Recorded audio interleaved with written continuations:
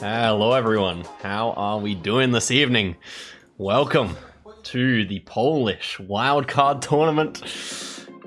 We have all the competitors standing in front of us, and I'm joined by my good friend Rory, Geography Challenges. How are we doing tonight, Rory? Oscar, hello. I'm doing very well, thank you. Great to be here. A lot of legendary players we're looking forward to seeing. Absolutely, it's going to be an absolute treat of a tournament.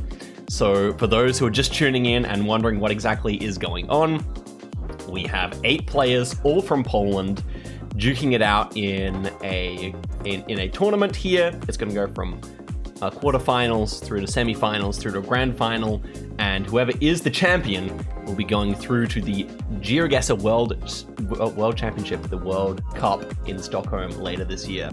So a lot on the line, isn't that right, Rory? That is right, and it's very unforgiving, straight knockout. A lot of the time we've seen, players will have a second or third chance to get some points on the board in the groups, but here, very unforgiving, straight knockout. Absolutely, so I'll just move my webcam a little here so we can see the entire thing. But here is the bracket. We have Miko Y versus Eternal in the first quarterfinal. Then we go Swan Gamut and Tilco Olympia. Then we have Sadiu and Kuba Fracek. I think it's Fracek. I think that's how it's pronounced. Polls in the chat, let me know. And then we have Strefan versus Jan Severin. So a very stacked lineup here. Many players who are well known in the community, I would say. And this should be a really, really exciting tournament, I would say. Okay, so it's Fracek, I think. Fracek, okay. Good to know.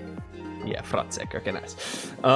And let's check out what we got going on here. So we have the running of today, quarterfinals, 1, 2, 3, and 4, each of which are best of 5, by the way.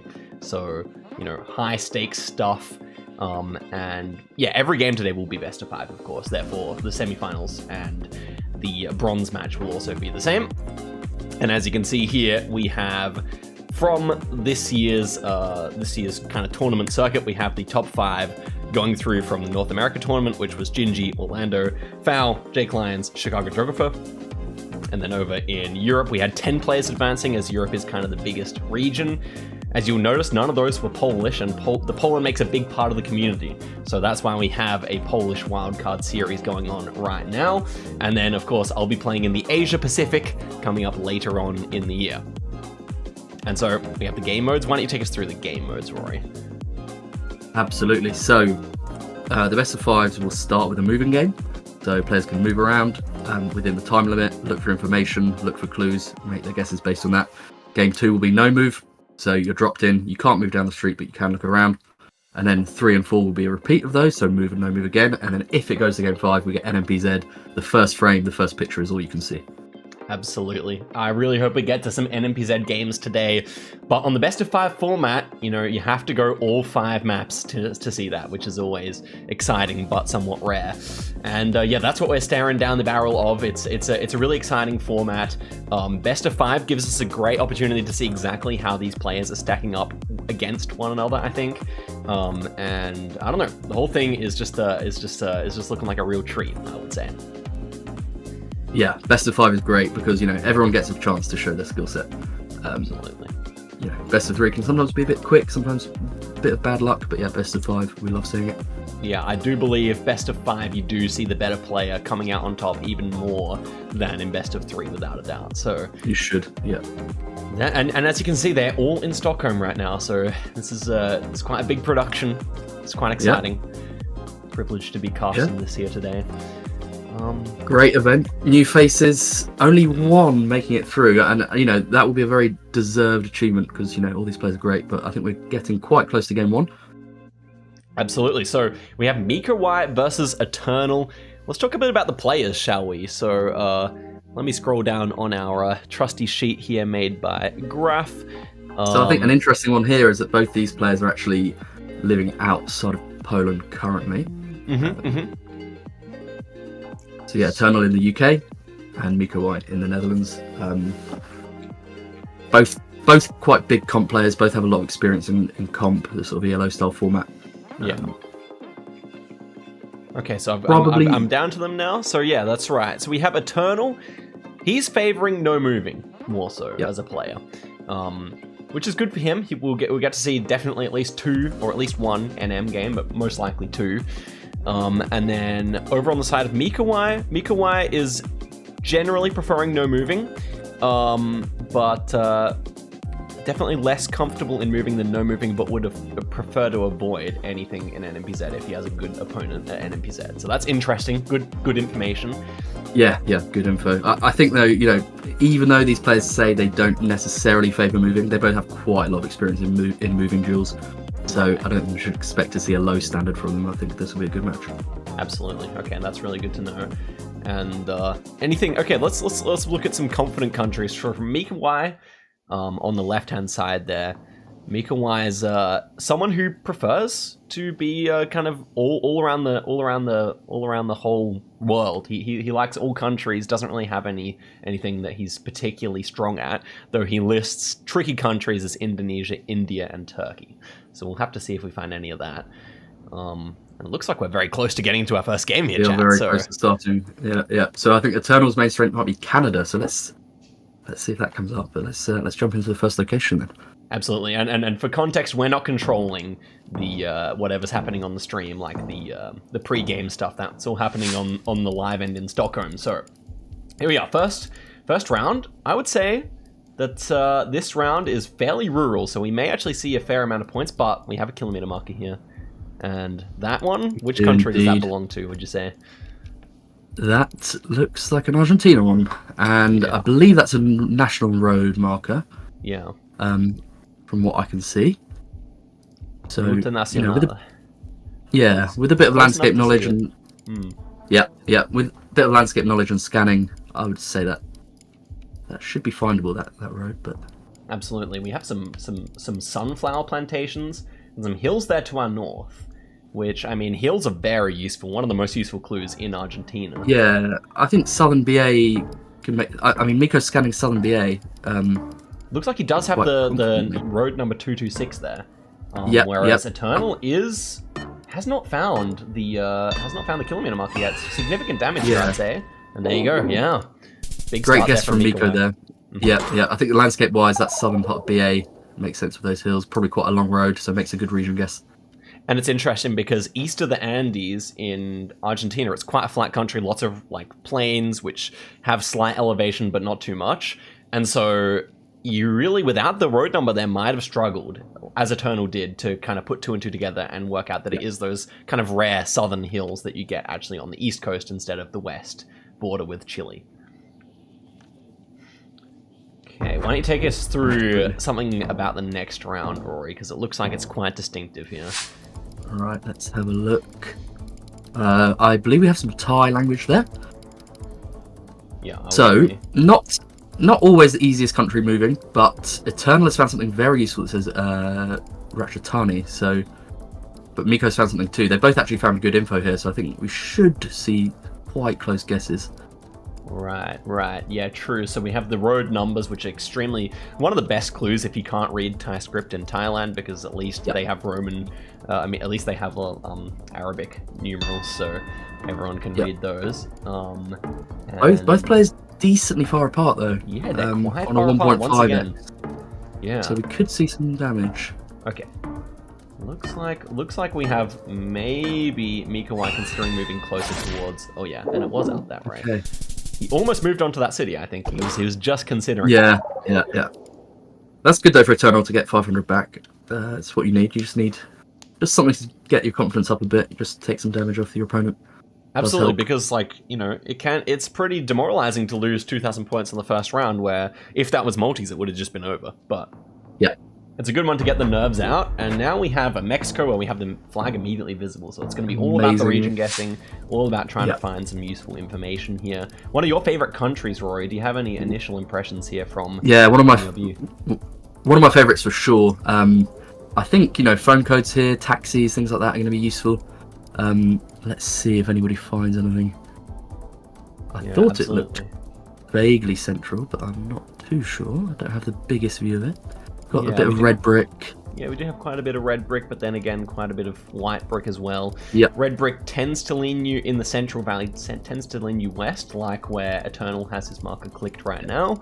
Then again, we've got 775. Yeah, so 775 phone code there. So it's either going to be somewhat south or somewhat north of Mexico City. So the 7's going towards Guerrero, but they're also found north of Mexico City as well in like big Tlaxcala. Switches from Eternal here. He does not seem to be in the right area for the phone code as far as I remember there.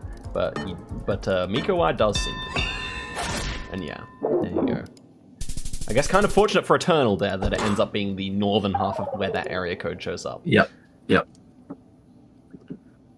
But only a little bit of damage dealt there, and we move forward to Southeast Asia, which is notoriously an area of the world that is really great for when you are moving around and looking for info, if you know your stuff.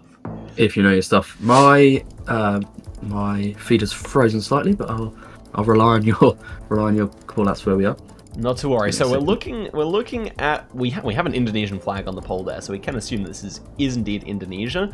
Now, for those of you at home who don't understand what moving on Indonesia looks like, it's a very difficult task unless you know the names of the regencies, which are these small little areas of Indonesia. About 400 of them appear in GeoGuessr, as far as I know, and they scattered all around. And if you know the names of them, and we have very different guesses here, by the way, and yeah, if you know the names of them, it can be big damage. I don't know if any player actually found useful information there, but Miko may have, because he deals a total of 2,400 damage there in central Kalimantan.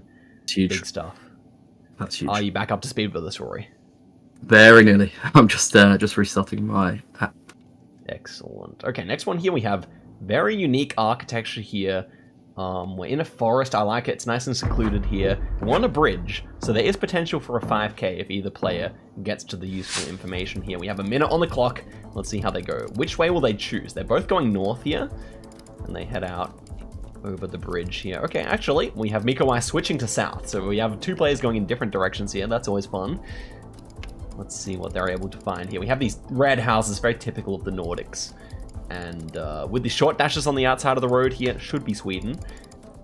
We do indeed have Miko checking out that Sweden area. Meanwhile, Eternal just zooming down the road, seeing if he can find anything too useful. But it looks like Miko is on the right road here. He found the 62.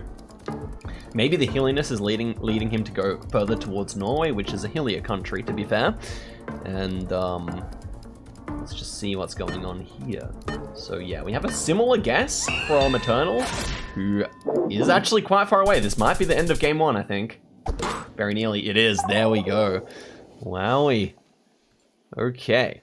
So, GC, I don't know if you caught that, but we do have Miko taking game number one.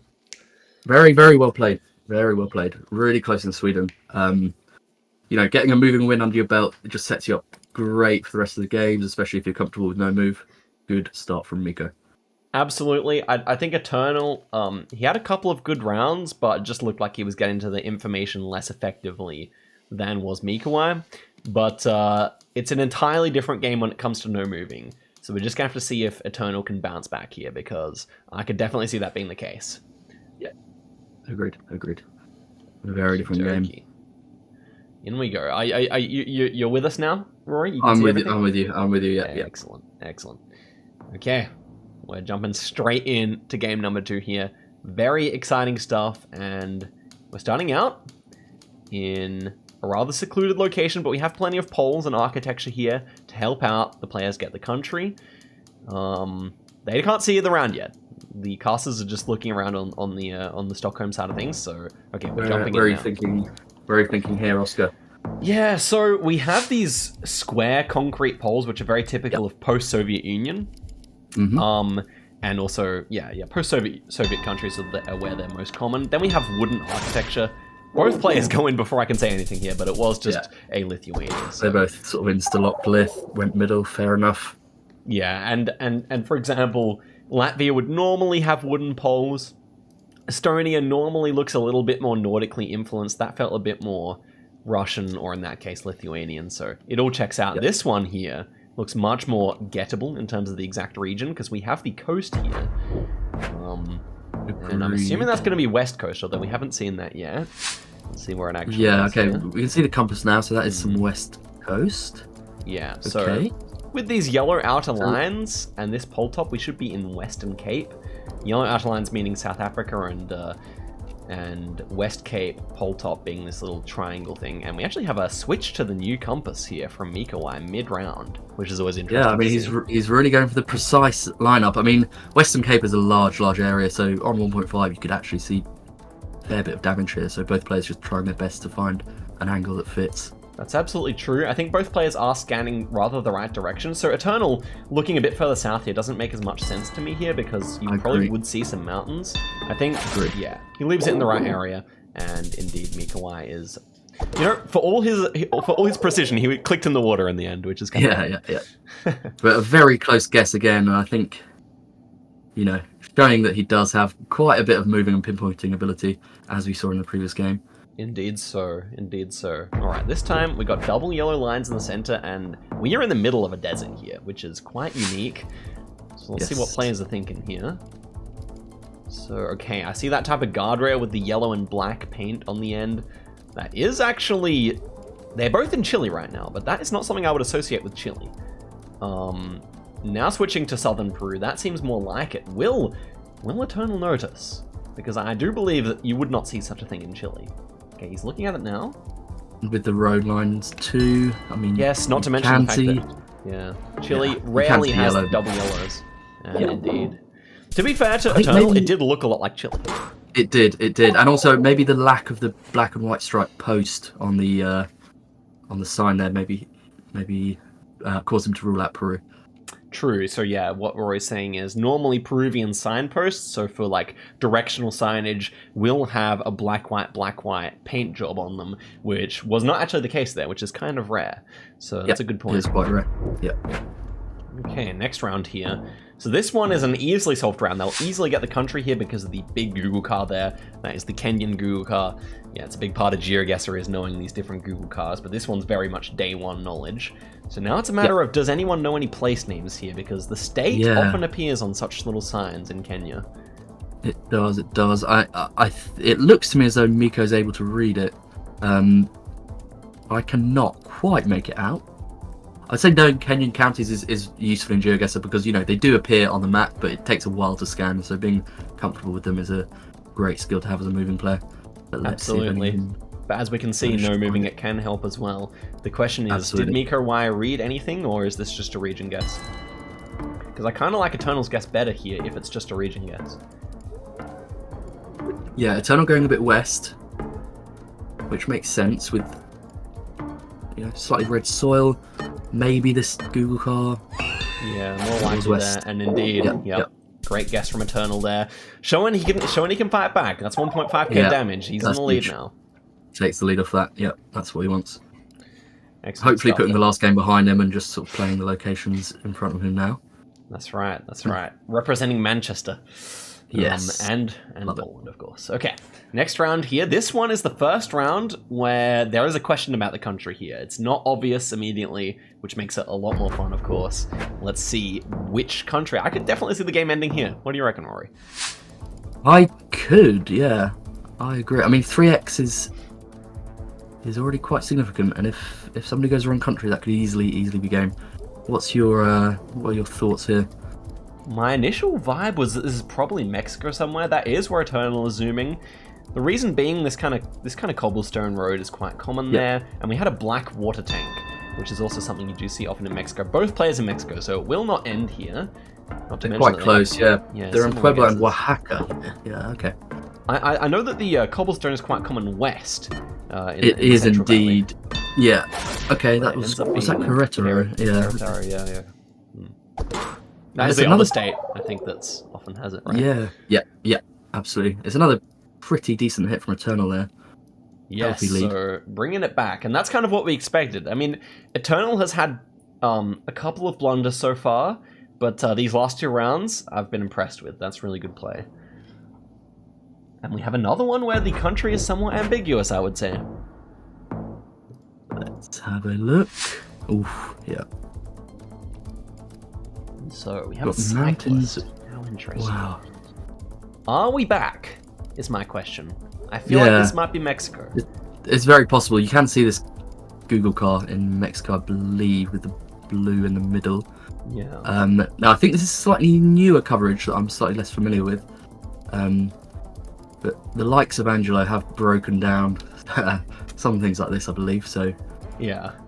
see. So I mean, like, we do have like a very tropical looking landscape, which is also a bit dry, which is something it's kind of a climate that you often see in Mexico, and so we do have Eternal locking in. Miko, has he zoomed in on the country yet? No, not yet. I think Eternal looks quite confident. Again, they're quite close.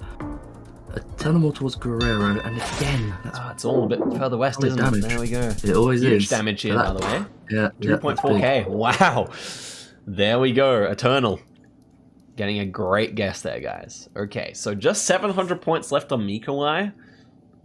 Yeah, the multis have not been in his favor this game. He's really had Eternal make a bit of a comeback on him as the multis have gotten higher, and we moved to round 7 out of 10. He can definitely lose on this.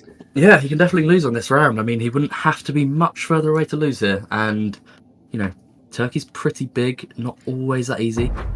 Absolutely. Turkey, a big country. If Eternal's closer here, he likely wins the game. Yep. Let's break down why this is Turkey. So, number one, we have this very kind of asphalty, kind of black and white looking road where the asphalt's kind of a mixed color. And then also we have these white and red chevrons, which are the turning arrows, which are also really common in Turkey. So with that combination and these metal poles, that will be Turkey. Both players, of course, knowing the country. And they're fairly close. Wow, that might be enough. Another great guess. It's enough. Yep, that's enough. Amazing. He's done it. 1-1.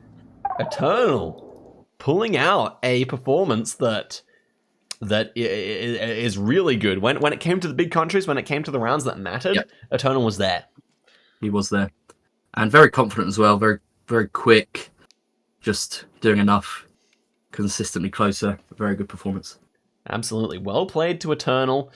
And Miko, I don't think he looked too bad there. Just a few poor decisions. The Kenya comes to mind as a round where he blundered a little bit. Everything else, I think the guesses were more than reasonable.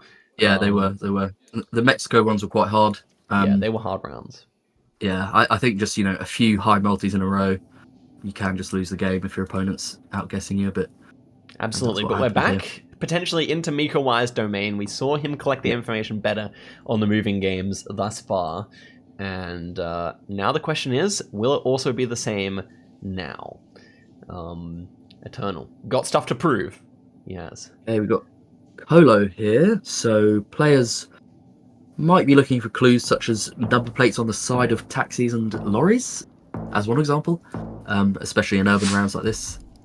It's one of the peculiarities of Colombia is that they require the number plate not only to be on the front and the back of the car, but also on the side when it comes to taxis and lorries. So kind of fun.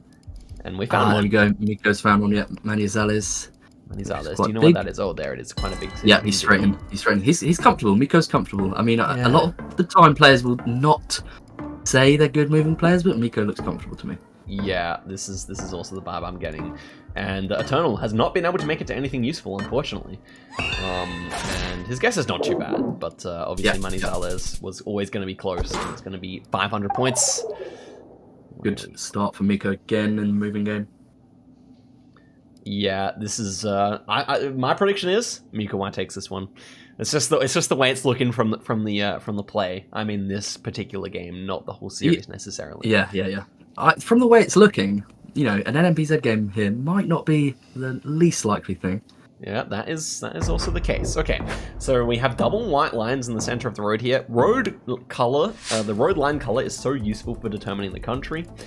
And then we also have a whole lot of eucalyptus trees, which they're not exclusive to Australia, but with left-hand drive, you definitely think of it. And we have a zoom in Eternal to the US here. This could be disastrous. Let's hope he takes another look around, because we are driving left-hand side of the road.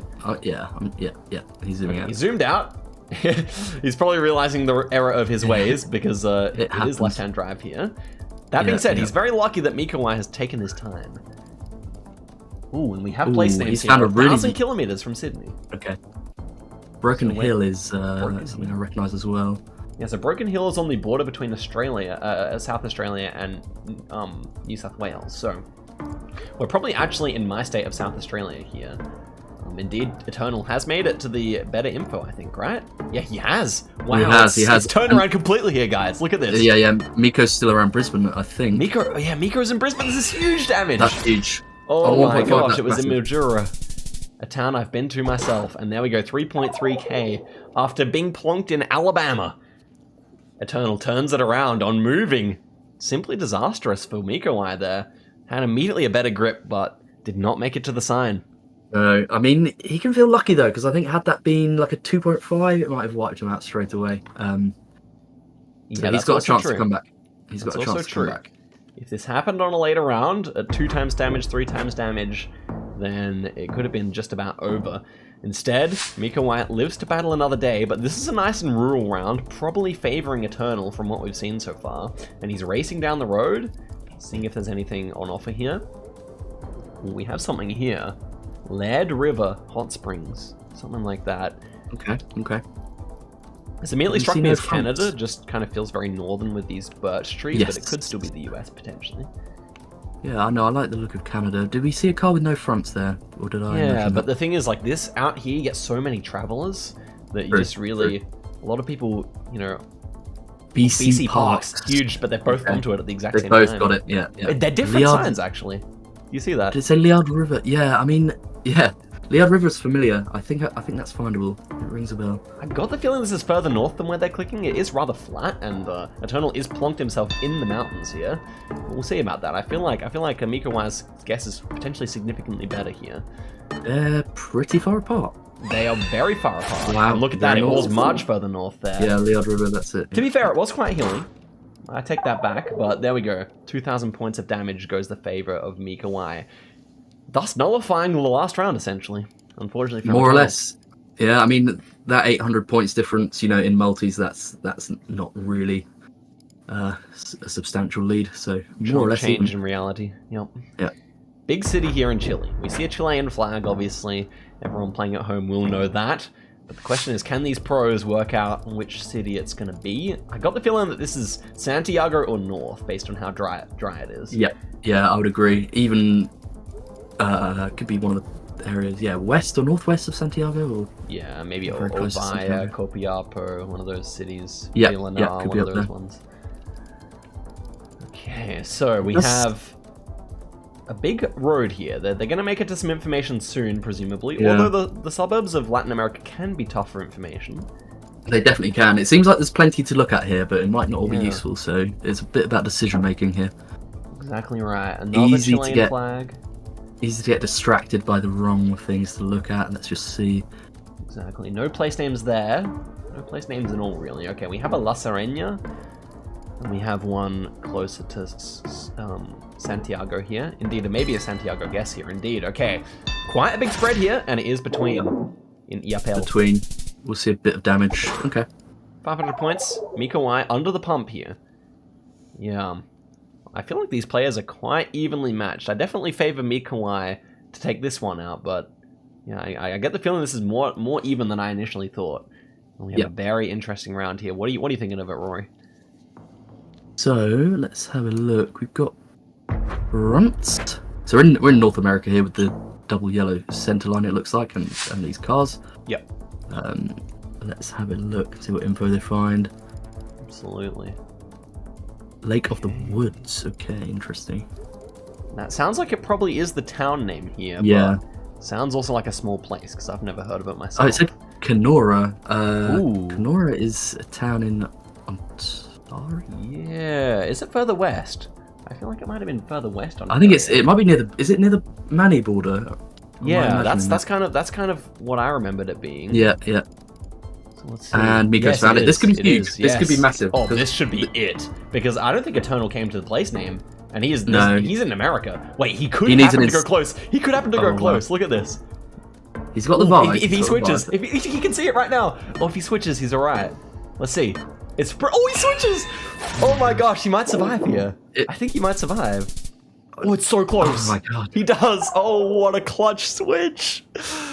Yeah, great switch. I mean, yeah, he got the wrong country, but the vibe was there for North, and he survives based on that.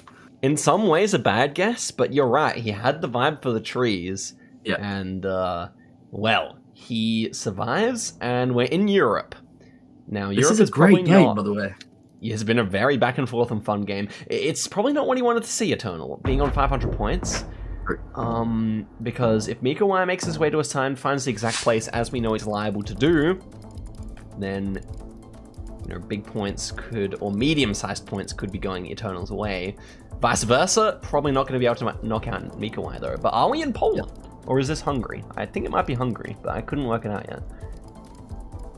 Let's have a look. There's a bit of language. I can't quite read it. I think that's Hungarian. Yeah, it's Hungary. Yeah.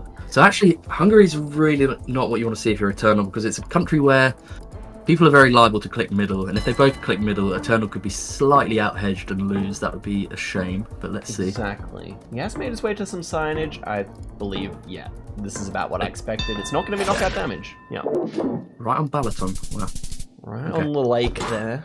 Definitely, I think maybe they could have gotten it because we had a bit of a German language, so maybe like a touristy area. If you think about Hungarian touristy areas, probably around there, right? Good point. Yep. Anyway, ooh, wow, this is an interesting round. So, if you guys are not familiar, when you have a big tent on the Google cart, as we have here, Rory, this would be Mongolia, and as Rory said, it's probably going to be an interesting round because Mongolia is a very specific country for whether you've learnt this or that. So, we immediately have Eternal in the east of Mongolia. I think that is correct. I think it should be east of Ulaanbaatar here. Based on the Google car, but Miko Y, we just don't know what he knows here. He is also east, okay. So, it all comes down to the region guess now. I think I like Eternal's guess better at this stage, but Miko Y's still got plenty of time to think. So has he found a name that he's scanning for there? I mean, a lot of the time, even in a moving duel, Mongolia is going to be a sort of no-move style round. Yes, and don't forget, Mongolia is huge, guys. We're probably going to see the game end here, and I think I like Eternal's guess better, but it is Eternal on it! He's done it. That's huge. He's coming back from behind, 4,000 points of damage, and he goes up 2-1 in the series, winning a moving duel there. Wow, it all came down to one guess. Wow, really impressive. And just think about it, Eternal. If he didn't switch to Minnesota from Wisconsin on that US-Canada toss-up, then it would have been all over. So, I mean, simply epic stuff. That was a great game. That's why, moving duels can provide amazing content. That's a perfect example of it.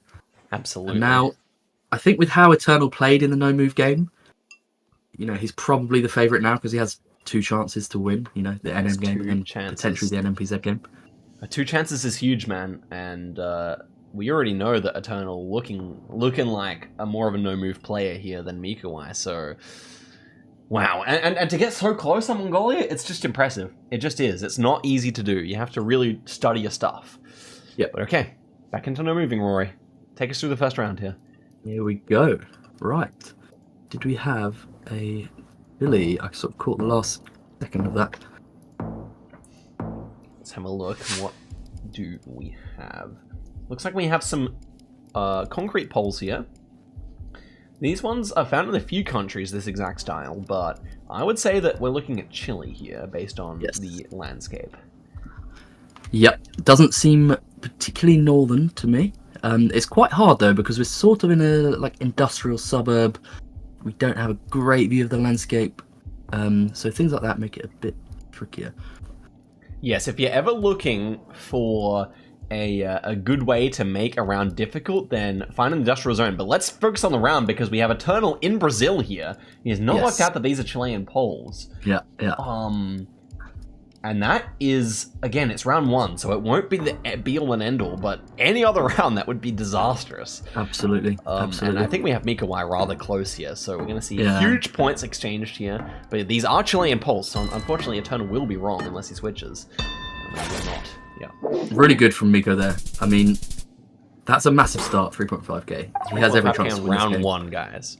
Yeah. And so, yeah, it's just one of these things where I think Eternal, he's someone who has really good vibes and then is also much more liable to make big mistakes. It seems like Miko, the more experienced, the more level-headed of the players, I think. I think so. And I think also, Eternal, if your strategy is to guess fast, sometimes you will just make mistakes. He seems to be going straight into the map of his first instinct, and sometimes, especially under high-pressure environments, sometimes that can bite you. That's the thing. I can only imagine that at home Eternal would have got that round correct, but he's sitting on the stage right now. Thousands of people watching. It's not so easy. Difficult. Okay, so right, lots of info here. A lot of Cyrillic. So they can probably work out the language based on that. I mean, what is this exactly though? Is quite difficult to say. I would assume Russia, but not too sure. And so it could all be okay for Eternal here. This is probably the type of round he wanted to see if he has any Russia experience. I see that neither player focusing on the antenna here, so maybe they're not quite sure about the antenna metas in Russia. Okay, we do have a zoom here on the antenna. Oh, and he's very much considering a wide area. One thing I've noticed about this round is we have a lot of Asian cars. So I'm thinking East Russia is rather likely. And with the hills as well. Miko, as ever, late to zoom in onto the map. He's a lot further east. I think we could see the game end right here, guys. Look. And it was cheater. He's so close. It's over. It's over. It goes 2-2. Wow. Yep, there we go. Eternal knocked out after 2 rounds. Very consistent stuff there from Miko. This has been such a hard to predict series so far, and Miko, who said he doesn't want it to go to NMPZ, is already at our final stage. No moving, panning, or zooming, Rory. Wow, you must be happy, Oscar, to see an NMPZ game so early. Absolutely, NMPZ, of course, the best game mode in GeoGuessr, and we're here for round number 5, Eternal versus Miko. I don't know, Miko, I feel like he's the more complete player so far. And of course, if either of these players lose this round, they are going home empty-handed. They are not going to the GeoGuessr World Cup. So guys, get some hype in the chat. Yeah. Because here we go. This is brutal. One player must go home. One player must go home. It will be Miko, the Pole living in the Netherlands, or Eternal, the Pole living in Great Britain. And speaking of poles, we have some here in this round, Rory. Take us through what we're looking at. So I think we're in Turkey, and it's quite green. So yeah, a Western guess here. That's such a fast guess by Eternal. He's not playing around, guys. And it is indeed Turkey, in my opinion. And no! Because we do have corn, but no, this is Turkey, surely. And what a guess! Eternal immediately there. Oh my gosh, the amount of damage in the last 3 rounds we've seen has been off the charts, guys. My goodness, Miko has to feel caught up about that. He has 1,400 points left to salvage his chances at the GeoGuessr World Cup. My goodness. Wow. Take a moment, guys, to gather composure, because we have our next round coming up looking around a bit here, it looks like it's probably Croatia to me. I like that, yeah. But of course, we're looking around now. They only see the still image. We're looking around now. They don't see that. So here we go. This is the round. This is what they see. I think they do see the guardrail, but it's probably a little bit too far away to say. And so I think the country is definitely up for grabs here. Italy zoom by Miko, rather reasonable. What do you think? It is reasonable. Yeah, it's reasonable. I can see the Italy zoom. I think, NMPZ, this is a bit of a Mediterranean toss-up in some ways. I do like the Croatia call, but you never know. Italy could end up being the closer guess here. Let's see what Eternal does. It could be the closer guess. We have a Greece zoom. Wow, this was one round. Yes, it was Croatia, and it was. Good guess by Miko there. Getting another 1,000 points, by the way. Not bad. Eternal was the one to zoom late there instead of early, which was kind of funny. He was only in on the map about 30 seconds in, whereas Miko immediately zoomed into Italy. And now we have a round which, I mean, who do you think this favors? We're in Japan now. We have very typical Japanese landscape. Who do you think this favors? I actually don't know. I don't recall either player mentioning this as their strengths or weaknesses. I think pole plates are probably too far to be able to see. We may just see a sort of hedge guess from both players. I don't know if the pole tops have anything useful. Let's see what they do. That's right. The pole tops look generic, especially from this distance. Yeah. And I think this favors Eternal a lot, because being ahead, Japan NMPZ is quite random, and so as long as he outplonks his opponent by 300 kilometers, and as you can see, they're quite far apart from one another, this could be it. That being said, I think I may prefer Miko-Wire's guess here, to be honest with you. They're both just creeping back towards the middle, though. As is so common on NMPZ. But look at this, guys. Lock in. This could be it. Yeah, Miko-Wire is shuffling south and south here. I preferred his original guess, I think, but it could well be where he clicked as well. And Eternal leaving it a little bit further west. So it will be at minimum 1,000 points here, unless it's right between them. And we'll see. And it was a little bit further towards Tokyo there. Miko-Wire a little bit annoyed switching off there. There's 1,000 points, though. It's still solid. I think with these multis, the gap they have in health is not really necessarily significant. It depends on the rounds, but we'll see. It would be a huge comeback from Miko-Wire to do this. Yeah, bearing in mind, guys, this is a knockout game. I can't emphasize this enough. One player has come to Stockholm and will have their dreams crushed right here. The other will stay alive with a chance to go to Sweden. In what I believe might be, is this Indonesia? I think so. And so we have an immediate ocean hedge plonk by Miko-Wire. Not to say he'll guess there in the end. Looks like we have rice cultivation here. Is that right? Do you think that's right, Rory? Yeah, I think that's right. I mean, you could think of maybe sort of East Java or something, but there are other possibilities too. Yeah, rice cultivation definitely most common in the island of Java, and then secondarily in the southern half of Sulawesi. The kind of interesting thing is here we don't have a tiled roof, which is the thing you normally see in Java, which is why we have Eternal plonking out further east here. It could be a better guess, but it's a huge commit, and it is further east. Amazing, and it's going to be game. Him out. He's done it. Wow, amazing guess. Really bold. Definitely. The one region we forgot to say that cultivates rice is the East Nusa Islands there, and really fantastic guess there by Eternal. He had the vibes, he used the roof, and yeah, despite some big blunders, we have Eternal moving forward to progress to the semi-finals. Big stuff from Mr. Eternal there. All in all, excellent play, I would say. And a nice 3-2 series there. Well played to both players. Very well played to both players. Commiserations to Miko. Both players gave us an incredible match. What a start to the series. That was amazing. 100%. I'm very pleased with the quality of GeoGuessr we played there, we saw there, and Miko-Wire, he can hold his head high. I think all in all, if multis had been a bit different, if he didn't make that blunder on Turkey, then I think we really could have seen him progress. But such is life. We knew he didn't want to go down to the NMPZ game, and unfortunately, it was his downfall. It was indeed. But he can hold his head high. I mean, it's a brutal format. The best you can ask for is to turn up and play well on LAN, and he did that. So, shout out to Miko there. Absolutely. Yeah, so that was the first series. So we now have one of our 8 players not progressing through, one going through to the semifinals, 3 more quarterfinals to come, and what has been a really, really fun series so far. I love the Do you way have we a saw favorite, Rory? Do I have a favorite overall? Yeah, for this whole tournament. I like Sadiu and Swan Gambit. How about you? Yeah, I think from what I've read about the players, what they were saying, from what I've played against players myself, I do think Sadiu and Swan Gambit are probably the 2 strongest players in this tournament.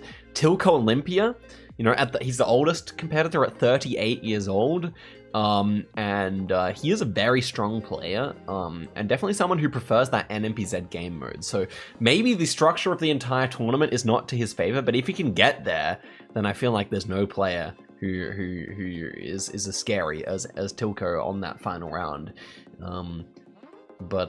Yeah, I mean, it's going to be really interesting to see also someone like Jan Severin, who has that moving skill. So maybe he can shut out a series with his moving prowess. Now, Jan Severin does have the world record for the fastest 25k on Community World, which is kind of it's officially kind of the speedrunning map, is it not? Is it not, GC? Yeah, I would say so. It's definitely the one that's played most in terms of record attempts. Yeah, so that's nothing to be sniffed at, I would say. Yeah, agreed. I think it's a sub 2-minute time. It's something like 1:52, which is really, really impressive. Absolutely. Yeah, getting 25,000 points in 2 minutes, guys. It's just not. Check in PC. That's all I gotta say. Yeah. Okay. But no, I think overall it's, you know, it's open somewhat because we don't really have many players who favour moving, and moving plays quite a big part in who progresses through the matchups. So especially in this best of 5. Yeah. A lot of it's going to come down to how those games go, and that's maybe a bit more up in the air, maybe a bit more of a free-for-all. So we could see some interesting outcomes.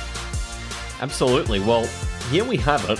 We have Swan Gambit and Tilco Olympia as the next game, and these are 2 players we were just talking about.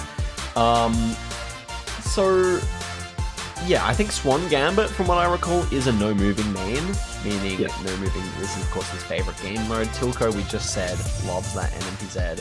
Swan Gambit, I feel like in many people's opinions, he is the best player in all of Poland. So we have to see if he can hold that title here, or if Tilco, who's someone who's been around forever. Tilco, when I started playing, was around, so you know, a lot of experience on the other side there. Loads of experience. I think we've seen him beat a lot of good players in various tournaments over the years. He enters quite a lot of solo stuff, so he's no stranger to this format. But then Swan Gambit, just somebody who I associate him with big countries, region guessing. He's there in the sort of, you know, Plunkett crowd, researching big countries, being close to the development of metas in a lot of them. So a lot of expertise. Absolutely, and you know, we have both players, one living in Warszawa, in Warsaw, the other in Hamburg, is actually where Tilco is repping, secondarily to Poland, of course, Poland #1. But that's also a nice little detail here. I think I might duck to the toilet real quick, and in 3 minutes we'll get into this game, guys. Be right back.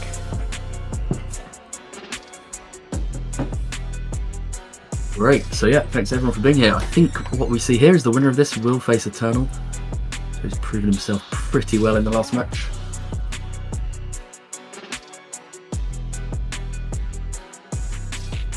If this can match recorded in match 1, we're in for a treat. The way it flip-flopped, so we saw Miko win a moving game and then lose a moving game, we saw Eternal win a no-move game and then lose one. Very, very high stakes, high octane stuff. GC, give us a joke. From Chumley Chum. Alright. Chumley, what's the difference between a hippo and a zippo? One's really heavy, the other's a little lighter. That's the only one you're getting, I'm afraid.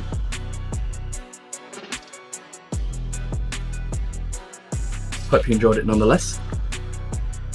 As we are 2 minutes away from the next match.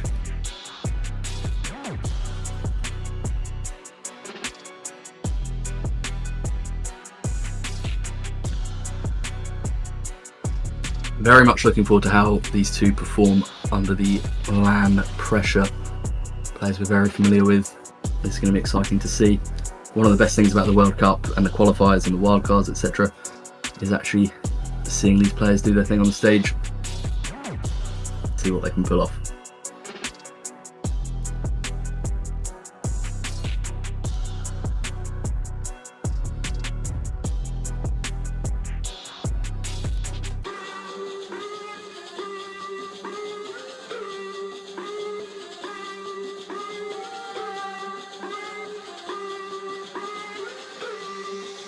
One minute to go. Chumley Chum, will you participate in the UK wildcard? Well, we'll see. I currently know nothing about what's in store for the other wildcard events, so let's see. But, you know, if there were to be a UK one, Chumley Chum. Surely.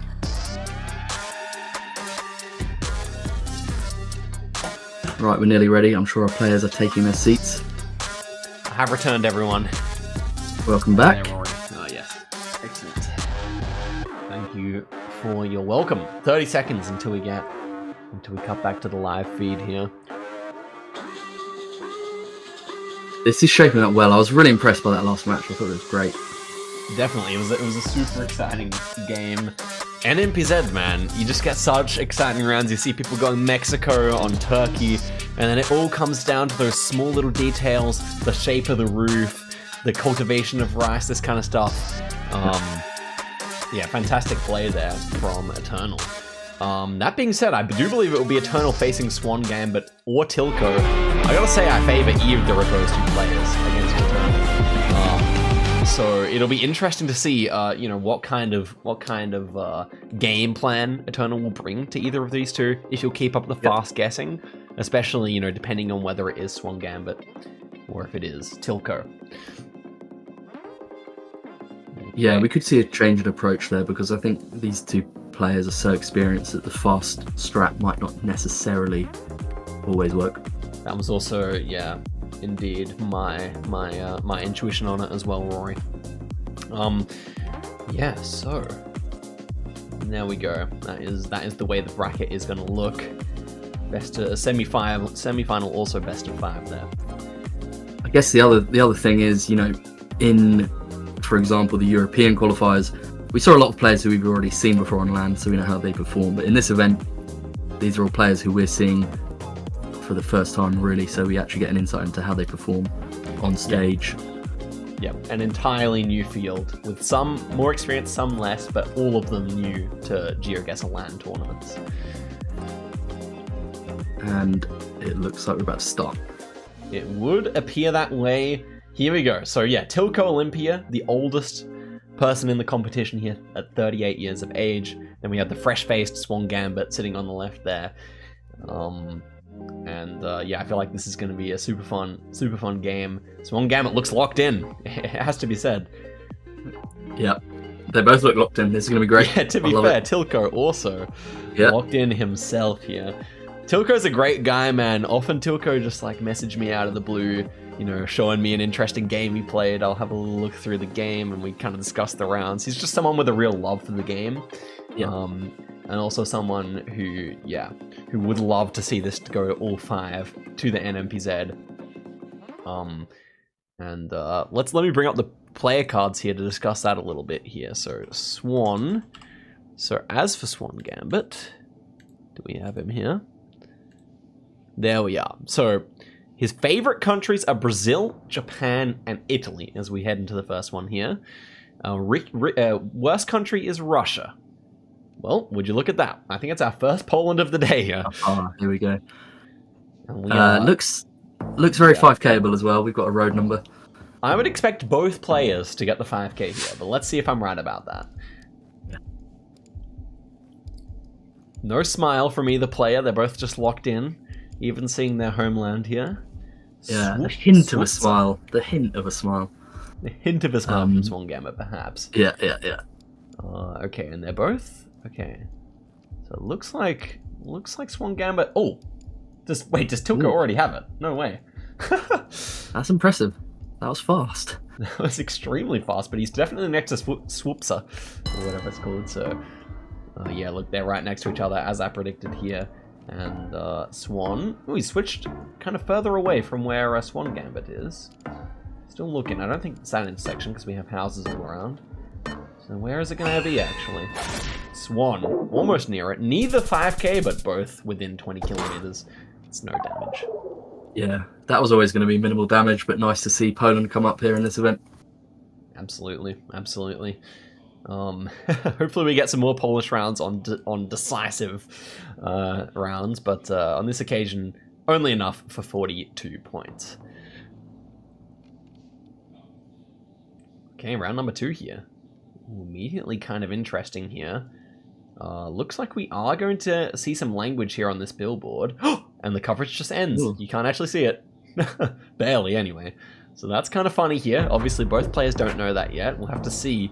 Both of them, we're probably going to see both of them head on over to that sign and fail to be able to read it properly. Yeah. Oh, never mind. There's another one. There's another one the there. other direction. Okay. Tilco getting screwed Tilco's over on this occasion. He's yeah, doing the in real life head bend. That's funny. Ooh, look at that. Look what we have on our left there on Swan Gambit screen, though. Do you see that? Rory? Was it a rock? Was it a rock wall that I saw? Yeah, it was a black rock wall. Something that one would see. Oh, do we have Japanese language as well? Or it looks like one of the letters look almost Japanese. I wonder if it's like a tourist thing. It well be. I mean, very popular. Yeah, the busiest commercial flight route in the world is from Seoul to Jeju. Interestingly. Incredible. Wow. Yeah. I guess it's that common to go visit. Yeah. Wow. And it's a small place, and these kind of volcanic rock walls that we saw before on Swan's screen are extremely common. So both players will get it, and indeed, it's going to be Swan closer again here. Tilco, you know, unfortunately on the wrong side of the island, but it's not going to be enough for many points. Yeah, it's minimal. I mean, Swan could maybe feel a bit of confidence at having plonked very close in both rounds, but in terms of points, fairly meaningless. Indeed, I would definitely concur. Next one here, though. This is fascinating. We've got a bunch of country flags. We have seen a lot of wrong country sending so far. Obviously, both players in this series, though, have been 100% for 100%. 2 for 2. We have. I feel as though I've seen this town before. It looks familiar.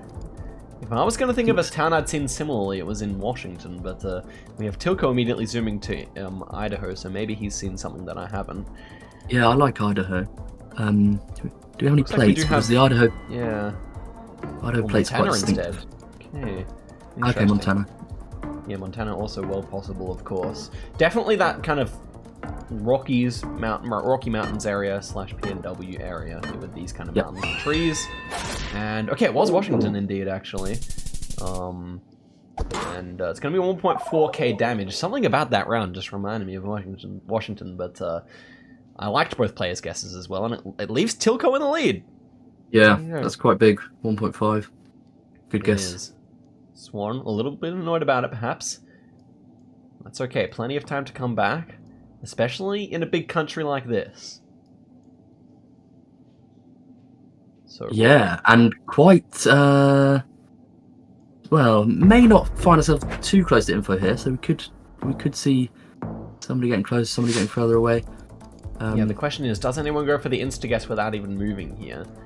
It all depends on what one and the other player think about each other's skill. And yeah, we do have the insta-plonk. Neither player has moved a single step here, but we have a huge difference in guesses. Tilco, I think I like Swan's guess better here. I think it just feels like... Oh, and I think the pole tops actually do fit for Swan Gambit's guess here. And yes, they do. It's simply huge damage on 2.5 times here.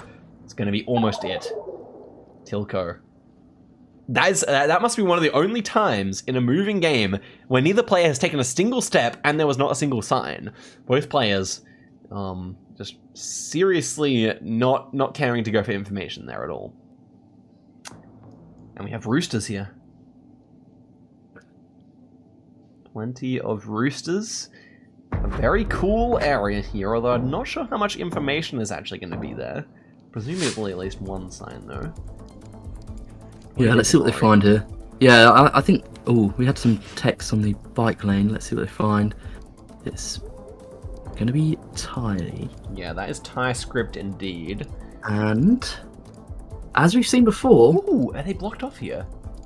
No. Yeah, I think they actually might be blocked off, unless there's another exit.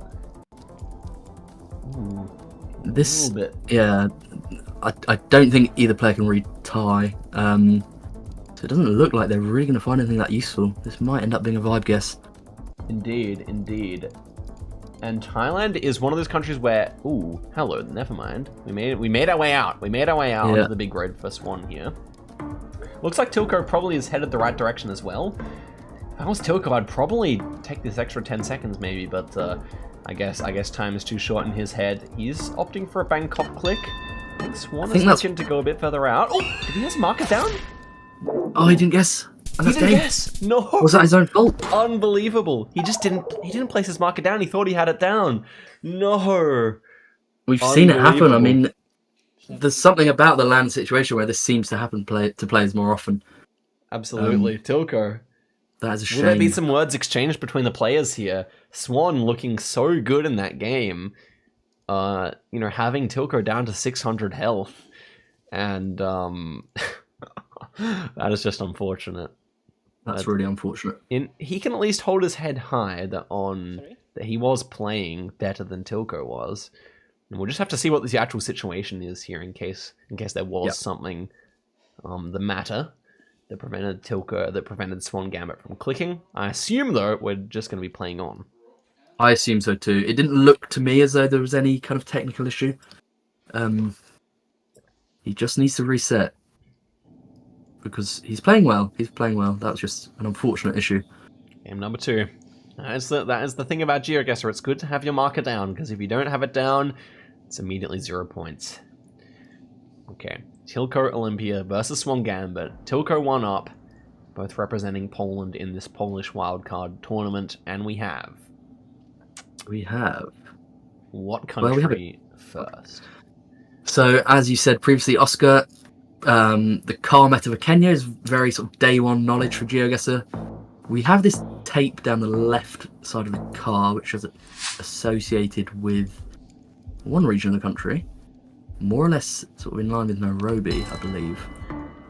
That's right, and Swan is immediately in here. I have no doubt that we're going to see a similar guess from Tilco here.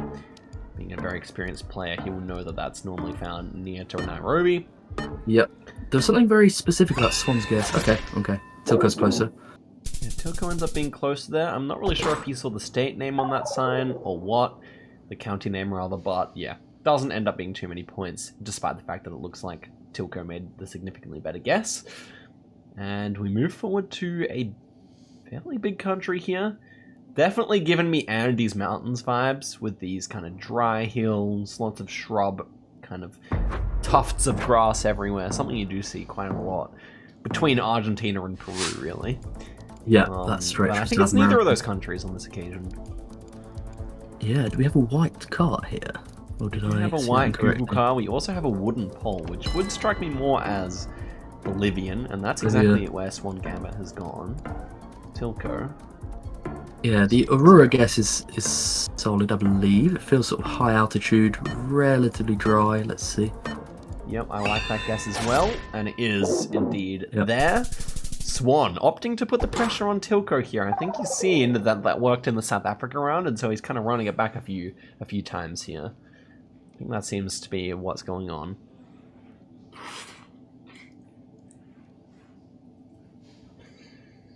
And so, ooh, an interesting round here. Obviously, the players can't move, so they can't make it out to this information.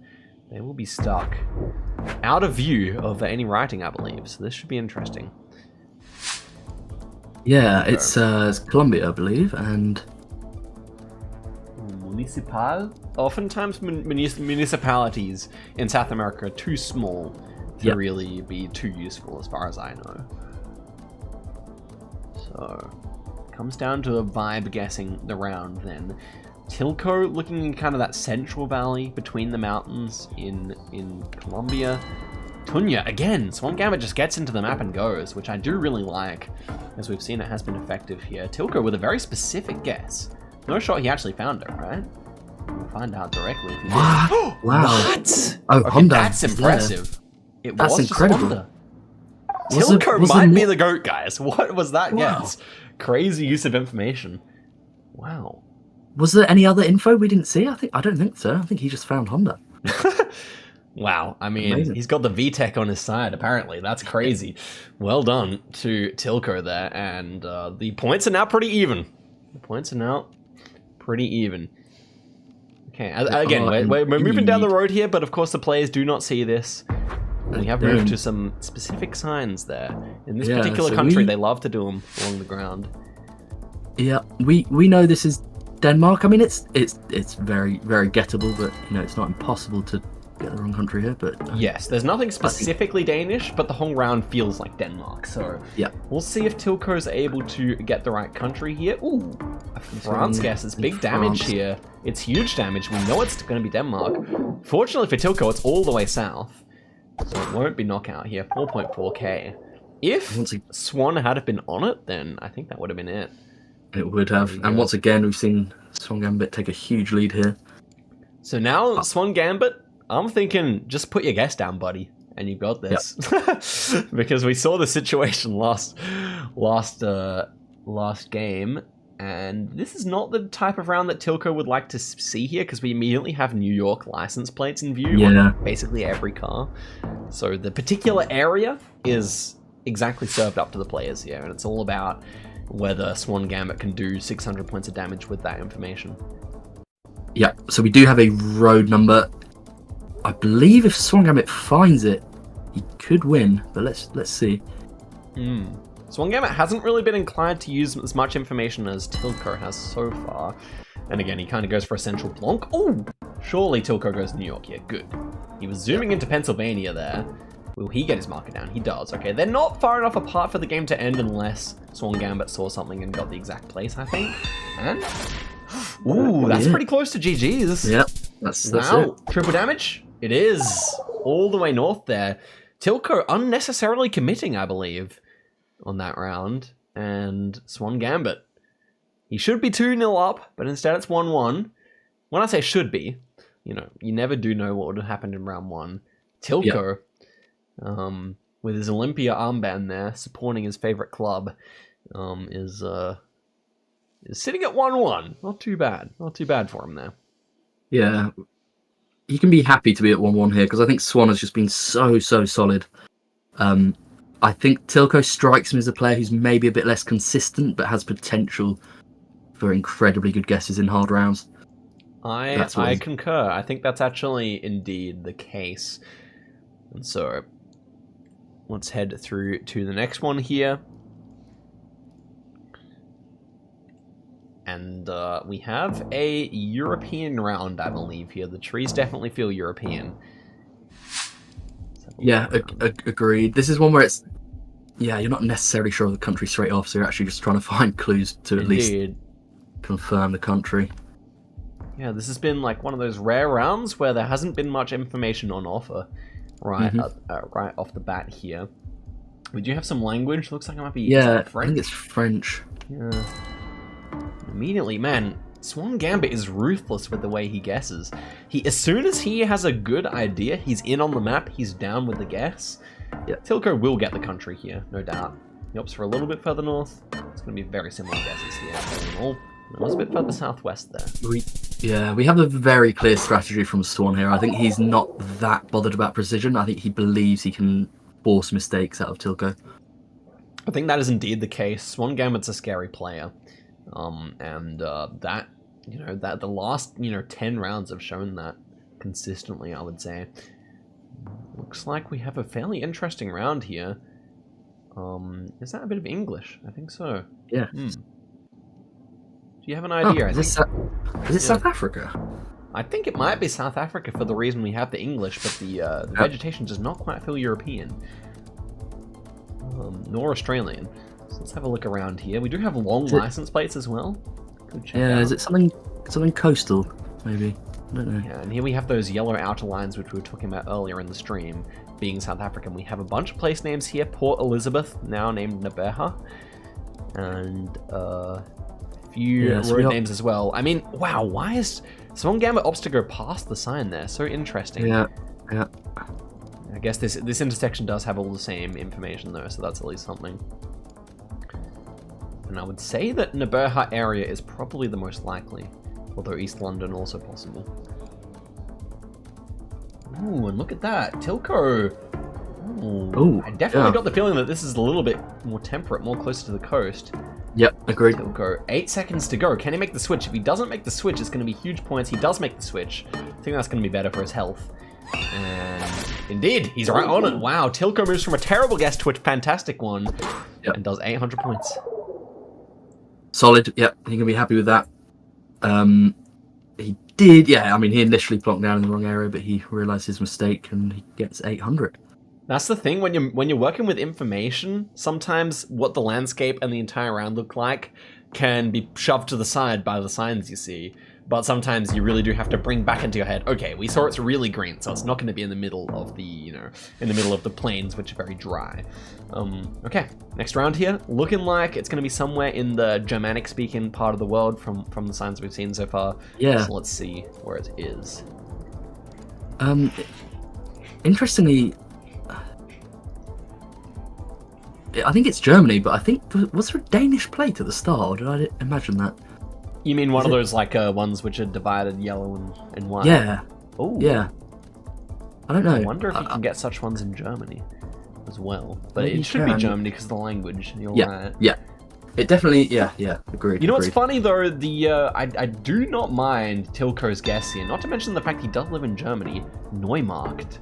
Ingolstädter, yeah. So Ingolstadt is in Bavaria, and he went Ingolstadt. And there we go, 800 points for Tilco, looking consistent in this moving game so far. Yeah, no, he's looking good here. This is a decent start, but it's only 3 rounds in. Yeah, it's the type of rounds that Tilco might wish happened later on. But we'll just have to see how it transpires here. Maybe he can keep up this momentum. And great location. Bangladesh. Yeah, Bangladesh, great. Everywhere. Yeah. Am I imagining this being slightly hilly, or? The thing is, like, a lot of the times the road is slightly raised off the ground in Bangladesh, so it can sometimes give a false sense of hilliness, perhaps.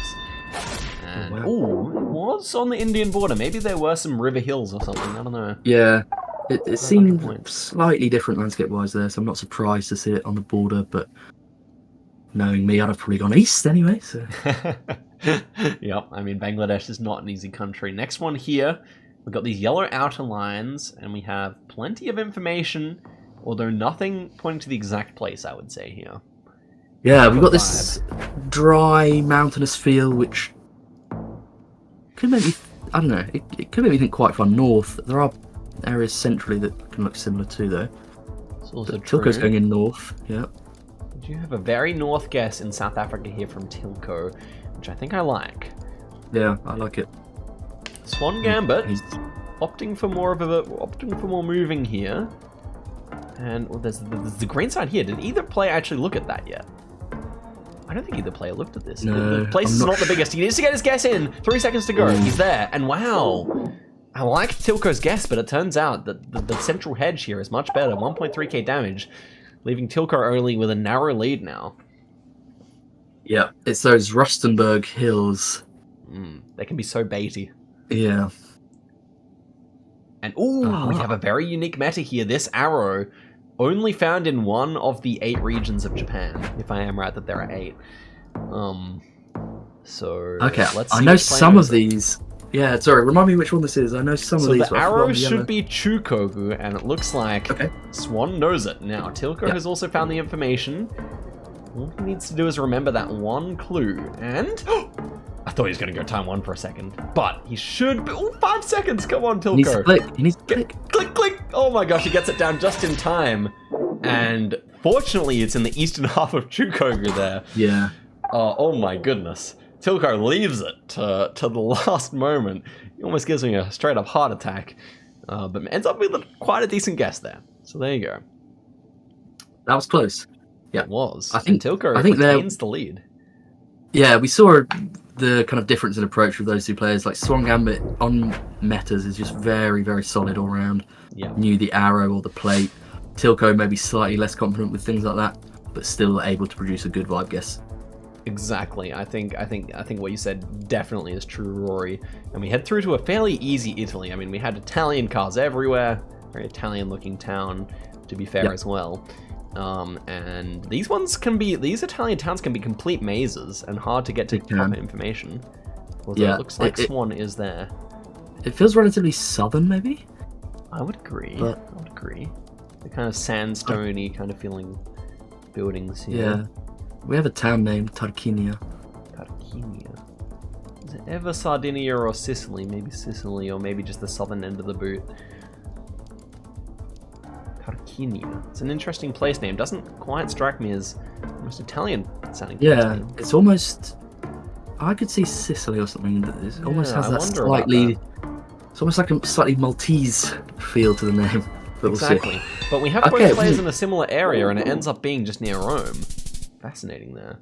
Well, yeah, I think I got baited by some of the stone architecture at the start. Indeed. Maybe just the downtown being very old. Yeah. Both players with nice guesses there, though. It would have been easy. Like, that's an easy round to make a big mistake. Like, me and you were kind of thinking the wrong area there, so well done. And it's so even. Interesting one. Yeah, and it's so even, you're right. Round 8, by the way, if it goes to round 10... we may see the game end without a proper winner here, with the player just on the most HP finishing it off. Of course, there will at least be one more game after this because it's 1-1. I believe we're in Sweden here. The road is kind of red, it must be said. Red road. Look at that. It's definitely a red road. And we have yellow filled-in signs here, which is also something you do see a lot in Sweden. These bollards check out. Should indeed be Sweden here then. So I think this will now come down to info or maybe a region guess. Swan's found something, but he... See, Swan's the type of guy to see a couple of signs and just move past. Hope for something better. E18. He's going to line up the E18 here. Going east to west. E4 he finds the big highway there.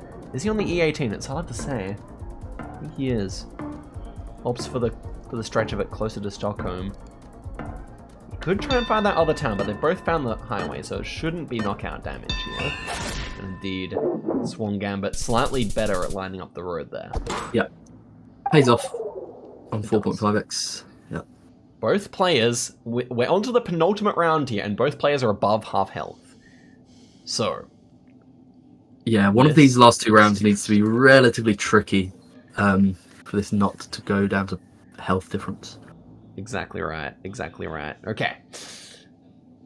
Tilco Olympia. If he wins this, giving himself 2 more chances against one of the favored players in this tournament. They are live in Stockholm right now, ladies and gentlemen, and here we go. On a Ukraine round with the red Google car here. Anything can happen. Swan Gambit immediately down on the map.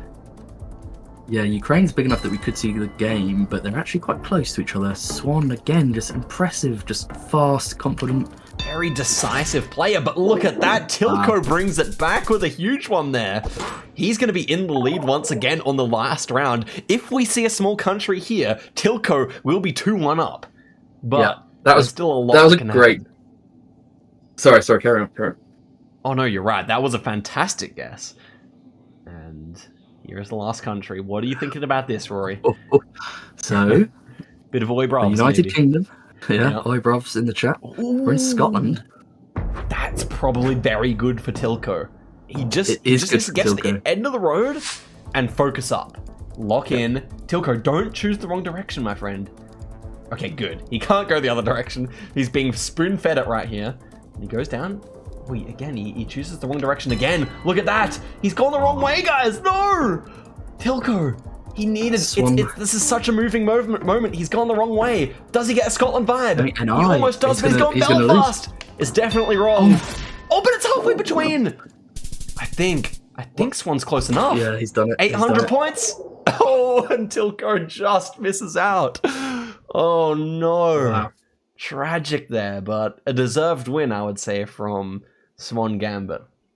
That was a dramatic finish. I mean, again, the speed of Swan Gambit paying off once again. Absolutely. I mean, that was definitely one where Swan Gambit his tactics paid off to the maximum. And just so unfortunate, Tilco will watch this back and say, why did I just not turn left? But that is simultaneously the beauty and the horror of playing moving. Your opponent can just find something better than you, and then it's just very difficult to make the right guess without that information. So we move forward. 2-1, Swan Gambit's favor, and we have a very unique feeling place on this. This feels like a road you would. Foggy road. Yeah, this is amazing. If I recall correctly, this might be one of those very, very baity roads in Peru, I think. Now, whereabouts is it? I think probably closer to Lake Titicaca in the south. But I'm with not this entirely grass. Sure. Yeah. Can also be the Central Valley. Oh, I think it might be west of Arequipa. I remember there's a very foggy road there, maybe. That's my guess here. But looks like Swan Gambit is agreeing with me, plonking in that southern region of Peru. And he's in. He's in. Okay. So Tilco, I mean, he should know South America, and he is going Peru. He's a little bit further north here, so it's not going to be the most damage here. That's good. Okay. And okay, it was Arequipa. That's nice. I'm glad I remembered that. Instead, east than west though, and it's going to be 1,000 points. Okay, not nothing there. Not nothing. I mean, it's a good start, especially when you're as solid, no moving as Swan Gambit is. Oh yeah, without a doubt. And again, that would have been a very interesting one on moving, but both players confined to standing still. Let's move forward to round number 2 here. Okay, we have a bit of language there. We have a bit of architecture. It appears we're driving on the right. Yeah, that name, the place name there is a bit ambiguous. It doesn't really. I mean, is this architecture Belgium? feels. Yeah, I think it's France or Belgium. Yeah. It's an unusual place name though. It speaks to me of something regional, something influenced by a regional language maybe.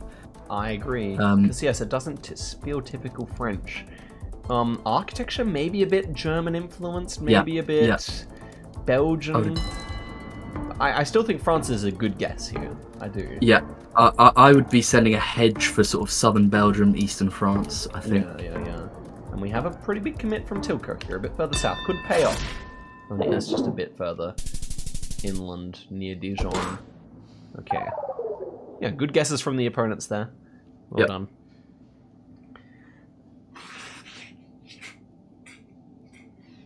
Ooh. And so, moving forward here, we have tree plantations. Yeah. This time, we can see that sign is set up for left-hand drive. There's not going to be anything on there, of course. Doesn't matter anyway, because the competitors cannot see it. And, so with this climate, with the white road lines, with the left driving, the UK is going to come to the forefront as a potential guess. And this feels rather northern. I would agree, yeah. So tree plantations like this, Scotland, Northern England, would be my favoured regions. Indeed, I think both players are also picking up on that vibe. We have quite a far north guess there from yeah, wow, NI, Northern Ireland there. Fair enough. Very big commit by Swan Gambit. Yeah. There may have been some metas there for NI if I could look more closely, but it did have quite a Scottish feel, so it's a very fair guess from both players. Agreed. Okay. We have a bit of Italian language here. Yeah, so Swan mentioned that he's quite keen on Italy, no move, so let's see. Now that is very interesting indeed. Swan Gambit, taking a look around, the architecture should suggest Italy to both players, as well as the kind of tree mixture, I would say. Yeah, the plate though is actually a bit baity. It doesn't really look Italian. Potentially, but we do have a black back of the sign, which is something you do see a lot in Italy. So I think both players will get it. And we'll see if Swan can follow up on what he said about being strong in Italy here. He's looking at the middle of the country. Yeah, I kind of like north. It did kind of remind me of the north, and that's where Tilco is. So we could see a significant exchange of damage here. Let's see. Oh, and it was more middle. Yep, Swan proving his prowess there. It's 1.6k. Tilco not afraid to commit, we've seen, which is good. Indeed. I do like that from Tilco. He knows he's behind in the series, trying to make some plays here, but he is 2,924 points away from being eliminated and going back home to Hamburg. We'll have to see if he can pull up his socks here and pull a really nice guess. It only takes one nice guess, especially in a country like this, to get through. But let's not forget that Tilco loves NMPZ, so if he can make it to the 2-all tiebreaker round, then maybe he's favored. Agreed.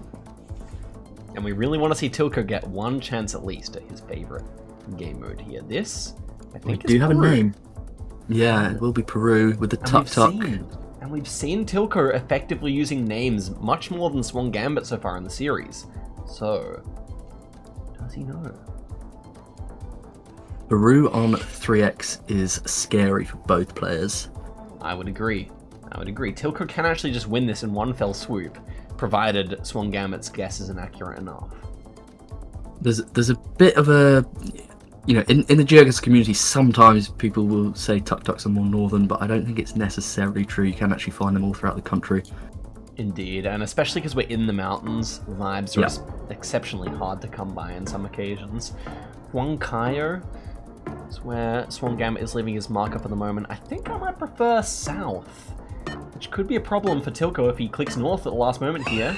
He decides not to, and it was southern there. Ayacucho. I think Tilco stays alive here. 1.5k damage. Still getting another opportunity at life. He needs a tricky one because Swan is just so solid.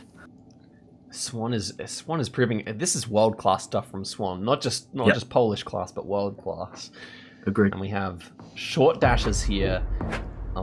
Country will be rather obvious to both players, and I would say that this round is advantageous to Swan and not Tilco, because Tilco pulling 4,000 points here would require a really bad guess from Swan Gambit. Yeah.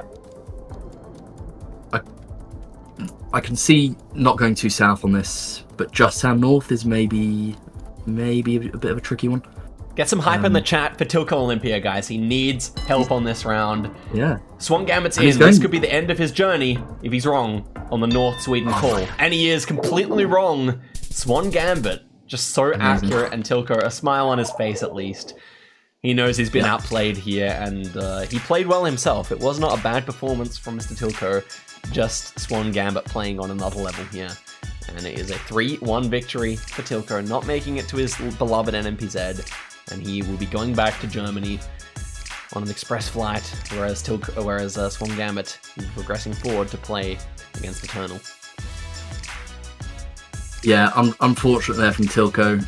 A lot of good guesses, but couldn't quite do it against Swan, who was just way too consistent. Shout out to Tilco though. Beloved by many in the community, put on a good show. Absolutely, we love you, Tilco, and a very clean handshake from the two of them there. So that was exciting to see as well. GeoGuessr players not known for their handshaking, but on this occasion it went very nicely. I'm impressed by Swan though. I think maybe the best performance we've seen today. I would totally agree. Out of the 4 players we've seen play so far, Swan Gambit looking to be the most accurate, I would say. And yeah, his strategy was great as well. I mean, he produced fast guesses at crucial moments when they actually paid off for him. Really good stuff.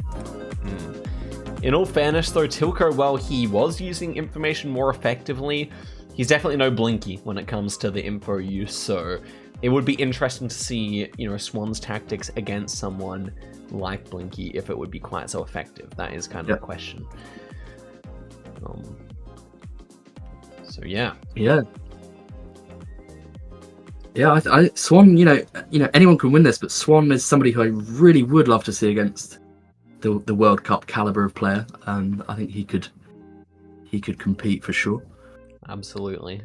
But in this duels format, so quickly can things go one way, go the other, that you really just can't say. So, I mean, it really does seem to be the way that sometimes the best player doesn't win, but most times they do. Yeah, most times they do. I think the other thing in Swan's favour is actually he was able to come back from not placing his marker down. That could get in your head, but he kind of cruised to victory after that, which was impressive. Absolutely, and I think one of the really interesting things we saw at the EMEA Championship was people get tilted by technical difficulties, by not placing a marker down, by just particularly bad guesses or something. I think we saw actually a remarkable amount of people kind of getting affected by those things. Swan Gambit, I don't think he was affected at all, personally. I think he was right there, knowing that he, had such a good chance and was right in, playing impressively on the next game right away. Agreed. No, he looks really, really impressive. Looks very, very comfortable. He really looks like he belongs at the top table. I would concur. So, let's take a look at the players who we have remaining.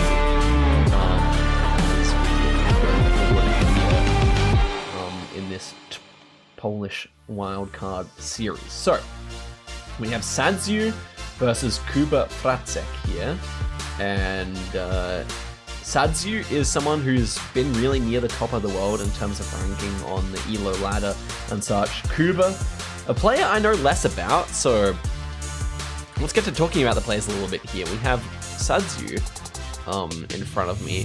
His favorite countries are Kazakhstan, Mexico, and Bangladesh. What do you think about that spread of favorite countries there? Very, very cool. 3 of my favorite countries. I respect it. I like that. Yeah, Kazakhstan, obviously one of the newest countries in the game, massive country. So if you know your stuff there, in multis you can basically win off some good Kazakhstan knowledge. That is absolutely the case. It's the biggest country with limited coverage, meaning that you have lots of the main roads covered, all the major highways in the country, but as soon as you're outside of cities, most of the towns don't have coverage. So it's rather unique in that respect, I would say. Yeah. Especially for a country of its size. Yeah, he's an all-round very accomplished player. We've seen him in a lot of tournaments. He's approaching 1800 ELO. Very, very, very solid. Yep. Yeah, 1800 ELO range does make you one of the best players in the world, without a doubt. And yeah, Kuba. Again, I'm not too sure about him, so I'm going to pull up the Kuba statistics here. Here we go. Yeah. His favorite countries are Chile and Mexico. And he has also been in the process of learning Kabupaten, which, as I mentioned, are those regencies in Indonesia, which are very, very, very useful for getting the exact place in Indonesia. So, that's interesting. Tricky countries, Brazil and USA. Interesting. Those are 2 big countries to have as weaknesses. Yeah, he also said to me that he doesn't love Russia, so yeah, potentially problematic, but we'll see. He also said he likes Japan, so I think some of his Japan knowledge, Kabupaten knowledge, potentially the moving game that could pay off. We'll see. Oh, definitely. I mean, we haven't seen anyone utilize Kabupaten to their maximum capacity yet. I mean, we did see, I think, Miko getting the right area in Kalimantan with a Kabupaten potentially, but apart from that, hasn't really come up on one of those decisive moving rounds yet. So I'm kind of curious to see if we might see that happen.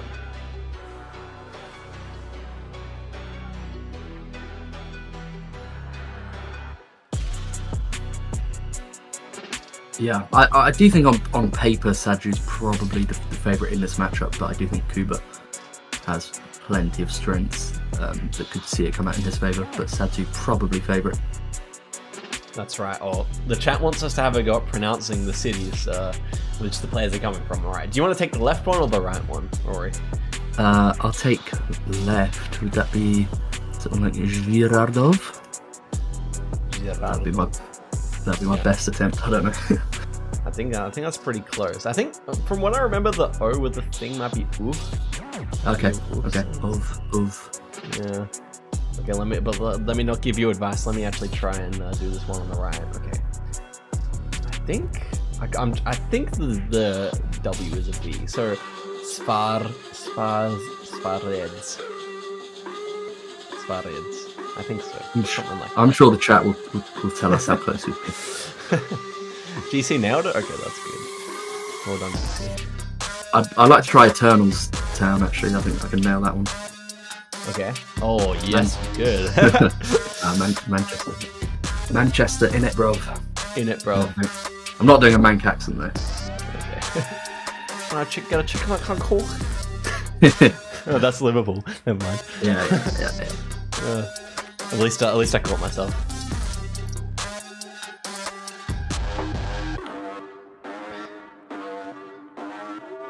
Okay. 30 seconds.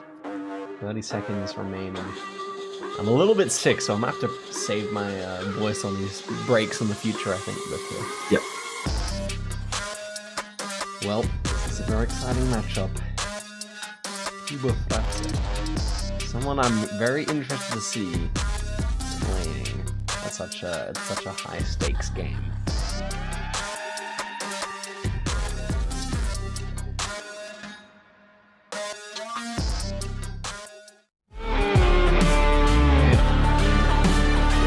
Ladies and gentlemen, this is going to be an interesting one. This is going to be an interesting series. I do really enjoy the fact that everything's best of 5. Yeah. You really get to see who's the better player, I think. Yeah. Another interesting one about Sadiu actually is there was a Polish community meetup in 2022, and they had a small tournament which he did win. Ooh, that's So good. he does That's a good little- lore. Yeah. He's got a bit of experience of winning stuff in person, which is helpful. That is indeed excellent to know. Yeah, so Sadiu has been playing. Yeah, he has been around in the community for quite some time now. I think I read on his player profile here that he actually has been in and around the community since 2016. But here's the Kuba Fratze has also been playing since that long. Yeah, it's a common theme for these Polish players actually. I believe it's a sort of YouTube related thing where some GeoGuessr stuff got very popular around then, so a lot of people became aware of the game. Indeed, Poland has a very thriving GeoGuessr community. Yeah. And there we go, Kuba giving a wave to the crowd here. Sadiu also playing for the camera a bit here. I like that. Legends. Both players seem to be having a bit of fun as they step out here onto the stage. Big wave for the fans at home. The many Kuba Fratze fans. Get some hype in the chat for Kuba. Yeah. Could even see some new fans after this, depending on how it goes. Let's see. Certainly. And we're in. We are in. Game number 1 here. Moving around on this first game. And we have Sadiu, King of Poland at the moment. Can he remain so? Is the question on everyone's lips at the moment. We have a fun start here. We do. We have a fun start. So, we have these double white road lines in the center, definitely indicative of certain countries, you know, Poland being one, but also with this tree mixture, I'm thinking it might be Australia, my country of origin. We have Kuba racing down the road, Sadiu opting for kind of a more measured approach here. He finds the town name here is Woodside, or at least the suburb. Meanwhile, we have a road name here for Kuba, who has entered Generation 1 coverage, the extremely low quality coverage. What could you say about Generation 1? Gen 1, well, it's got a certain charm to it, but for moving games, it's not really what you want to see. It's often hard to read things, it's hard to get a vibe of the landscape. Okay, Kuba is extremely unsure about where this is. He's just zoomed on the whole country, damn near. And okay, he's hedging in the end in a pretty close guess here, I think. Or at least not too far away compared to Western Australia. Sadiu in Victoria. Kuba just showing he did not really have too much of an idea on this Australia round. Did the pole tops, we had some pole tops, were they Victoria? They weren't unique looking, although I couldn't say those ones are only found in Vic. This one we immediately have a sign nearby, and that is certainly some kind of a Slavic language, so all players here should be in the right region of the world as soon as they come to that, especially considering that it's a Slavic language written in Latin alphabet. Okay, immediately going in here, doesn't know the country. Okay, Montenegro seems to make a lot of sense, and he's got a confident region guess here. Yeah, we've got the mountains, we've got the language. He really... Ooh. Wow. Yeah, I was going to say, that looked pretty good from Sadiu. It ends up being Kuba closer there. But Kuba goes from being clueless about the science to knowing exactly where it is. That's good. Good to see. Strong from both. So now maybe it is Europe. Kuba's preference away from bigger countries towards smaller countries here. Mesto. That means city, I believe, in some Slavic languages. It does. Yeah. It can be in Czech, I think. But I wonder with this red Google car, perhaps Slovakia is... Slovakia, yep. That makes sense. So both players just going for information here. Sadiu wisely checking the bins. Now, it's possible that in this coverage the Google car would have changed, and so he might not be sure about Slovakia yet. Yeah, I don't see the Google car there, so that's interesting. Yeah, he's seen a lot, but he hasn't seen anything too useful here. That being said, .eu. Unbelievable. He finds a .eu domain name, which means nothing. So rare. Okay, but we do have some place names here. Does it say Nitra? Which is a bigger city in Slovakia? I think it said we Nitra, have a maybe. Okay, if it said Nitra, that's helpful. We do have a URL. Yeah, I do think that says Nitra, yeah. Yeah, okay, Nitra, that's one of the bigger ones. Yeah, so he's in Banska. He's moving over here. Very good. Close. And look at that, Kuba. Again, small country master. Kuba Fratzek here. A bit more damage. Unfortunately, Sadiu's mildly better Australia guess has been all those small countries combined. All two of them. So there you go. Next I mean, it's something... It's something we contend with in GeoGuessr where sometimes, small countries end up not mattering too much, even if you have a very, very good round. Indeed. Yeah, he did have a big yawn at the end of that round. Sadiu, cool as a cucumber. Yeah, he looks like he's having fun. He does. But then again, I would say Kuba the same. These two seem to be rather lively chaps. As we head through here to maybe a Polish round. I think this architecture looks a little Polish. And indeed it is. Yeah, it is. A yellow Dorito sign here. Yellow filled in warning sign would probably lean you towards Poland. And there are the bollards. Yep. Very interesting to see how they approach their home country here. Always fascinating to watch. Indeed, sir. I would imagine we get some close guesses here as soon as a place name presents itself. I think that is a city. Is. Yeah, that's quite a big one. He's found it. Yes. He's gone straight Kuba in. again. His information reading skills have been either great or terrible so far. Yeah. And Sadiu making his way to a sign. It does say the city name up the top there, but he didn't get to it in time. That's going to be big damage. Look at that, 2.5 times damage. That's 2,000 points. Sadiu going down to Kuba so far. Kuba. A bit of round one nerves have worn off. He looks quite comfortable moving around and finding info. It's been very, very solid.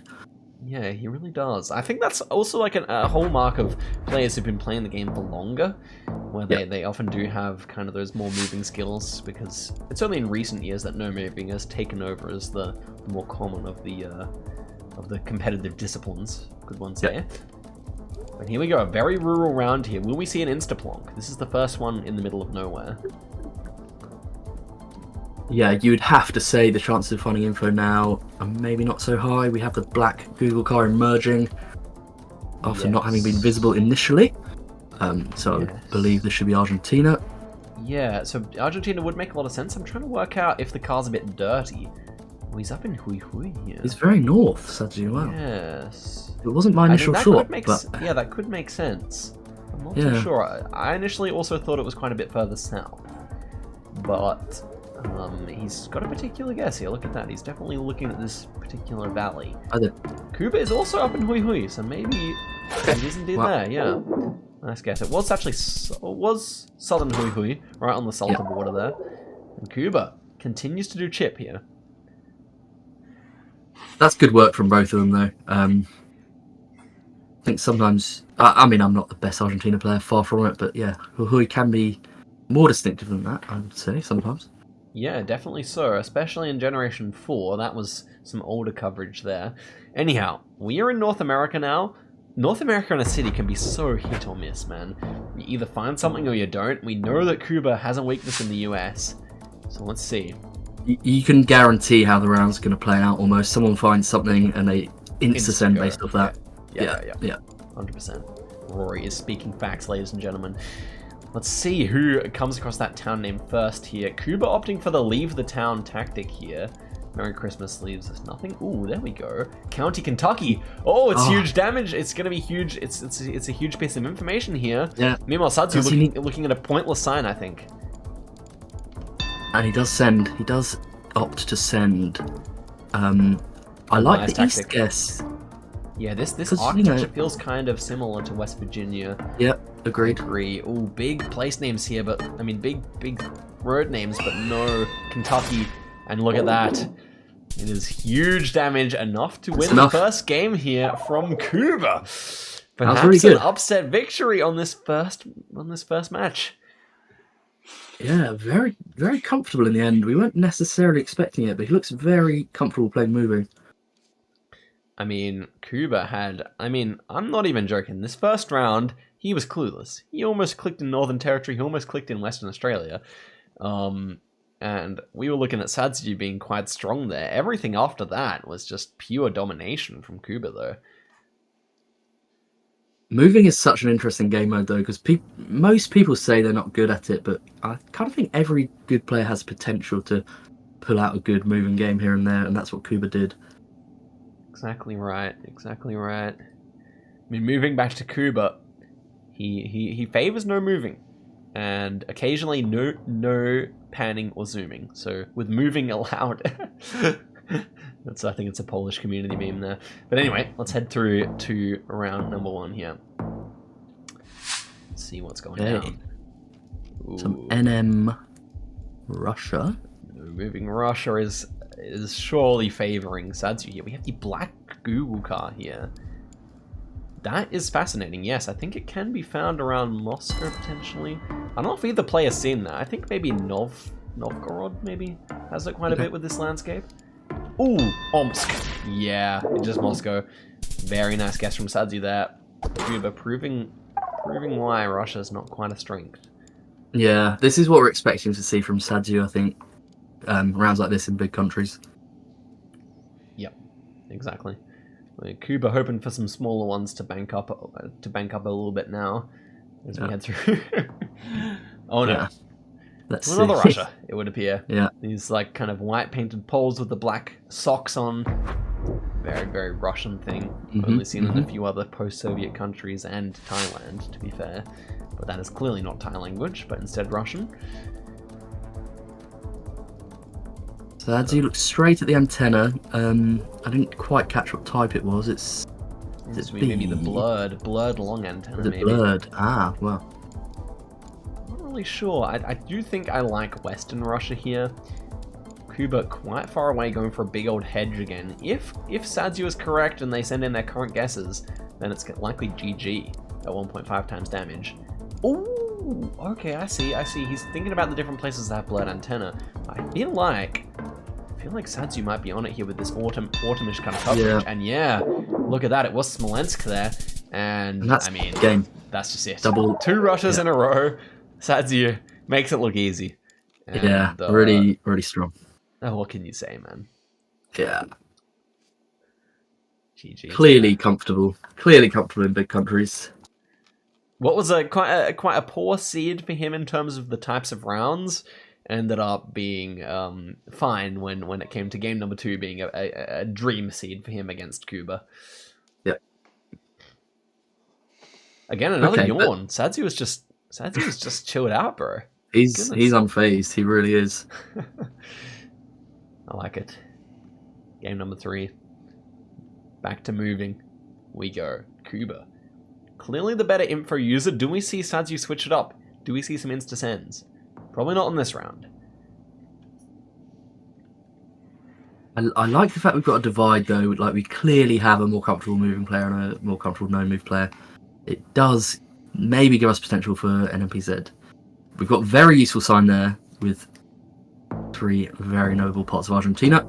Yeah, let's see if they can both find players will know all 3 of those, so it's a matter of if they move the right direction here, because I don't think it's kind of unintuitive to move that direction, actually.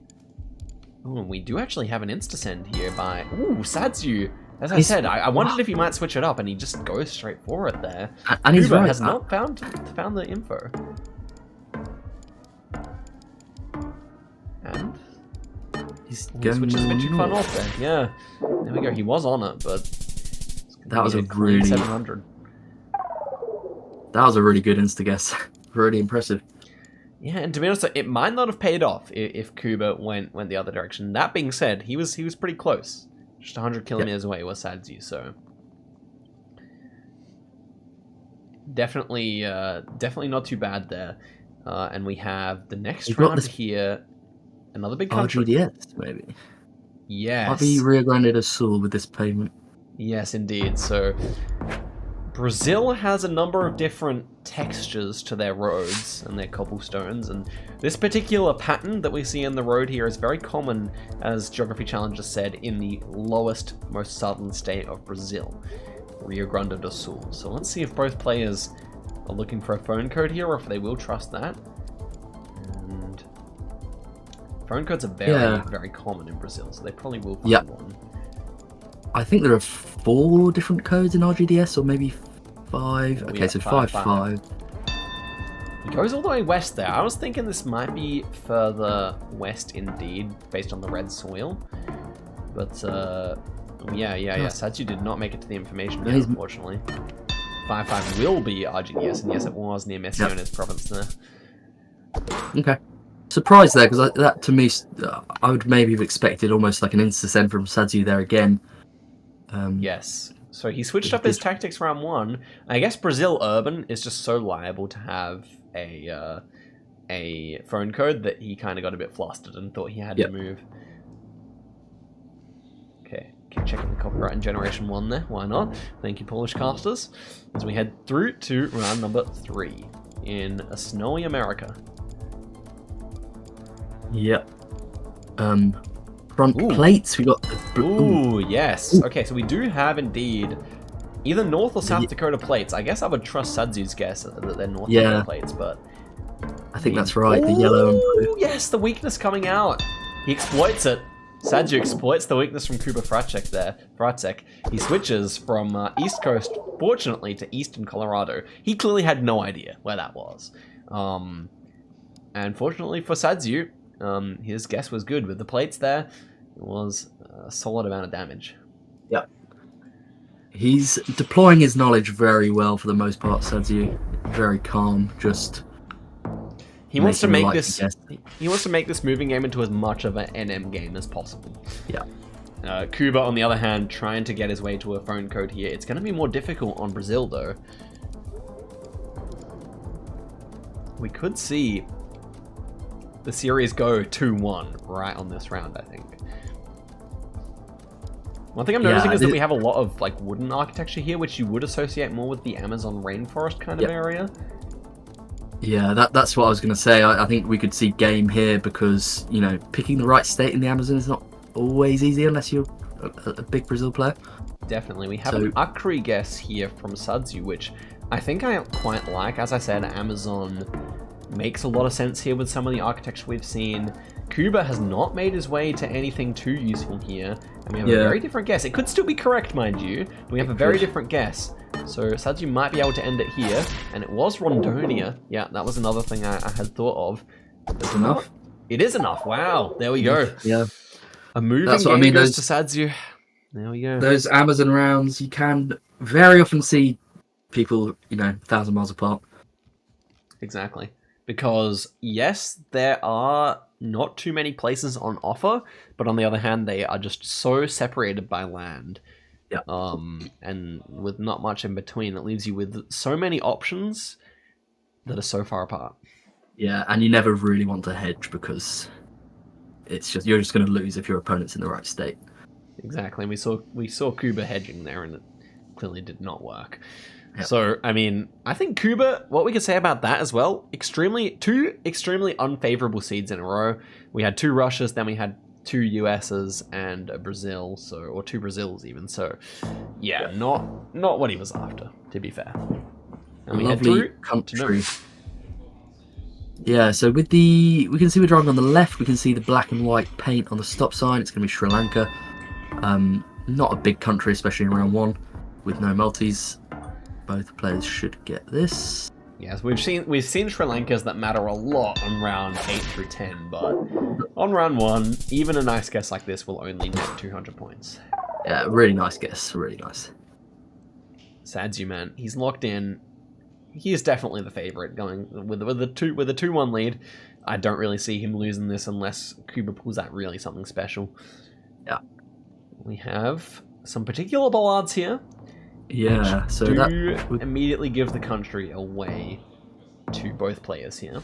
Yeah. Namely Czechoslovakia, Czechia, or Slovakia. Formerly one country, that's why they share the bollards. Yeah, one of the more difficult 50-50s in the game, because not only do they have similar infrastructure and landscape and language, but, you know... Well, sorry, I mean, it's mostly the infrastructure reason it's very hard. It's almost identical. Indeed. And they're in 2 different countries here. I think I don't know what I prefer. It is Slovakia there, Sadiu on it. Though not too close, so it's only 800 points. Flawlessing so far. Yeah. Definitely a tough round there. He's one of the calmest players I've ever seen on land so far, Sadiu. Yep. And I mean, Kuba, to be fair, is not showing his emotion too much either. Both players are pretty locked in. But yeah, Sadiu definitely looks like he just like, given the vibe that he just woke up and rolled out of bed and now he's on the main stage.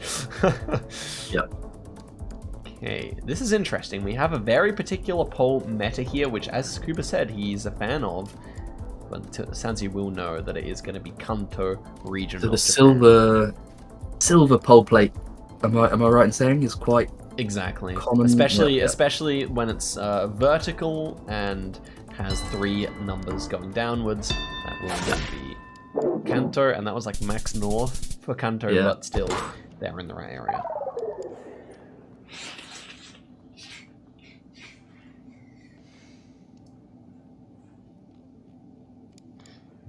Okay. This is tense. I love it. It is tense. It's all on the line here for Kuba. He's done his first damage, so it's not a flawless game by Sadiu. This round may be looking better for Kuba than previous rounds have been. Let's see if he can region guess it. Yep. Immediately looking at the signage. Ooh. Now, did that museum have a place name? Probably does. The question is, how big is it? A lot of red brick architecture here. Oh, Dalarnas. Yes, so Dalarna is a county, or what are the subdivisions in Sweden called? Good question. Yeah. County, maybe. County. Yeah, I think county. Yeah. And it looks like I think we do have of Kuba inside it. But Sadiu can't quite remember where it is. I think so. Yeah. I mean, his guess is not too far away. Okay, no, it was actually Falun. Yeah, we also saw someone that said Falun. So. Yeah, it did. Yeah. That's interesting. Maybe it's called something different in English compared to Swedish. I'm not too sure about that. Yeah. Regardless, it was a good guess. And both, I mean, whoever's controlling the screen, they're a little bit annoyed that they weren't able to get as close as they would have liked. But now we have an exceptionally rural round. I think from what we saw last time from Kuba on Australia, which is what we are in here, this could be bad news. Yeah. So what are you looking at in a round like this in Australia, Oscar? So we have these very low eucalyptus trees, the ones that kind of look more like almost big bushes instead of trees. Yep. And these ones are commonly found in South Australia and Western Australia. And then with this car color, the kind of grey car, it should be South Australia. We have Kuba a long way away here. Yeah. It comes down to how good Sadiu's guess is, though. He's locked in. And Kuba's definitely got the wrong idea. And that's game, surely. That is surely game. Kuba is knocked out. There we go. Sadiu does it. GG's.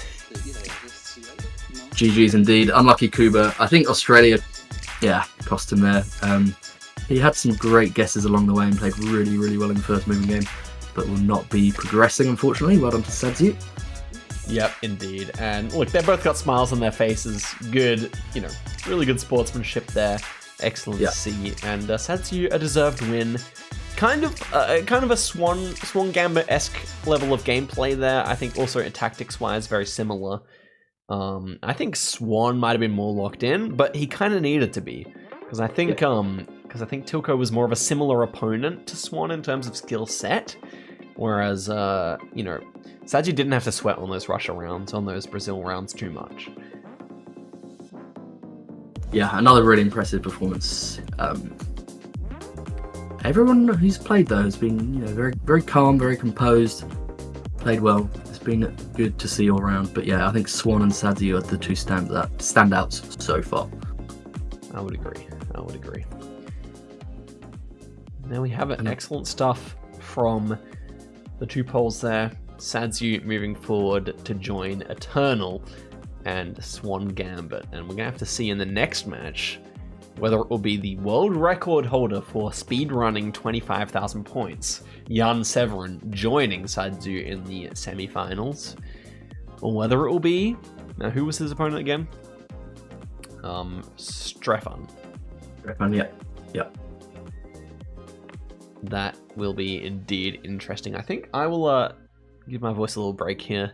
As I said, kind of come down with something sadly this morning, so I will see you guys as the next game starts, I think. Yes. Do we have a 10-minute break now? Let me check the DMs here. Yeah. Indeed. I believe we do. Okay, so yes, I will see you guys soon. I'll just GC, I'll just set a 10-minute timer and be back then, okay? Yeah. Likewise, I'll be back in 5 or 6 minutes. Easy peasy. All right, see you soon, guys. Bye, everyone.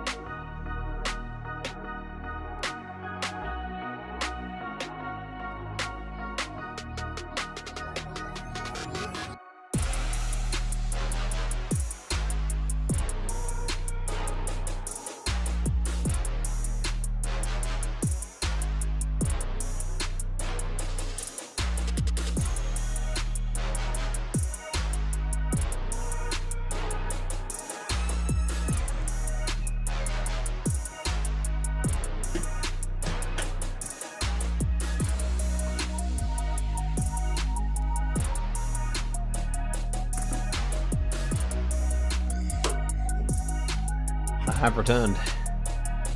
Hello. I've also just returned. Excellent. 30 seconds. 30 seconds remaining. The final quarterfinal. Strefan, Zi8gzag. How are we going, chat? Get hyped for this game. Indeed, the Krakow Derby here.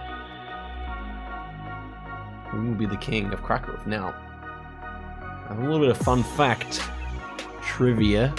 A bit of zigzag trivia for you guys, but first off, let's talk a bit about the players, shall we? Zi8gzag, I've alluded to as being the current world record holder for 25k speed. Is also confident on Argentina, Poland, no doubt. I think he's also the Poland speedrun world record holder, maybe. And Chile. Then weaker on US, Brazil, and Indonesia. And I think as well, describe yourself as, weaker at rural rounds and that kind of thing. So info is definitely something that will favour Jan more. Right, and he's probably the clearest moving player out of this entire bunch, I would say. Then Strefan is stronger on Japan, Nigeria, and Bolivia. So Nigeria and Bolivia kind of limited coverage countries, and then Japan heavily meta-focused. Weaker on US, Canada, and Kenya, so also some bigger countries in there as well. Interesting. Who will join Sadiu? Do you have any prediction for this game? I don't really know Strefan's level too well here. Here are the players in question, though. Yeah, I'd agree. I'm unfortunately slightly less familiar with Strefan. I would think, if Jan can kind of put his moving expertise to good use, he's probably the favourite. Indeed. And so a little bit of trivia I wanted to bring to the table here is that I have actually met and spent an afternoon with Zi8gzag in Krakow once in my life. Shouts to Fikas, another GeoGuessr streamer. I was chilling out with him and he said, Zi8gzag's going to join us. And so we hung out and checked out some of the sites of Krakow together. So I guess in my heart, I must be going for Jan a little bit here, having met him before. But let's see, Strefan versus Jan, how it's going to go down here. Looking like might be somewhere on the Iberian Peninsula on this first round, I reckon. Yeah, lovely. And we will have a road number there, SG. Would that be Segovia, maybe? I wonder. Ooh. Those abbreviations can be very useful to know in Spain, and I would assume, being a moving player, Jan might know them. It takes a bit of time to consider which direction, but now he's racing off. Strefan also doing the same. So Strefan? It does say Segovia, yeah, so it will be Segovia, just north of Madrid. Very good. And so Strefan is preferring moving, is preferring no moving, rather, and NMPZ. So and they're meeting pretty together accomplished. in the middle on NM. Right. Yeah, he's quite accomplished. He's got high yellow. I believe he won CG's 1v1 tournament, so some accolades to his name. Definitely so. Okay. Yeah, I knew he was strong. Wasn't quite sure how much so. Jan just missing Segovia there, and he's zoomed out. I think you can see it again now, right? Yeah, it's close to Madrid, just northwest of it. Yeah, I see it. Beautiful Easy aqueduct. to know when you have GC to help you out, guys. But okay, he's finally there. He's just made it in time. And a little bit further north. Castile and Leon. Okay. Jan clearly showing the nerves right now, I would say. Big exhale there after the first round. Strefan looking a bit more locked in, I would say. It's almost with moving. I think if you're known as a moving player, the pressure it puts on you is actually not necessarily what you want always. Because I think Jan probably feels the pressure to perform in this game, and it's not always helpful when you're playing moving to feel the pressure. Of course, it's especially one where you need 100% of your brain focused. A lot of times on no moving, panning, or zooming, for example, you can rely more on instinct than moving. And we have the name of an airport. It's Havaliani here. Limani, sorry. Both thinking pretty eastern here. Do they actually have any concrete proof for that, though, or is it just a vibe? Yeah, I'm not sure. Wallachia guess here, Batman guess. Really go to town. Okay. And it was actually Batman there. Let's go. Very good. Wasn't Gotham City though. Jan Severin still able to get 2.1 kilometers away, cementing a solid lead here after 2 rounds. Excellent, excellent stuff. Yeah, Jan Severin just able to use the info better there. I think they both came to pretty significant amounts of it. Yep. No, it's what you want if you're Jan. I think, to have a couple of rounds where you've done your thing moving, it definitely helps you relax, I would say. Exactly right, and they have definitely stacked the moving games full of info, which can be used very effectively by someone like Jan. Here we have a place name of some kind. It looks like we're driving left-hand side of the road here, so I was thinking probably South Africa. That is where Strefan is zooming in here. Yeah, we do have these fruit trees. Tree plantation type vibe, which is often, it can be found near Eswatini. Exactly. Yeah, I am thinking we are out that direction east of South Africa because of the sugarcane, particularly. Maputo is obviously the capital city of Mozambique there, so we're somewhere between Mbombela and Maputo. Yeah, definitely thinking that we're in the right area here. Both players get it. Yep. Strong from both, but again, Jan just making that slightly more experienced guess. Yeah, and I think Strefan's just kind of waiting for that moment where he can strike, maybe with a faster guess, or maybe he can use his region guessing skills combined with a sign to get closer than Jan. But Jan is flawless after 3 rounds. Yep. And moving into Guatemala with the visible Google car and general Latin American vibe. Not going to see anything massive, but on 2.5x you could definitely do something here. Absolutely. Guatemala, if you go the wrong side, even at 2.5 times damage only, it can be a significant chunk here. Both players will know it based on the Google car here though, so it's no question about getting the country right. And here we go. We do have some signage. Not too useful, I would have said. That looked pretty generic, like a generic warning sign or something. Koban here. That's an interesting thought. What do you think of Koban? Yeah, I like it. Koban does have a bit of a vibe. And yeah, one that is maybe supported by these hills, but let's see. Okay, so both players. Ooh, Jan again. Good vibes there. I don't think he found anything too useful, did he? I don't believe so. Very strong so far. Still 6k health intact. Absolutely. Okay. Moving through to the next round here. This is a completely different vibe to the previous ones. I think this is maybe what Strefan was after. I think so. It's a big country. It's in the middle of nowhere, seemingly. We don't have anything useful at spawn. Will Strefan go straight for it? It's probably too hard of a round. We do have kind of northwest. Yeah. Miles per hour there. We know it's going to be US, therefore. This is probably Oregon? I think we had wide road lines briefly there. Yeah, we do see them. Okay. Yeah. I mean, with the West Coast, it's such a big clue. You can't be too far away, but the West Coast is huge. Let's not forget. See, I don't really know if I see this being Washington. I think it's more California, Oregon, and surely with the road lines that you mentioned, Oregon is the better of the two. Oh, but look at that. We have a Michigan. It's not out of the question. I definitely got more of a West Coast vibe here with the Pines, but it's not out of the question that we could be in Michigan, What's interesting is the angle of the ocean. It's not straight west. It definitely has to be something slightly more north facing, and he's done it. Wow. Wow, what a fantastic guess. It did make sense after all. I thought we saw waves. That's 12,000 points of damage. Jan loses on moving after playing so nicely. That's what we said. Strefan was just looking for that one round, and we called it. That's exactly what happened. Strefan, well done. Wow. That's what it takes. I mean, the Maltese are significant in countries like the US, and Strefan put out a great guess. As you said, easy to be fooled into thinking that was the ocean because it really felt vast, but I guess they call them the Great Lakes for a reason.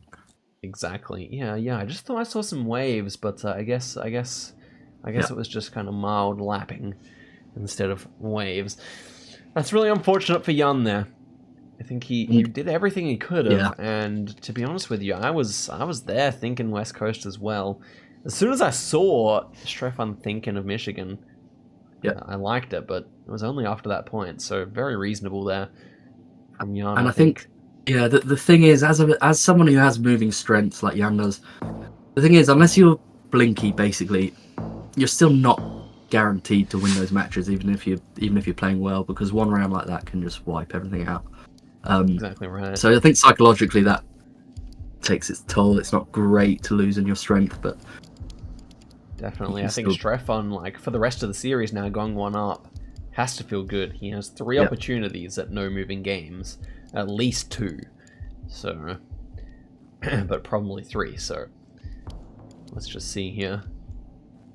Looking in, we see some Argentinian number plates here. I think some black ones, which are the Argentinian variety, at least within Latin America, and this certainly looks like that. So we have a Cordoba zoom here. We also have a Salta zoom by Jan. I think I might like the Salta idea. Yep. I do think it's one of these northwestern cities. Maybe not quite as far north as Salta, but we do have kind of northish hills, which I think Salta does have. And yes, it was there. Or it was actually San Salvador, which is in Salta province. Okay. Good from both. Good start to the game. Absolutely. Yep. That's a good confidence builder for Jan. Was able to use, the landscape to get close on Strefan's preferred game mode here. But let's not forget, Jan does himself like no moving. It's just the NMPZ that's going to be more of a struggle. So we head through to round number 2 here. Kind of looks like southern US or something like that with the trees and with the architecture. It does kind of appear that way. Strefan opts for the fast guess here, and it's going to be 7 guesses here. And indeed, though he was in the wrong state, Strefan is slightly closer for 42 points. Okay. Good from Jan though to produce a good guess in the US after the last round, after the last game. Yep. Absolutely. Again, confidence building, I think, for Jan here. It's very important. And we head through here to a Poland. This should be very exciting. Both players will, of course, know that it's Poland, but they can't move. So it's all down to the region guessing. And if you guys are new to watching GeoGuessr, Poland has a reputation for being one of the hardest countries to region guess without any signs. Especially this is very generic. Yeah, I mean, that's part of the reason it's so fun to see Poland come up in this tournament, because it's one of the hardest countries, but we're watching Polish players tackle it, so we might see some really good guesses. Who knows? And Jan Severin, theoretically, one of the best Poland players in the world, listing it as one of his top strengths. Yep. The antenna there, not sure if that's too useful. Can be used in Poland, I think, but only in some circumstances. Probably more so just looking at the landscape here on this occasion, I reckon. Maybe the agriculture. Ooh, wait, is Strefan even in Poland? I think he might have been in Czechia. He is. Ooh, and there we go, Jan. Confidence booster there. Very good at Poland. He gets the North vibe. It's 1.3k damage. There we have it. Strefan. Very, very lucky that wasn't a bit later on in the game, because that was a big disparity between the two distances. And we are back in Europe with these bollards. Yes, lovely cycle lane in Germany. And don't forget, this is not the players moving, but instead the casters, so the players will be only left with a single point from which they're able to guess, just looking around right here. Bollard. This bollard is only found in a few countries, especially with that blue attachment. Should normally be something you find in Germany, I would say. Yeah, architecture northern actually. Yeah, I'm zooming north with that red brick and flat as well. Exactly. The northern half of Germany is quite flat, and then red brick does lean you more towards the north. They kind of hedge for all the area it could be, but it was further towards Denmark there. Yeah, that area is it called Holstein, I believe, or? Okay. Someone can correct me. Yeah, I'm not the person to do that. Sorry, GC, but that's what chat's for. Exactly right. Next one here, another very rural round. This is what I love to see in GeoGuessr. This is the part which I find the most entertaining. These rounds where there are at least 5, possibly even 10 different countries as options. And it's down to these players to narrow down which one they exactly like the best. This one is very rocky. There's a lot of rocks on the side of the road. But that tell you anything, GC? Rocky, yeah, let's have a look. Oh, we had a glimpse of architecture there that looked very Nordic. Now the rockiness could be, I don't know, you could find it in Norway as well, but it is Sweden. Is Sweden, well done there. Yeah, I mean, rockiness would lean you away from the Baltics more towards the Nordics. Yes. Norway, Sweden, even Finland have quite a few random rocks lying on the side of the road compared to countries nearby. Even Karelia region of Russia as well. So, Jan holding onto the lead there. Good stuff. This is a good comeback. A good, solid performance on the no moving so far. Really, we've only seen one bad round from Jan, so that's good. It's good. That should be very heartening for him. Yeah. Okay, and here we are. Looking at an interesting one here. I do agree with the America guess here. The trees definitely feel that way, but Colorado could also be California. It's something that came to mind here. And we have double Colorados here. I mean, Colorado makes a lot of sense. You do get pines in that area, but yeah, it is California, as you said. Good call. So yeah, I don't know. Just the pines seem quite tall in a in a kind of Californian way there, but Colorado is definitely a reasonable second guess, I would say. Would have been big damage. 3.5k could have been a winner all over. Yeah. There we go. So we head through to the next round. Oh, this is a unique location. Whoever chose this had a fun time choosing it, I reckon. Because look at this. So many sheep or goats around the place here. Definitely many goats playing on screen. Yes. Yeah. Okay. What have we got? Is this Europe, actually? I think so. Yeah. Could be... Wait, can it be Turkey? I think the Google car might have been wrong for Turkey. Yeah, it's blue. Okay. So probably Spain, then. You know what came to mind here, which I don't think it actually is, but it did almost feel like it... Oh, look at the church on the stick. Okay, never mind. Oh, that should be Greek. Yeah. I was thinking it could be even somehow African Spain, because it feels so dry. But maybe that actually means it could be Crete instead, where you do get this extremely arid climate sometimes. I still like Strefan's guess, but maybe I might be tempted to go Crete here myself. Anyway. Yeah. Good call. I think Strefan was hedging for Crete there. I think that's the reason he went to the south. Yeah. Definitely, and it pays off. Let's be clear. Jan, having played so solidly in this duel, now finds himself on the back foot, on the edge of going down 0-2, which would just not be ideal. Yeah. And we head through to another big country. Ooh, Strefan must be licking his lips at this site, I reckon. Yeah. So, we have yellow center lines here, and it seemed to be Spanish. So, with this kind of vibe, with these kind of bushes, I'm definitely considering Mexico, I would say. How about you? Yeah, so, very dry. So yeah, northern is very likely this landscape. Now, is there any specific vegetation? He's panning around too quickly, I can't really see. Baja California seems good. Sonora, probably the other option, as you say. Yeah, I like where they are. I'm not 100% sure myself on which one I'd go for, but I do like the vague area. It's one of those ones where checking the copyright can also be fairly useful. Seems like neither player is doing so, though. Do we have a blue car? Blue car would fit for Baja California, but just as possible, it would. I suppose, in Sonora as well. There are roads in Sonora with it. Oh, wow. Really nice. Wow, Strefan, not the person we thought would be 5King. To be fair to Jan, he's very close there. They both make really good guesses there. And very good. Yeah, it's that kind of entertaining, very good round there. Yeah, that part of Sonora can have a Baja feel, quite quite flat, very, very dry. And we are back in Europe. Yes, so Jan, I'm not really sure what Jan would be hoping to see here, but Europe might advantage him slightly. I'm not too sure about that. Anyhow, the architecture kind of reminded me of the Balkan Peninsula here.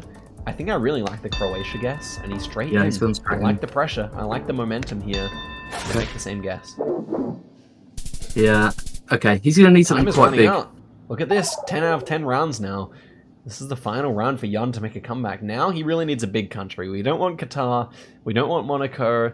You know, we don't want no San Marino. We want something big here. Some juicy big country to take us through the distance, Rory. Yeah. Jan is braying visibly for a relatively big country. Ooh, And I like the look of it. Yeah. This does not feel like a small country to me. I could not tell which country it is yet, though, but the vast open landscape feels like it's going to be somewhere in the middle of nowhere to me. And Jan is immediately opens up the map there. That's interesting. What is he thinking? Oh, he does think Russia. He does think it's... Ooh, I like that. It certainly can be where he clicked here. Did he go Orenburg? Yeah. Oh, well, that's just it. They get the same place, and it ends up being Volgograd. And that is very unfortunate for Jan, losing to the round limit there. Yeah. It all came down to that one big damage round, and Strefan taking the 2-0 advantage here over Mr. Jan. That's huge. I mean, he just has to win one game now. It's still possible for Jan to come back, but, you know, 3 chances to win it for Strefan. You'd have to say he's the heavy favourite now. Indeed. I feel like they were fairly evenly matched there on the no move. I just feel like Strefan maybe with a little bit more knowledge. And Jan, you know, feeling a little bit annoyed to be 2-0 down right now. He's played better than some in this tournament so far. Yeah, I agree. Reward. Yeah, as losses go, those two, you know, weren't exactly poor performances from Jan at all. Exactly. Both times coming and being beaten from behind or from ahead, really.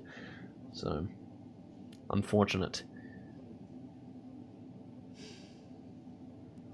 As we head through to the next moving game, a must-win for Jan. Although to be fair, he is favoured. So, yeah. He just needs to keep playing the way he was playing in the first moving game. You know, the US location was unfortunate, but I think on the whole he showed his ability to be very good. Exactly right. And here we are somewhere. I thought it looked something like Croatia or something along those lines. Yeah, something Adriatic, I think. Something near the Adriatic Sea, surely. Probably on the Balkan side of it as well. You have a lot of date palm trees here. It feels very, very much Mediterranean, very much kind of touristy here. Croatia call here from Strefan.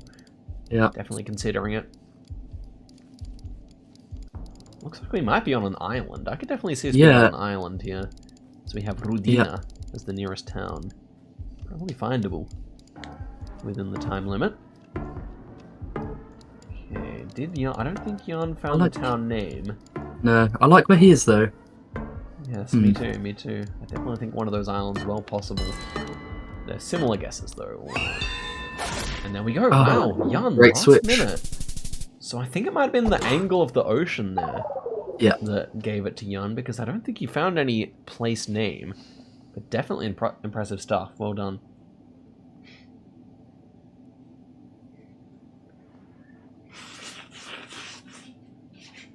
A lot of impressive rounds from Jan in these sort of small and medium countries, but really does go to show that big countries really matter, because Strefan has pulled it out of the bag when he's needed to. Exactly. In GeoGuessr, big countries are king. Doesn't matter if you don't like it, it is the way it is. And we head forward to round number 2 here. Jan going in with a 200 point advantage here. Yep. Oh, I'm hearing that the previous round there was an island outline, so I believe that's why Jan made his switch. Ooh, interesting. Okay, that's an interesting one indeed. That stuff can be very, very useful to know. If you know your islands of the world, they often do show the outline on different signs. And here we have area codes. So Jan picks up an area code and then zooms back, sees a big bay. Okay, now he's considering something near Vladivostok here. Wasn't my first thought, but you do sometimes get the black car with the short antenna, and we have the white car as well. So looking good. I am thinking that this is indeed Vladivostok. I see an Asian car. Yeah. Oh, and maybe actually this town over here is considering that. I would have thought this was just Big V stock, but yeah, they're both in the vicinity. We shouldn't see anything too big. Yeah. Because well, Russia on 1.5 can actually be game, but it looks like they're both more or less wrong. There we go. Wow, Jan pulls the town there. I was wrong. And, well, interesting guess from Strefan there, considering we did have a bay in clear visibility on Jan's screen. Maybe he wasn't able to get there, but that was very smart from Jan, picking up the area code and then immediately bouncing back to his place of spawn where he knew he could see down onto the bay. Very clever play that you would see from a high-level moving player.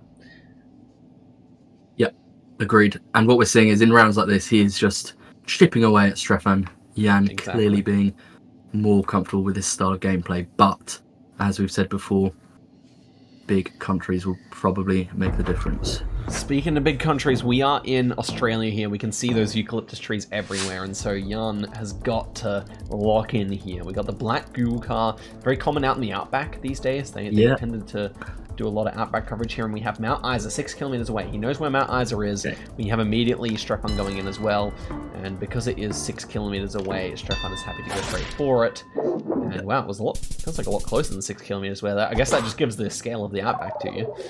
Yeah. Without the sign there, we might have seen something massive, but as it was, even. Yep, shoutouts to the residents of Mount Isa. Truly magnificent town. But okay, headed through to the next round here. First location in this country today. I am looking back into my mind here. I believe that we've had a Bangladesh, but I think you might be right. No India so far. India, one of the funnest countries in GeoGuessr, just hampered by the fact that it has a relatively poor quality camera here. As we head through to the round. On moving, it's all about finding language, which can be so useful for the southern half of India, as they are pretty unique from one another. Here we have the language. Maybe, I was wondering if this was Tamil Nadu, so is that Tamil language? Yeah, we have the kind of... Yeah, we have the straight lines alongside the kind of curved characters, which I think is often... Yeah, and then we also have some yellow water tanks on the roofs of buildings here. Something you find commonly in the state of Tamil Nadu and in the state of Karnataka here. Strefan seeming to be in the right hedge for those two states, but we did have Tamil language, so he shouldn't be too far here. Indeed, he might be on it, but we'll see. And Jan hasn't gone into the map yet. Although he is now. Map, but he does get placed in, but he hasn't figured out the language. Oh, he sees another city starting with V. It was the wrong one. And indeed, it was in that kind of border area there. Jan clearly not happy with the result, but he can be happy that it was on lower multipliers there. Yeah. He needs to compose himself a bit here. That's not devastating, 2K. He still can easily win this game. It's not, but Strefan pushing to become king of Krakow here. It's really got to be Jan's time to just pull up his socks and make comebacks of generational proportions happen. It can happen, man. I do believe Jan's skill is at that level, but the odds are stacked against him now. Let's see what happens. He only have some language there. Was that German or Italian? I couldn't make it out. I couldn't either. It looks more like Austria to me, but I haven't seen anything concrete yet. We do have Austrian bollards there, okay. Yeah. I would guess somewhat Western. But... Yes, this feels Western Austria. The way the mountains are a little bit further divided from one another. Yeah, or near Italy border potentially could be a good guess. Yeah. I imagine Jan's going to use all his time here because place names do advantage him. He found something here. There was a great sign. Great sign. Oh, wow. Strefan went past the sign, actually. Strefan passed the sign and didn't notice it. Yeah. Oh, and I think we have Jan in the right village here. It's not quite at the 5k, but he should be very close. And wow, at the last moment, Strefan, I don't know what he found, but he found something useful there. Clicking in the town, but Jan, congratulations, the first 5k in a while, or of the day. I think maybe of the day. Congratulations there, fantastic guess. There we go. Excellent stuff. Jan has to be getting a little bit of a confidence boost there. 46 meters away. But Strefan making a great last-minute switch, it must be said. Yeah, I think Jan is showing a great amount of skill, but unfortunately Strefan is just not giving many points away. So Jan is able to kind of flex in rounds like that, but it's not really gaining him that many points because of how Strefan's played. Exactly. I wonder if he shouldn't have taken that time to line up the 5k, if it would have actually banished him because it seemed like only with about 3 or 4 seconds left that Strefon got into the map on the right spot. So it goes to show that the duels format doesn't necessarily reward that super precision, but instead finding the information as the bigger factor. But okay, we have Jan zooming down the way, looking for a province name because we are in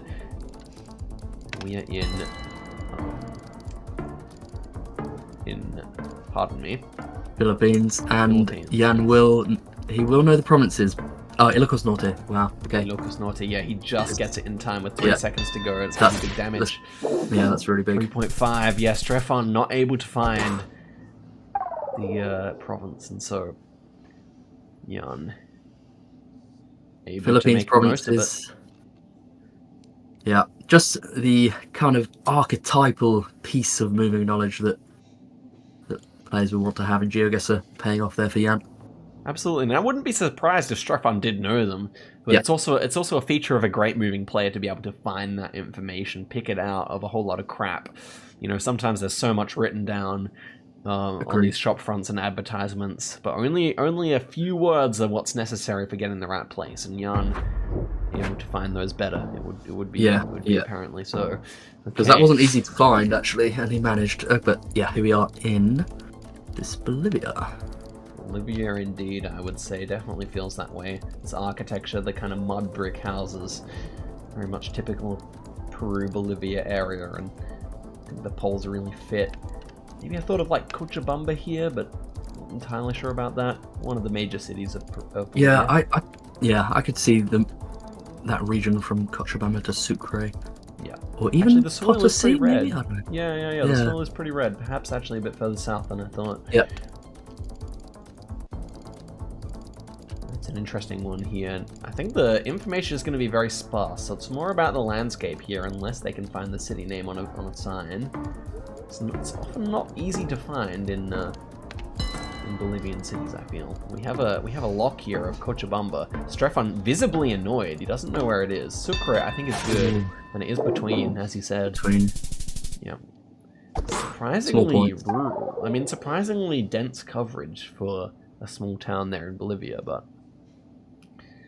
no one was able to come to it. And Strefon, despite being visibly shaken by the round, does manage to get a pretty good guess there. Ooh, an interesting one here. You know, on low multis, this would not be too significant, but we have the black car combined with this red soil. Where would that place us, Rory? It should place us in Misiones in Argentina, or Corrientes, maybe. Yeah, exactly. That far northeastern part, the panhandle of Argentina. I would not be surprised to see Strefon go straight in here and make the guess, and he is committing. He's got that's a commit. I think he just wants to win on this round. But to me, this seems like it feels like an overcommit, but look at this! He thinks this road, there's no way. Oh, and he knew the road, Strefon! Dang. And look at that. Jan is distraught. Strefon with an insane Misiones region guess. Meanwhile, Jan misses it completely. Wow. Like there is coverage where Jan guessed that can look a bit like Misiones sometimes, I believe. But I think Misiones there was the more sensible guess, and Strefon wins. Wow, that's just unlucky. I mean, Jan playing the best of the losers so far, I would say. And it is sad to see him go like that, but you know, Strefon proving the value of just really, really strong region guessing on low moving. Even in these moving games, because he was not clueless on the moving, but definitely relied on those no moving guesses to get him further. Yeah, and I think we have to give credit to Jan. He did play really, really well and showed great skill. I can definitely relate to him as a player, I think, because I think, you know, personally, I maybe have a slightly similar playstyle in that I'll, you know, make some good guesses, but then have the odd mistake as well that can cost me. So I can definitely relate to how Jan will be feeling right now. Yeah, absolutely, and it's just kind of a consequence of the format where big mistakes are hugely punished. Whereas you could have a format that said like, how many 5Ks can you get, and in which case, obviously, Jan would be the favorite going into this tournament. So it is just kind of a consequence of the format that Jan is going out so soon. Nevertheless, them's the rules, and we have Strefon moving forward to the semi-finals. So, yeah. Yeah. mean, I think deservedly so as well. A 3-0 Deservedly, yeah. victory, but it was closer Yeah. than the scoreline. It was much closer than the scoreline. And I think, losing a 3-0 does not mean you played badly. I'd say on a round-by-round basis, Jan played better than most we've seen today, but, just a few mistakes will cost you. Absolutely the case. And so there you go, guys. That was a good one. We are through to the semi-finals, so I think it's going to be a fairly significant break now, about 20 minutes before we head through to the semis. Guys, everything's on the line. We have 4 players left. We have 1 spot for someone going to the World Cup. A poll at the World Cup, guys. The people wanted it. The GeoGuessr devs have listened. And I think, I honestly, wholeheartedly think that one of these players definitely deserves to be through. And we have some front runners here, I would say, but everyone left is very strong. Yeah, what we've seen is consistency winning these matches so far.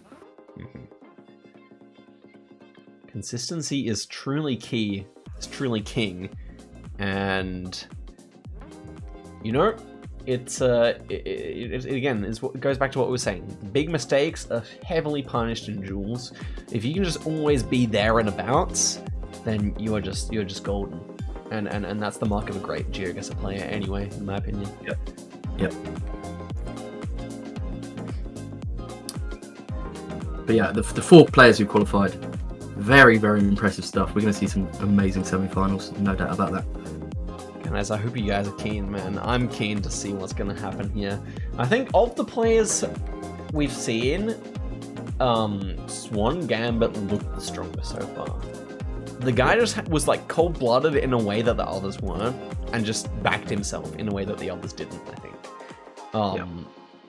But Strefan, we have to say Strefan, the only one who's undefeated so far. And I mean, Sadiu didn't even break a sweat in his series as well. So there's a whole lot of interesting dynamics going on in this.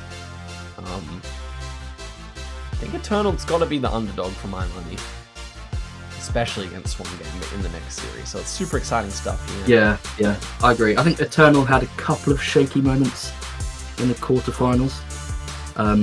Still played exceptionally well, of course, but I think, against somebody like Swan Gambit, you can't really afford to make too many of those mistakes. Exactly right. Alright, so we will be back in 90 minutes and 30 seconds. Stay tuned, because the games only get more and more important from here. And there's prize money on the line, by the way, thanks to the sponsor of the tournament, so you gotta stay tuned for that as well. But guys, we will see you guys in 19 minutes. Rory, happy to you, and let's reconvene and see who will win out of Eternal and Swan Gambit. Yep, thanks guys, don't miss it. See you guys soon.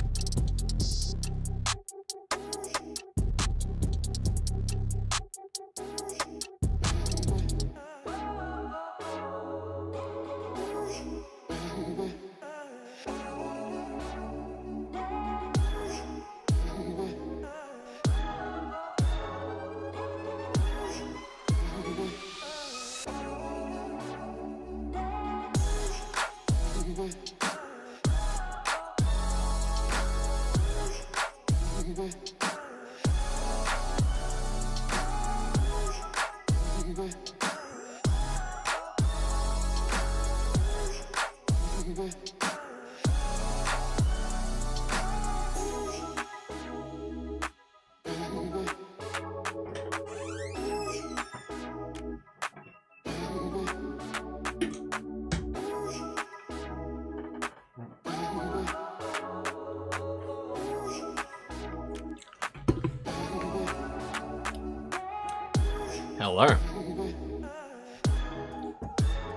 Do we have a Rory? Oh, We do. Hello. Oh, there we go. Excellent. Excellent indeed. Just reading a message.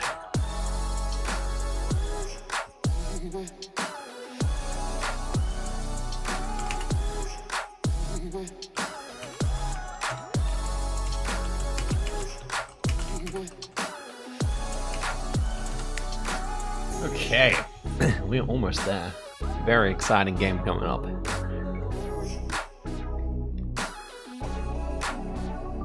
How are we amazing. doing, chat? Get high. Amazing game. I'm eating a pear. A pair of? A pair of these. Ah. Yeah, okay. Eternal, Swan Gambit. Eternal, I think we, like, looking back on the Eternal series we saw so far against Miko, easily the most close series we had. Yeah. Eternal is a streaky player who put some insane guesses and, on the other hand, was in Alabama before switching to the correct town in Australia. So, Yep. you know, I'm very curious to see how he goes against someone as consistent as Swan Gambit. Yeah, I'd say of all the semi-finalists, Eternal is someone we need to see a little bit more from. We need him to step up to the next level. Yeah. As in, like I don't mean that about his ability. I just mean it's hardest to judge his game based on what we saw. That as well.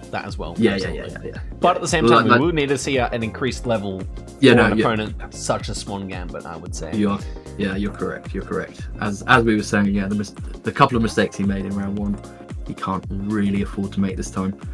Absolutely not. I think he's capable of it, but Swan Gambit not going to drop too many points. Yeah, so let's recap then, Rory. I'll take the left side of the bracket. First game we had Miko versus Eternal for those of you who recently joined, and that one was a very, very close series. A great way to start the day. We went all the way to NMPZ. Eternal, the man on screen, just edged out Miko. Definitely looked better on the no moving formats here.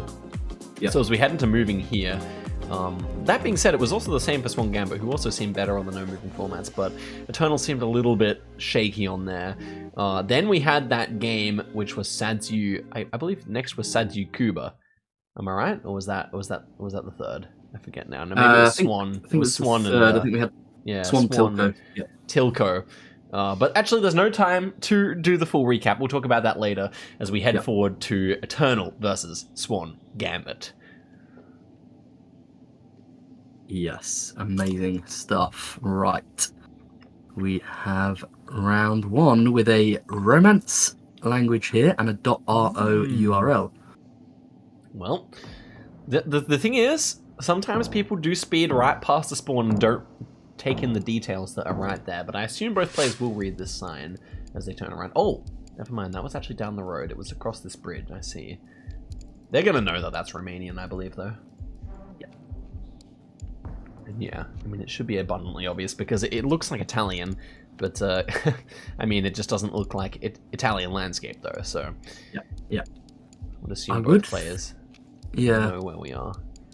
I would think there'd be some useful info here. I think what Eternal's looking at probably has something useful on it. I would guess. I was talking to Kodiak the other day. He let me know that the counties or the estates in Romania are quite useful for determining where you are. Very, very good thing to memorize, apparently. Yep. Yeah, it's quite an info-heavy country, really, compared to some. So it is worth knowing your way around it. Absolutely. Seems like we are in a fairly hilly area without being in the mountains. And yeah, ends up being in that west region there. Good guesses from both players here. Not too much to say there. Swan Gambit slightly closer. Yeah. Solid. I do think that's the sort of round where we might have seen moving experts get very, very close. But I'd say, that's not these players' chosen format necessarily. Absolutely. Despite the 2 of the 5 games, and especially 2 of the early games being moving, we have actually lost all our moving experts in the tournament so far. I think. Yeah. We're just kind of down to those who prefer no moving, and we have Australia, which is an info-heavy country if you know place names. Yeah. And this one feels like it's right in the middle of nowhere to me. We do have those holy poles. Yeah. Oh, and that's a very big commit so far north when it is very dry here. Yeah. I mean, I don't think Eternal's too far, but yeah, I think I like Swan Gambit's guess a lot more here. And it is actually Catherine there. I mean, look, in terms of damage, it's not that bad, but I think Eternal is making a bit of a blunder going so far north when it was that dry. Yeah, agreed. You'd expect that slightly more tropical feel up there. But it was very forested, which you wouldn't necessarily expect to see much further south. So I do understand Eternal's desire to go so far north. Okay, this is a fascinating one. We've said before, GC and I, how much you can find out in terms of signage in Philippines, but it requires memory work. You can't just see it on the map. It's something you have to remember where the places are. So let's see if anyone's learnt their Filipino provinces. Yeah, you have to know them. There are a few exceptions where they kind of double up with islands, but you need to know 80 or so. And Swan did not want that one to go to info. I would say that neither player knows them. That's the way that got played. If anyone knows Philippines provinces, they've gone to the time to learn them. Even a player like Swan Gambit who likes to guess early, he would have gone and found one. I guarantee it. So, as someone who learned them relatively recently myself, I definitely see that was probably the type of guess that would come from someone who hasn't learned them, which is fine. But definitely on moving, they're super useful. But again, we see that Swan is a very strategic player. He knows that he doesn't like info in Philippines, so he just insta-guesses and puts, forces Eternal to do the same. That being said, Eternal wasn't the most comfortable looking on moving, so I wondered if we might see a bit of an adjustment from Swan. Seems like we haven't seen that adjustment, which is fine. It's perfectly valid. Okay, next round here. We have a Canadian checkerboard sign here. Which and we had anymore, but I believe it's Quebec. We had French language there. Had the Nouveau development.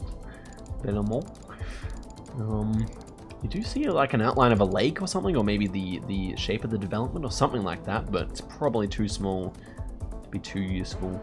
We have very different approaches here. Wow. What is Eternal looking for here? I'm not really sure if we saw anything useful. Yeah, he maybe saw a couple of things, but Swan has a road number. They're both looking relatively north, or at least Eternal was. I guess it feels kind of desolate, not desolate, but a bit sparse. 109. Ooh. See, it's okay. They've ended up in the similar area, I think, with this north-south grid. Oh, he's a last-minute switch here from Eternal off the right answer, I think. Oh, he's back. He's back, and he makes a good adjustment there. That could have been big, and it ends up not being big. Eternal, for what he had, that's a really good guess. This is like a typical Eternal round where he somehow weasels his way to the right answer. But he is less than half health now, unfortunately. Things have happened very quickly for Eternal. A lot of chip damage done by Swan so far. What do you reckon we're looking at here, Rory? Right, so we've got these bollards, which are found in a few European countries, and the signage looks German to me. That kind of yellow town entry sign, very common in Germany, very common in the Balkan countries as well. Yeah. One of those countries where even place names can provide valuable clues sometimes, just because there can be slightly different linguistic influences on place names in countries like this. Definitely Germany, was many countries at one stage before it became one, so you do get those regional... Oh, we have Frankischer, so that's like that's the northern part of Bavaria, Franconia. So that would be some good knowledge if either of the players know. Cool. Yes. And I think the architecture does fit now. Swan Gambit's not too far from Franconia there. Indeed, he might be in Franconia, to be fair. And yeah, we have the correct guess from. Oh wow! So yeah, it was right on the border between Munich. What am I saying? Between Bayern and Baden-Württemberg there, and a good guess there from Swan Gambit. He was indeed in Franconia. Very good. He's so comfortable. I think we saw it as well in the Catherine round. Just not necessarily the hardest round, but just he was right there. He knew exactly where to guess. It's that consistency, man, and it's been a consistent amount of damage each round from Swan. He's just been right on it. Yeah, it's impressive stuff. Okay, through to the next round here. Another big country. This seed has been a really fun one for moving. I definitely like when you get those bigger countries, big opportunities for misses, big opportunities for some impressive guessing, and we do have a specific province highway sign here. This one with the black circle. Mani highway number, I believe. Manitoba. Yep, Manitoba. One of the bigger subdivisions in the world, to be fair. So there's a lot of points on offer, even if players find that sign. Yeah, They're exactly. choosing different directions here. Okay, Eternal has chosen the wrong direction theoretically.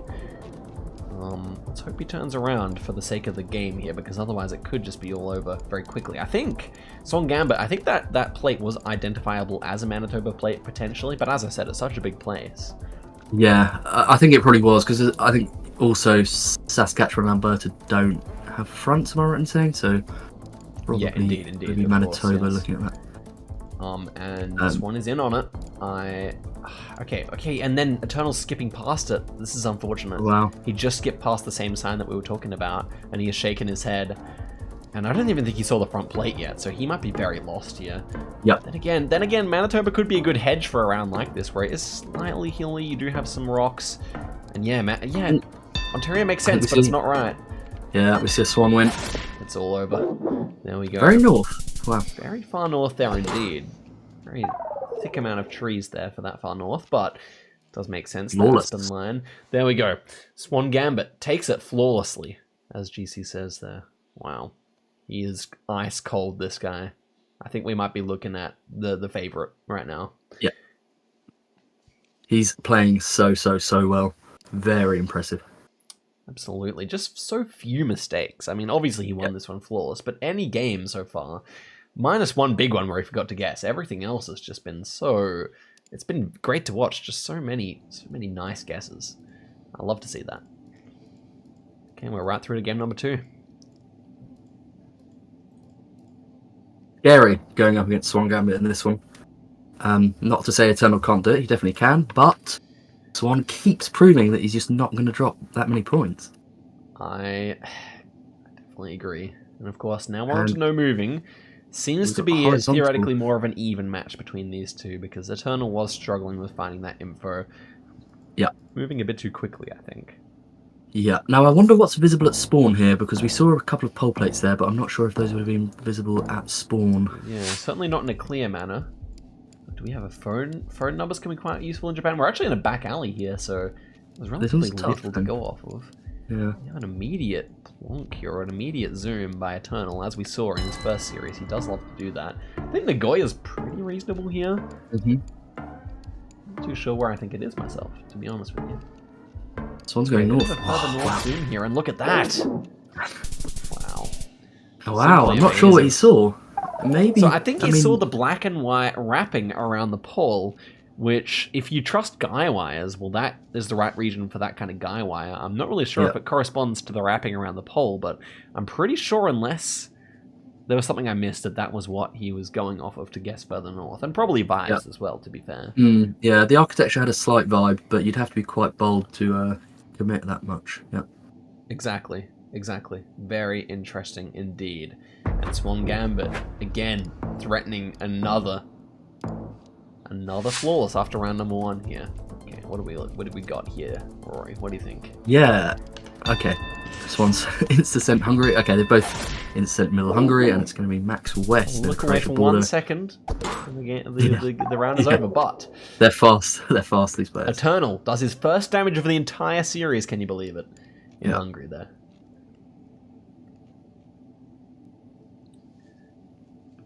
There we have it. Moving through to the next round here. This looks like a bit of fun. Suburban US with a few plates in view. They're very blue. Yeah, so Ontario blue on plates, I wonder. Yeah, I can see that.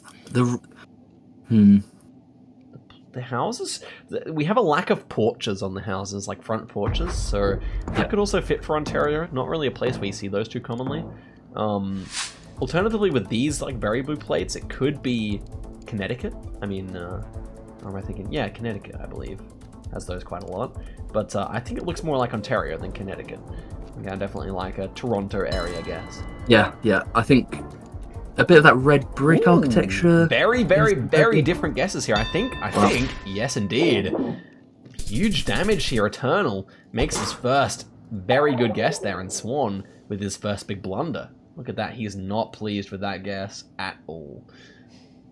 Flipped the game on its head there. Very good guess. Was there a flag? Someone in the chat says there was actually a flag there. Oh, wow. Well, pays to be observant. I think so often in no moving, when there's so much information available, even though it's not moving, it does pay to scan the entire view you have, because you just never know what you're missing.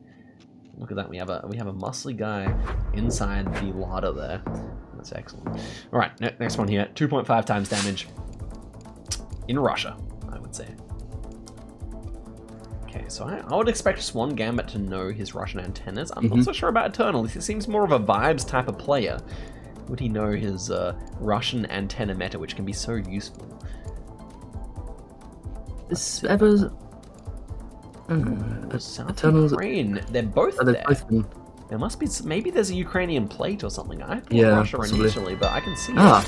And it was Russia, yeah. Well, that's interesting that they both got the Ukraine vibe, despite, you know, short antenna being quite rare, all things considered, in Ukraine. They both had the vibe. To be fair, the latitude guess was on point, so... It was. We had that architecture vibe for southern Russia somewhat as well, with some of the brick. A bit more red brick, yeah. A bit more red brick mixed in there in southern Russia. Okay, next one here. Immediate, like... what would you say? Immediate agriculture. Architectural clues, sorry. Happening here. Yes. So, taking that kind of Germanic, Nordic part of the world here. Yeah, agreed. So what's visible from spawn then? Okay.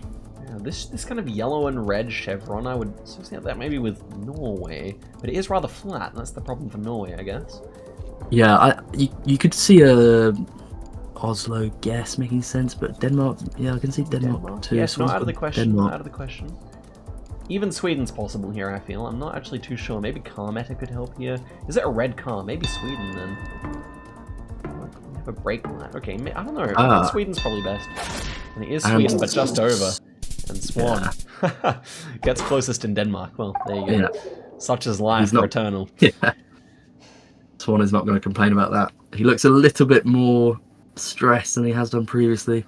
Yeah, well, Eternal's put the pressure on. I think Eternal, as we said, like... Just the kind of player who will just get those cheekily good guesses, which I really find fun about watching him play. He might be one of the most entertaining players of the day, I reckon. Here we go, round number 6.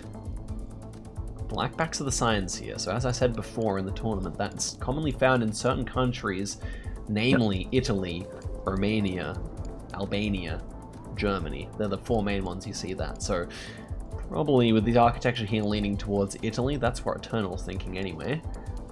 Yeah. Now this is an interesting one regionally. It's not easy. We have a deceptive amount of pine trees, don't you think? Yeah. Yeah, agreed. But it might be further south than you think. It feels a bit it feels a bit less rich. You often see North Italy looking rich. I think I like Eternal's guess here. But wasn't it Swan Gambit who likes Italy a lot? He did say that. I would not be surprised if both players end up in that south region. But last time I made a call and Swan Gambit was a lot closer than me. That being said, he is in that more southern region. Both players opting for a fairly similar guess here, and it was southern. Look at that. Eternal, is that it? Wow, on one of Swan Gambit's favorite countries. Eternal does it and brings it 1-1. I love it. Excellent stuff there by Eternal, man. He's very strong, very strong. To me, this is just, Eternal riding off that one really good guess in North America, and Swan Gambit just feeling the pressure a little bit there. But, well done to Eternal. Well done.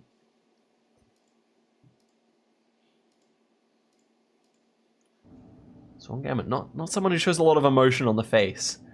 No, this is This is shaping up to be a great match. This could go the distance now. We just gotta see Eternal take his time a little bit more here, I think. You know, I'm kind of thinking about it in my own shoes as well, because I'll be playing these games in less than a month's time, so I got to be thinking about my moving strategy as well. I think the slow and steady, especially for someone who's a little bit less experienced, like Eternal, like myself, seem to be better than racing down the road. But here we go. Eternal, nonetheless, is racing down the road here, but both players probably looking for an intersection, because I think we're in Sweden, and Swedish intersections often have big place names, do they not? So they do. This game is so crucial now, because if you go 2-1 up at this point, really so favours you. Especially for Eternal. Can he keep that momentum? You know, that would be so big. Oh, he finds big place names here. 135 kilometers away is significant. I think he might be scanning too far south here. I just get the feeling this is a little bit further north than what he's looking at right now. And that being said, Swan Gambit also comes to big place names, but they're different. We got 4 different place names. Who can find the first one first? Yeah. Do you know any of these, Rory? I do know the top one that Eternal's looking at. I've seen that before. I think I like Eternal's guess better now. I think both players have hedged it up a bit further north here. And yeah, it was up north. Yes, I got the feeling that those places, the trees looked a bit further north there. And Swan, another blunder. To be fair, he is not much further away, or he is actually closer than Eternal.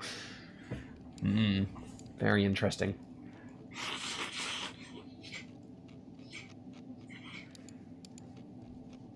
And here we go, next round. Ooh, why is the soil so red here? This is fascinating. It's really red.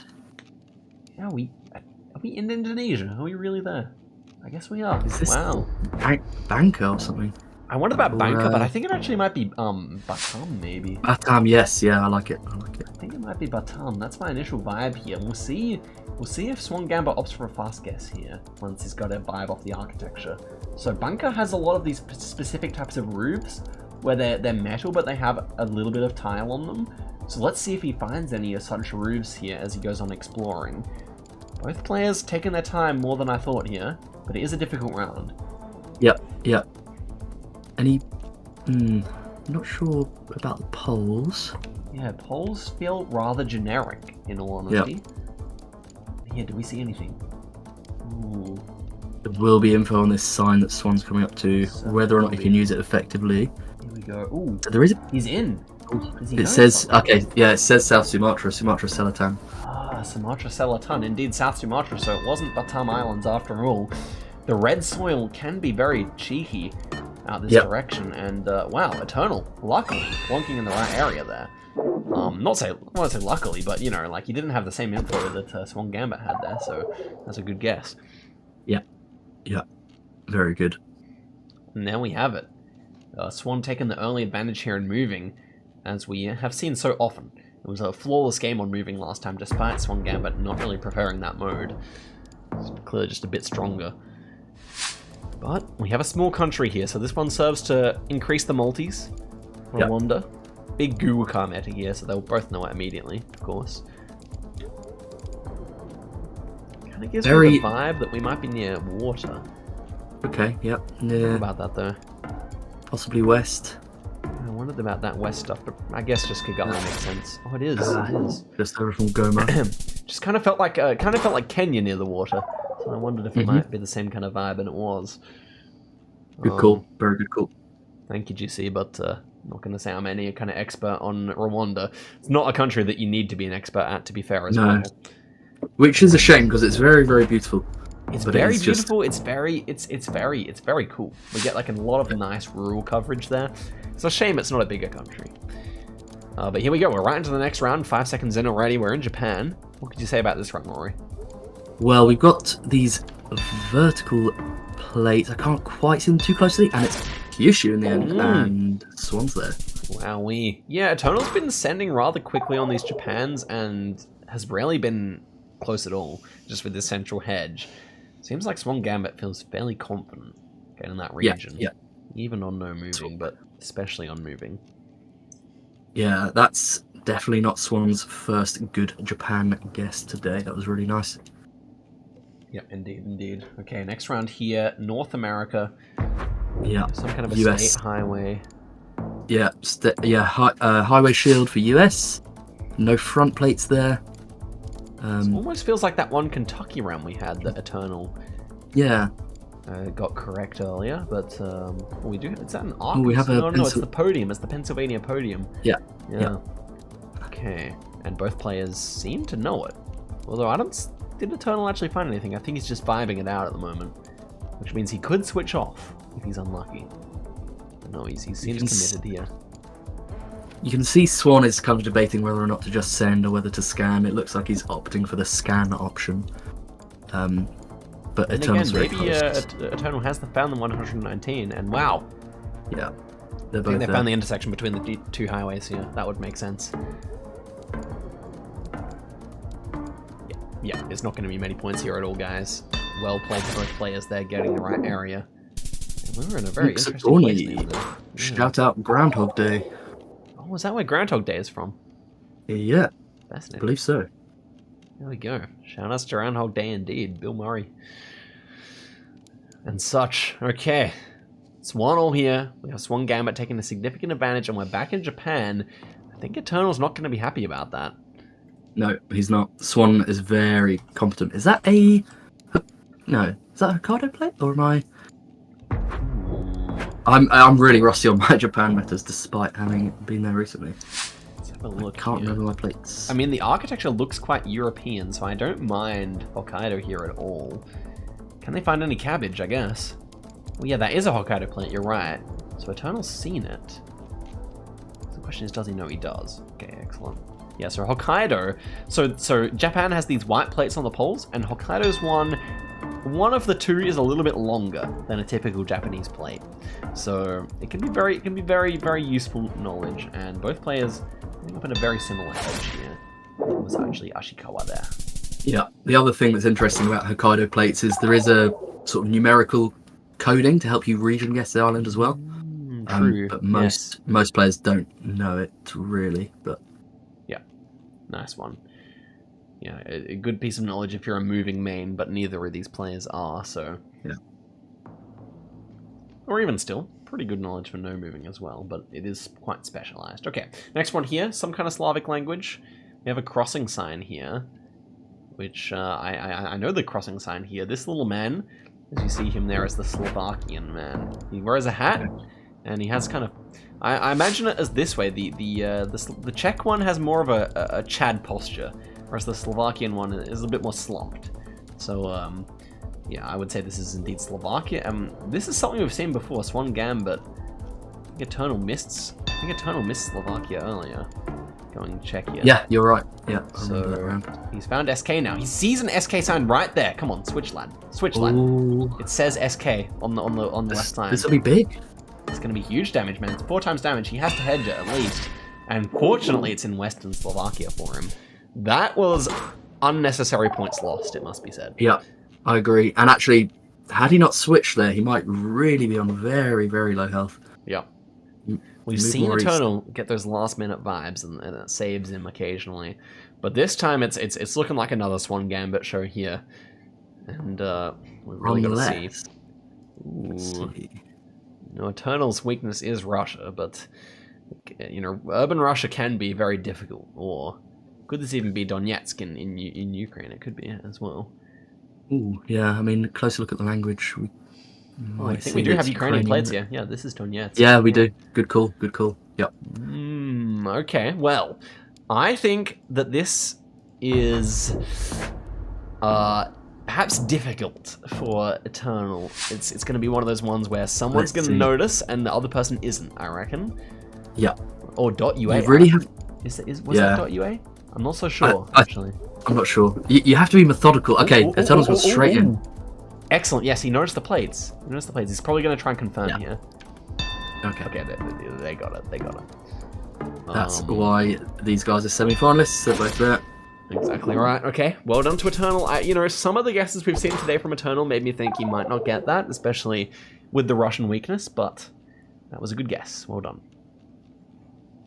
Now, 2 rounds to go with a very healthy lead for Swan, so if these rounds end up being straightforward, he will win. Exactly right. Eternal's just praying for big countries, difficult region guesses, And, you know, we get a fairly sizable country here. Nothing that's too scary for Swan Gambit, but Eternal won't be too disappointed to see Colombia show up with these yellow plates. Yeah, We do have info a place here. name right there, actually, don't we? One thing I noticed is the guy here, he seems to be probably of African descent, which you see, the Afro-Colombian population lives largely along the coasts, so that can be a really useful GeoGuessr meta, actually, surprisingly enough, and Swan Gambit does not get that vibe. I think Eternal's way closer here. I think Eternal's way closer. Oh wow, but Swan must have read something, because I was wrong. There we go. And that's going to be GG. 8,000 points, obviously. I think, yeah, what you were saying, it does apply to that Pacific coast as well, which I guess we weren't too far away from, so I guess it makes sense. That's also true, but I didn't actually see any mountains, so I guess Swan must have at some point seen the mountains, because I just thought we were looking. I was too hyperfixated on Eternal screen there. I didn't see any of that elevation, which you would see inside the valley there. But well played to Swan Gambit. So consistent, so nicely played. Really good. So now, I think, as we said, having won that game, you know, being 2-1 up for Swan with NM and NMPZ, you would favour him to win one of those games. I really, really would. That being said, Eternal, he's very much a player with an upset potential any way he goes, I think. So, yep. And we're back in Canada, potentially. Oh no, look at that. That might be a... Was that a... Pennsylvania plate, maybe? Pennsylvania, yeah. Blue and yellow. I immediately thought this kind of looked like Quebec, but indeed it is an American round here with that flag. They don't know that, though. They're confined to no moving, but they will see the plate. Yep. I think it was visible from Spawn, yeah. Okay, a couple of different plates here, actually. But there's that one. That one's the big giveaway. You do see similar plates in... does Nebraska have kind of a similarly colored plate? Washington guess here makes a bit of sense to me, actually. Could be a traveling Pennsylvanian. I would have thought Pennsylvania is still more likely, though. Now, I've seen a few of these plates with the red in the bottom left. A lot of front plates here. Maybe Eternal's cooking. Let's see. Oh, yeah. Ooh, yes, Eternal. Wow, what a guess there. Also really well nice, done from Swan Gambit, though. Baltimore, indeed. Really cool looking round, honestly. Kind of felt... Yeah, very cool. Felt like a... Shout out The Wire. Place. Yeah. Oh, The Wire, yeah. I've not watched that. Okay, interesting round we've got here. Indeed so. Looks like a particular type of signage here. But again, we're moving down the road. They can't... Ooh, does that say Canarias? Yeah, it does. Okay. Okay. We might see a lot of points here, guys. We could. There is definitely a vibe to be gotten here. Let's see if they get it. It's tricky though, urban. I mean, the palm trees maybe. I don't know if I would think Canaries initially here, man. Don't know. Oh, look at that. You can see some definite elevation here. Ooh, I think I would be surprised if both players get the vibe. Maybe one person. Yeah, look at that. Ooh, he's getting like a Malia vibe. Spanish Africa. That's the thing. That's why it's hard, because there is definitely a vibe here, but yes. But picking the right one is not. Swan Gambit still not in on the map. I'm so curious to see what he's thinking here. It's 1.5 times damage. Ooh. Yeah, he's also mainland. As I said, like it's just a really difficult Canaries there, and they both must be a little bit. I think they can both be relieved. Just relieved that they didn't drop too many points. Yeah, exactly right. I mean, you know, Eternal gets the right continent in a way, but yeah, it's not really going to help him much, is it now? Only to the tune of 500 points. Okay, next one here. Dallin, thank you very much for the sub. We head through to the next round, and it is actually Eternal on top here by 700 points. Yep. Okay, do you get a vibe here on this no-moving round? Oof, well, Eternal does. Yeah, I do like France here. I wonder if there was maybe a blue sticker on the pole. I wonder. Yeah. There we go. They both quite. Yeah. Wasn't my first thought. I definitely thought it was France, but that's a good guess from Swan Gambit doing a bit of damage there onto Eternal. pretty even, just upping the multis, upping the stakes. I'm not getting much from that plate. Indeed so. It's a GMC Yukon, but we are nowhere near the Canadian. I think it's a territory Yukon. Territory of the Yukon. Anyway, next one here. And we have concrete roads here. And what are these vibes? Are they? It almost felt like Middle America, like Kansas, or I don't know. Yeah, I know what you mean. There's quite a lot of this red brick, which is, yeah, that's also I don't know. true. It can point you towards. I don't mind the guess here. I don't mind it. Yeah, Kansas. Yeah. This is more what I thought. Well, it's right on the border with Oklahoma and Arkansas. There, decent guesses from both, but Swan's is definitely better. Yeah. That makes a lot of sense. But Arkansas. It does make sense. Yeah, the architecture makes sense, but suburban US is really the last thing you want to see most of the time. So again, they're probably both a bit relieved not to be losing too many. That too. Okay, triple damage here. We have India, a country that really hasn't shown up enough for my liking. I love India locations. We have a holy pole here, which is Gujarat State 95% of the time. And we need... Okay, he's found it. Excellent. Yeah. You'll know what that is. Oh, he doesn't. Oh. You do get similar poles in Telangana, but this looks surely like a holy pole. And yeah, it was. That's going to be huge. Not quite game, though. It is. Oh, there we game, go. sorry. Swan Gambit, just like that. Sorry. Eternal, missing it. And that is it. He's going home. Swan Gambit. With a huge win there, man. Absolutely crazy. It's pretty essential knowledge, those holy poles that you get in Gujarat. But to be fair, you get those kind of sectioned poles, the ones that don't have holes quite the way through in Telangana, so it's a reasonable guess.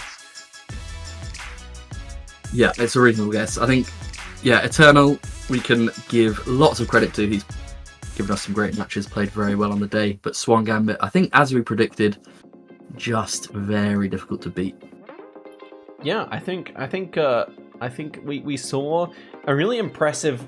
After the first game I saw from Eternal, I was like, I don't really know, like, if I see him going through the first round. He ended up doing that, and then he actually gave a really good run to Swan Gambit there. I think it easily could have gone 2-2, and then I think even without that, he played nicely. He can be proud of how he played, I think.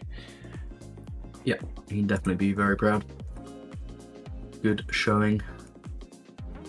Absolutely. So we head through here.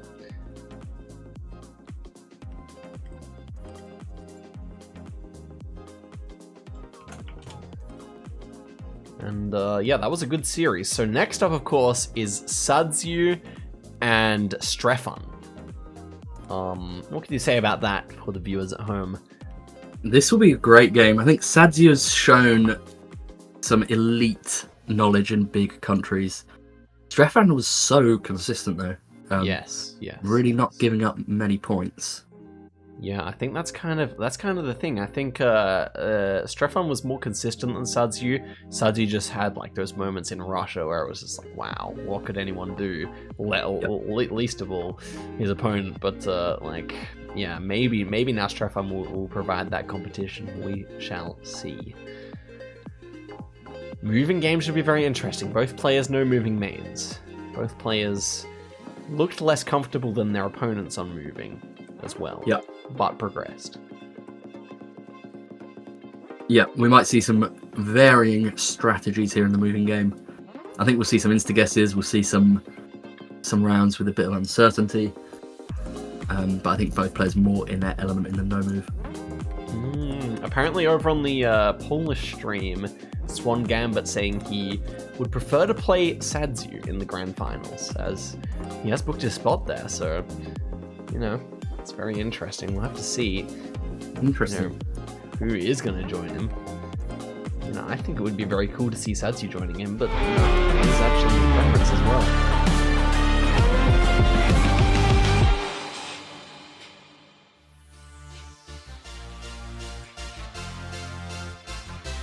And there we go. That's what we've seen so far today. Just one NMPZ game the entire day, sadly. one thing that's not my favorite about the best of 5 format, but Yeah. it is the way it is. We saw it in the first game of the day, and then every subsequent series has either gone 3-1 or 3-0. So, Yeah. hopefully we get one that goes a bit longer now. Hopefully we do. I think, yeah, even though a lot of the games have been close, still getting that 5th game was just pretty rare, unfortunately. Indeed so. Indeed so. But I really hope just at least one of these next games goes the distance. Especially the grand final, of course. But with the way Swan Gambit's playing, it might be difficult. Might be difficult to take him that far, I think.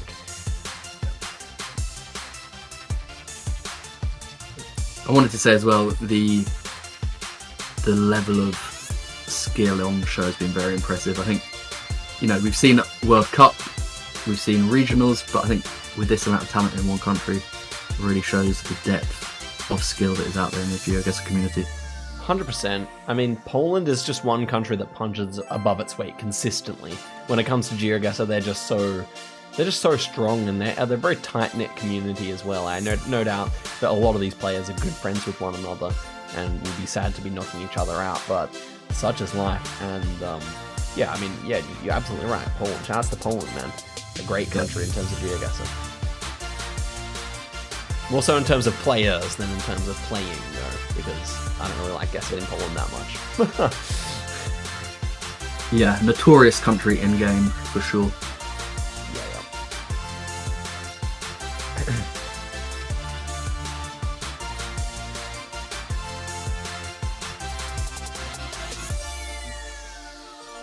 This game is going to be amazing though. Strefan really showed incredible consistency. That's absolutely right. Sadiu, as we mentioned earlier, for those of you who missed it, Sadiu is currently the king of Poland. He won the in real life meetup in 2022 tournament that they ran, and you know, Strefan, also the only player in this tournament undefeated, as you can see above there on the bracket. He won 3-0 against one of the front runners, Jan Severin. So, and we have heard that Swan Gambit does not want to face Strefan in the grand finals. An interesting take. Interesting take. Who do you think has the best avatar out of these, GC?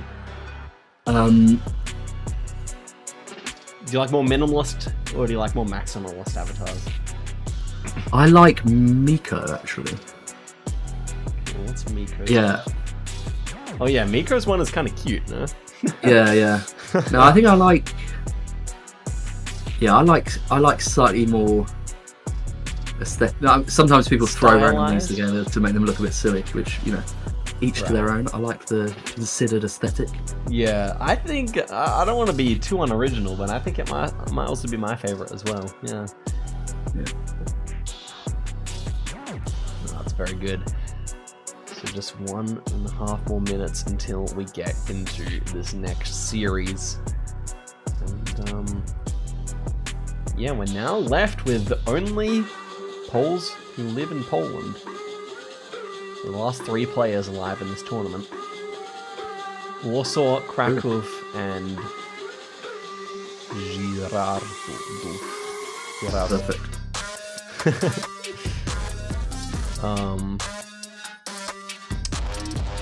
I don't know where that is actually.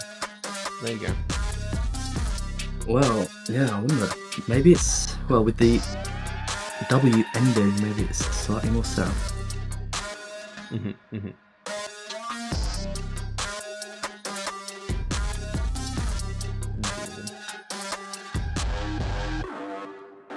Yeah, that's a good point.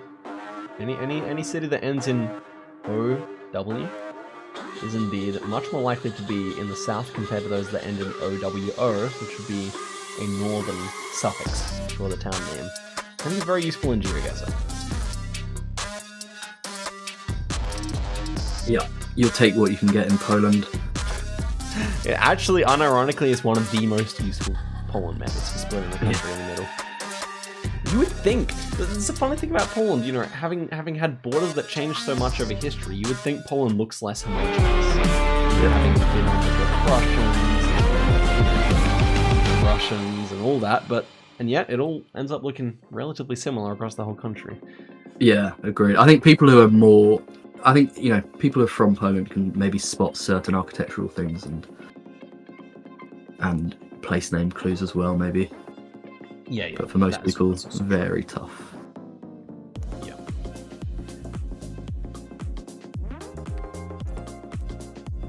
Looks like we're close to starting the second semi.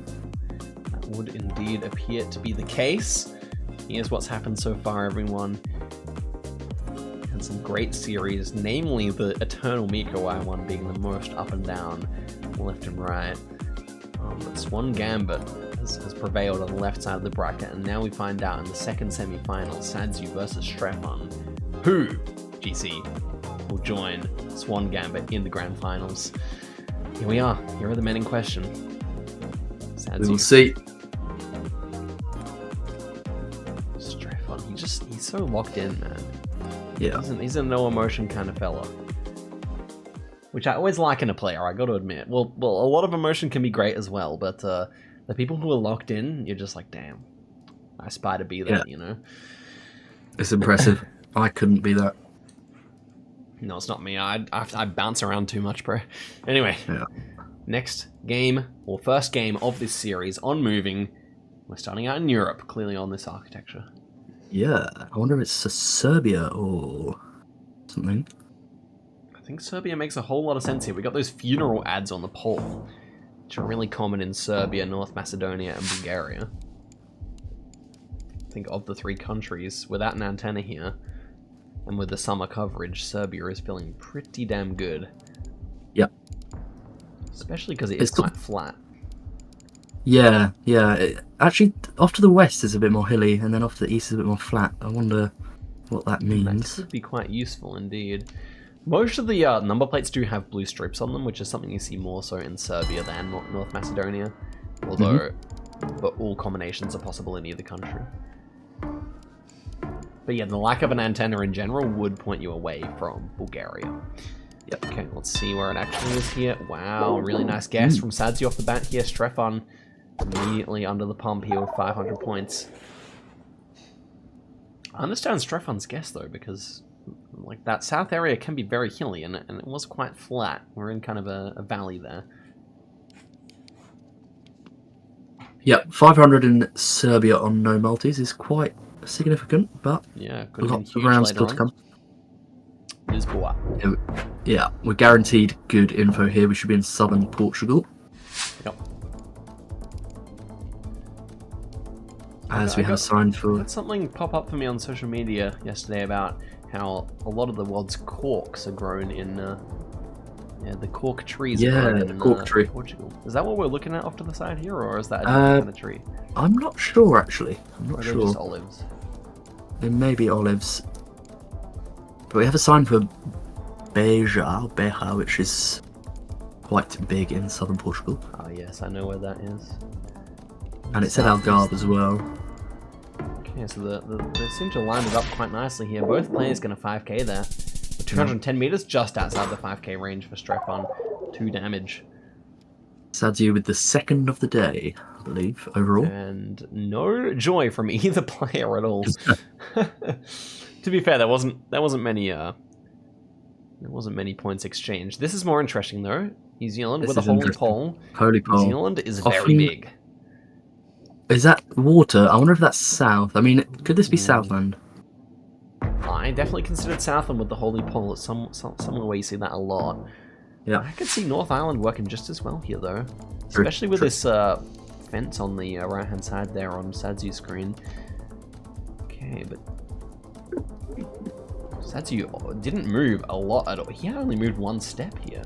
That's really interesting. Wow, what a commit with an yeah. This I think he actually might be entirely wrong, because look at this fence with the spammed posts. Much more of a North Island thing. I think it even might be Northland here, but I didn't look at the angle of the water yet. It doesn't really matter anyway. The guesses are so different, and it was Southland. That's such a rare fence there. And wow, Sadiu without even moving does 4,000 points of damage. Amazing guess there. I really think that type of fence is just so rare in the South Island, especially where Sadiu is, So he just really had the vibes there, and that's an impressive guess. And just goes to And he show, I looks- said Northland, goes to show how difficult New Zealand can be. Yeah, yeah. Oof, okay, next round here. Looks like we're going to slow down the pace here. Strefan visibly stressed after these 3 rounds. Yeah. So, I thought UAE here. Looks like we do have UAE flags, plenty. So shouldn't see either player make a mistake here about the country. Yeah, yeah. Pretty straightforward. Rarely do we see many points change hands here, so yeah. That's right, and there we go. Sadiu maintains a flawless record against Strefan so far, who is the one player who has a flawless record in this tournament.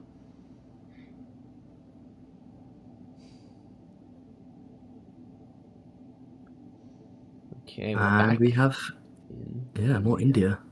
We have language here. That looks like Kannada to me. Is that Kannada with the kind of language. uptick? No, the uptick is more so in Andhra Pradesh and Okay. Telangana, I think.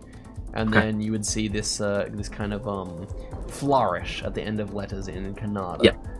Yeah, And yeah. so we should be able to see that. Actually, Strefan chooses to look for better signage. You can see it again here, that flourish on the right-hand side of each, Yep. or half the letters. Kannada is identified by Sadiu so far. And I think the Look. pole for Karnataka is somewhat horizontal pole top, is that right? That's I'm a right. bit The rusty. crossbar on the top, unlike a lot of other parts of India, will just be kind of more standard looking for international standards, just kind of that flat top on it. And yeah, they both get the road there. That's Wow. a surprise Really? to me. Well done. Strefan breaks the drought. And there we go.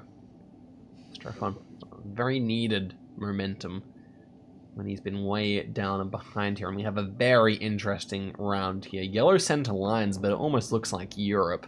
Clearly not going to be with these yellow center lines, though. We have pole stripes, maybe, I think. Yeah, these yellow stripes around the pole.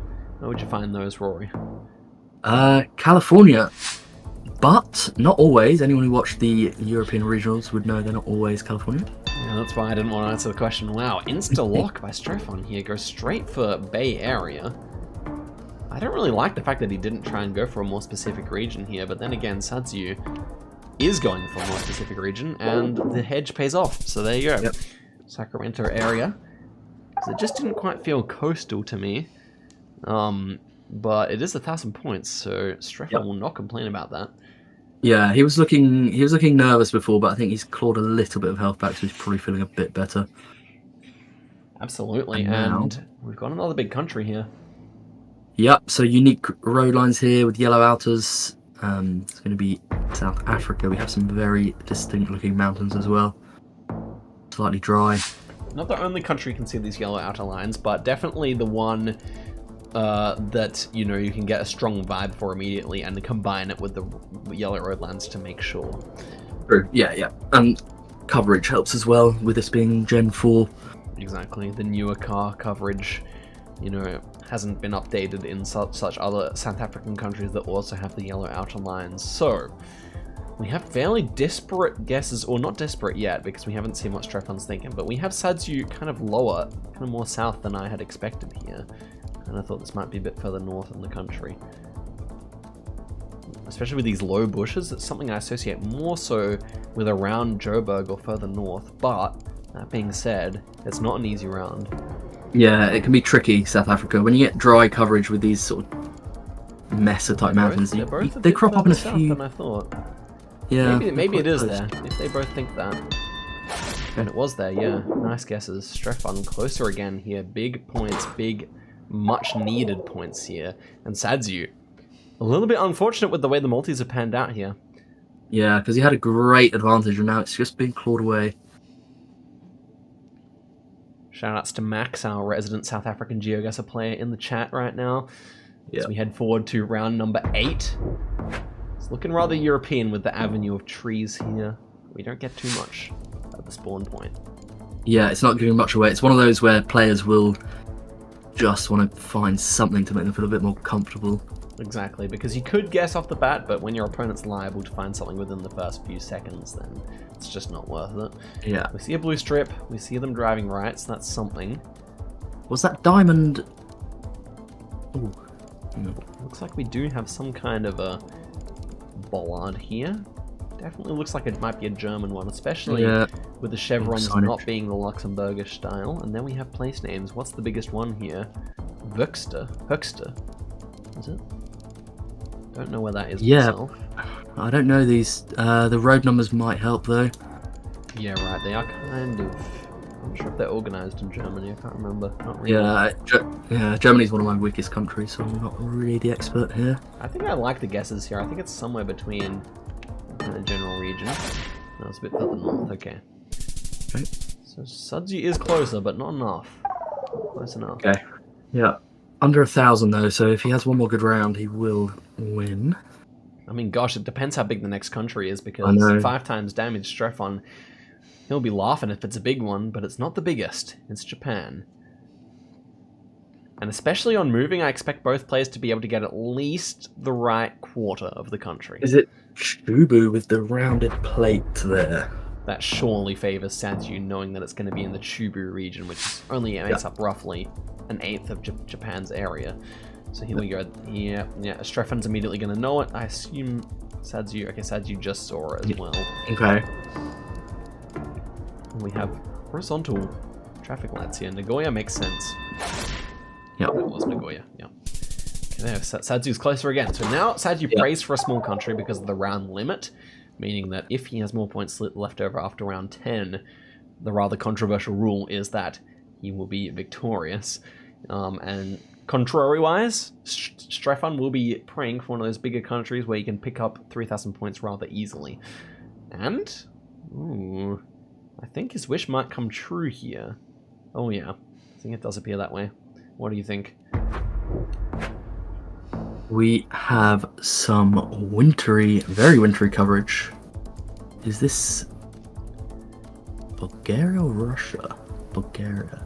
Okay, I kind of thought at first it might be Russia, but Bulgaria does make more sense. We do have a blue strip on the plate.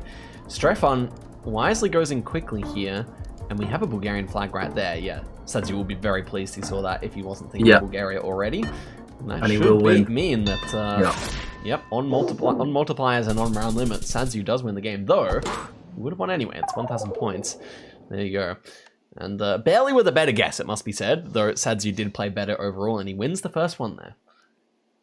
Yeah, I mean, he built a big lead in the early rounds with some very impressive guesses, so I think it was deserved. But Strefan did very well to pull back some points. But let's see how we do in no move. Pulled it back expertly, to be honest. And there you go. Strefan goes 1 down with Sadiu. Swan Gambit's more favoured opponent for the grand final has edged himself closer to that stage, and we have Strefan on the back foot. No moving now. Now we get to the real stuff. Let's see what happens. Nice location. Round number 1. Do we have some language? Can't see. Okay, so looks like I think we do have some language here. I think also the Google card's helping quite a lot here. It appears to be white in color.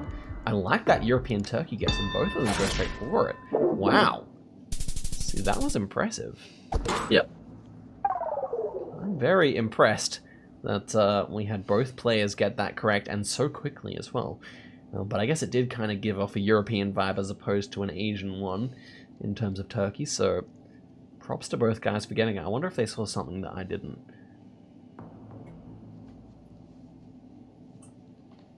I think the caliber's just very, very high. Right, we are in Canada now with a diamond thingy at the end of the guardrail and the wire guardrail that's often found in Ontario. That's right, Ontario does seem highly likely here with these diamonds, which tend to only really be found there, especially when they're green and white.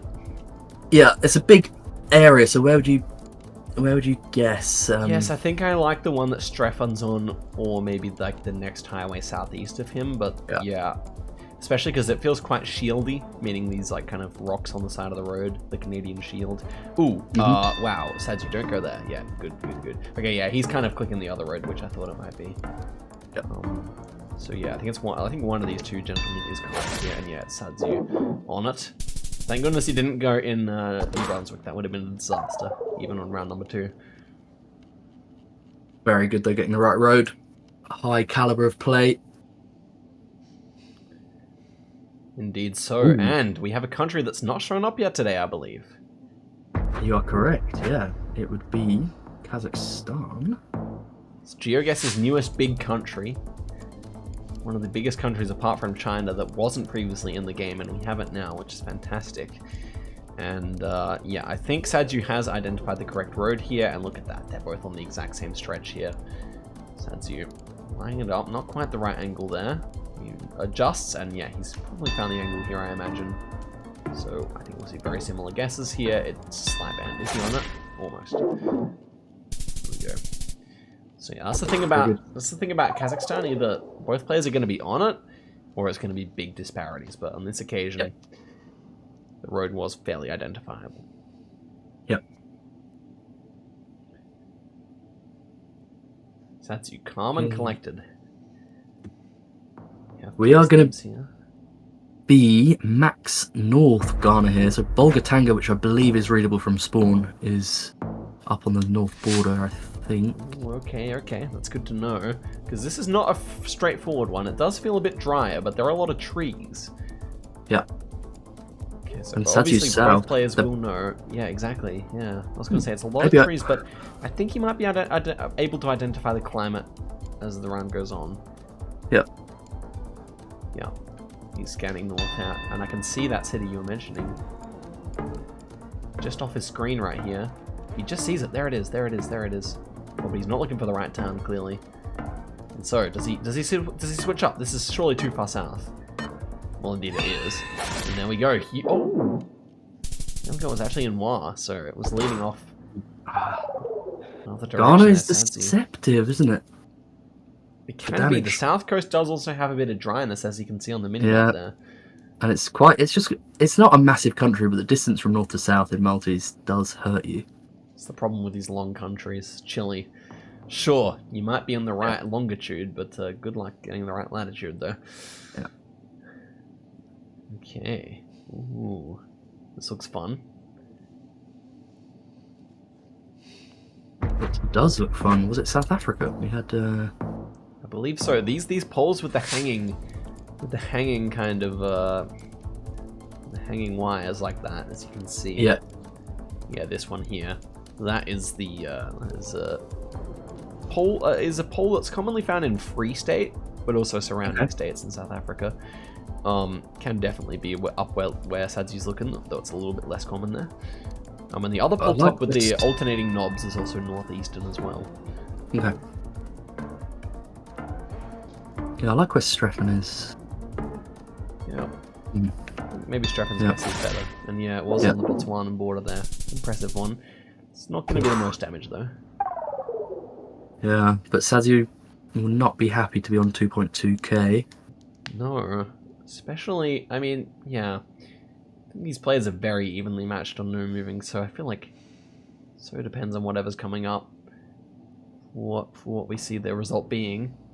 You have some Scandic kind of writing here, I would say. Yeah, I like this one. There's a sign that's visible. Probably. Oh, will they see it? That's a good point. This is what I mean about no moving. You have to check every option. Okay, so Streffen has had in view this big billboard, or one of them. Neither of them have checked. Oh my goodness, Rory, you're so right. You're so right. They just need to look up. Cast your eyes upwards, Streffen, right now. Sadiu's not looking good for that. He's locked into the map. This is a very north guess by Streffen as well, by the way. For such a big bridge. Oh, he just saw it. He just saw it. Meanwhile, Sadiu's just completely locked into the map. This is a crazy round. They'll go back and look at this and be so peeved that they didn't just look up. Yeah. Yeah, you're right. They're very far apart. Look at that. He's scanning max north now. No, surely not. Neither of them did it. That's crazy, man. This is such a unique round for that reason. I love it. And they're so far apart. Who's going to be closer? Ooh. Just between them. Swan's fault. In the end, yeah, it's not too big in the end, but wow. Goodness me, that was a crazy one, Rory. You called it. It's all about playstyle. I mean, I'm a player who will desperately search for any scrap of info I can find, so I'm likely to straight look into at the map. Yeah. Okay, next one here, low camera. Low camera, employed in some countries for privacy reasons. This one will actually be in Switzerland. Yes. It's one of those countries with low cam. Yeah, yeah. Very mountainous location here, so sort of central or southern might make sense. It's near Martigny on the French-speaking side. Indeed. Yep, pretty standard guesses there. It did kind of look like France to me, but I really struggle to commit when it comes to Switzerland anyway. And ooh, we have a very interesting one here. Unique landscape. Lots of hedgerows. Very beautiful here.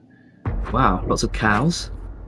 Did I spy a Northern Irish gate? Yeah, yeah, yeah. So the curved corners on the gates more likely to be found on Ireland. So either Republic or Northern Ireland. But isn't it also the case that when you get these ones that are straight on one edge and curved on the other, that it can NI? Anyway, that it one sounds like was you're NI, right. but only Yeah, just. it sounds like you're right. It sounds like you're right. Yep, 600 points. Could have been big if someone hedged on the border. Instead, it's going to be relatively insignificant.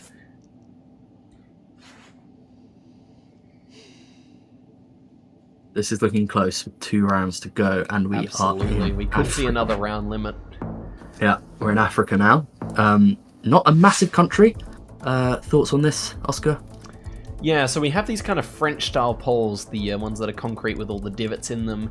Waffle poles, as they're called. This one will be Senegal, for that reason. The only one that really makes sense with this big Google car as well. Yeah, we actually do have a fairly useful sign there, potentially. Although Strefan opts to just lock in. Sadiu will actually take his turn to do a bit of scanning, and did he find it? He might have it. I wouldn't be surprised if that was it. I don't know if he actually did, though. Okay, yeah. It was decent, yeah, but it was actually just this one instead. Mecca. Yeah. And Strefan's fast guessing tactics do pay off there. Do we get a big country or a small country in the next round? Let's see. That is all the question. Sadiu praying for one of the bigger ones. Doesn't have to be too big of a country on 5.5 times damage, but you know, as long as it's not Luxembourg, as long as it's not Monaco, Sadiu has a chance, I think. Ooh, and we almost have two. We have 2 games going to round number 10. Will it be finally one that's decided by the round limit again? Let's see. Now, yeah, I thought this was the UK, possibly. What do you think? Yeah, I'm pretty sure it is with these longer dashes in the center of the road.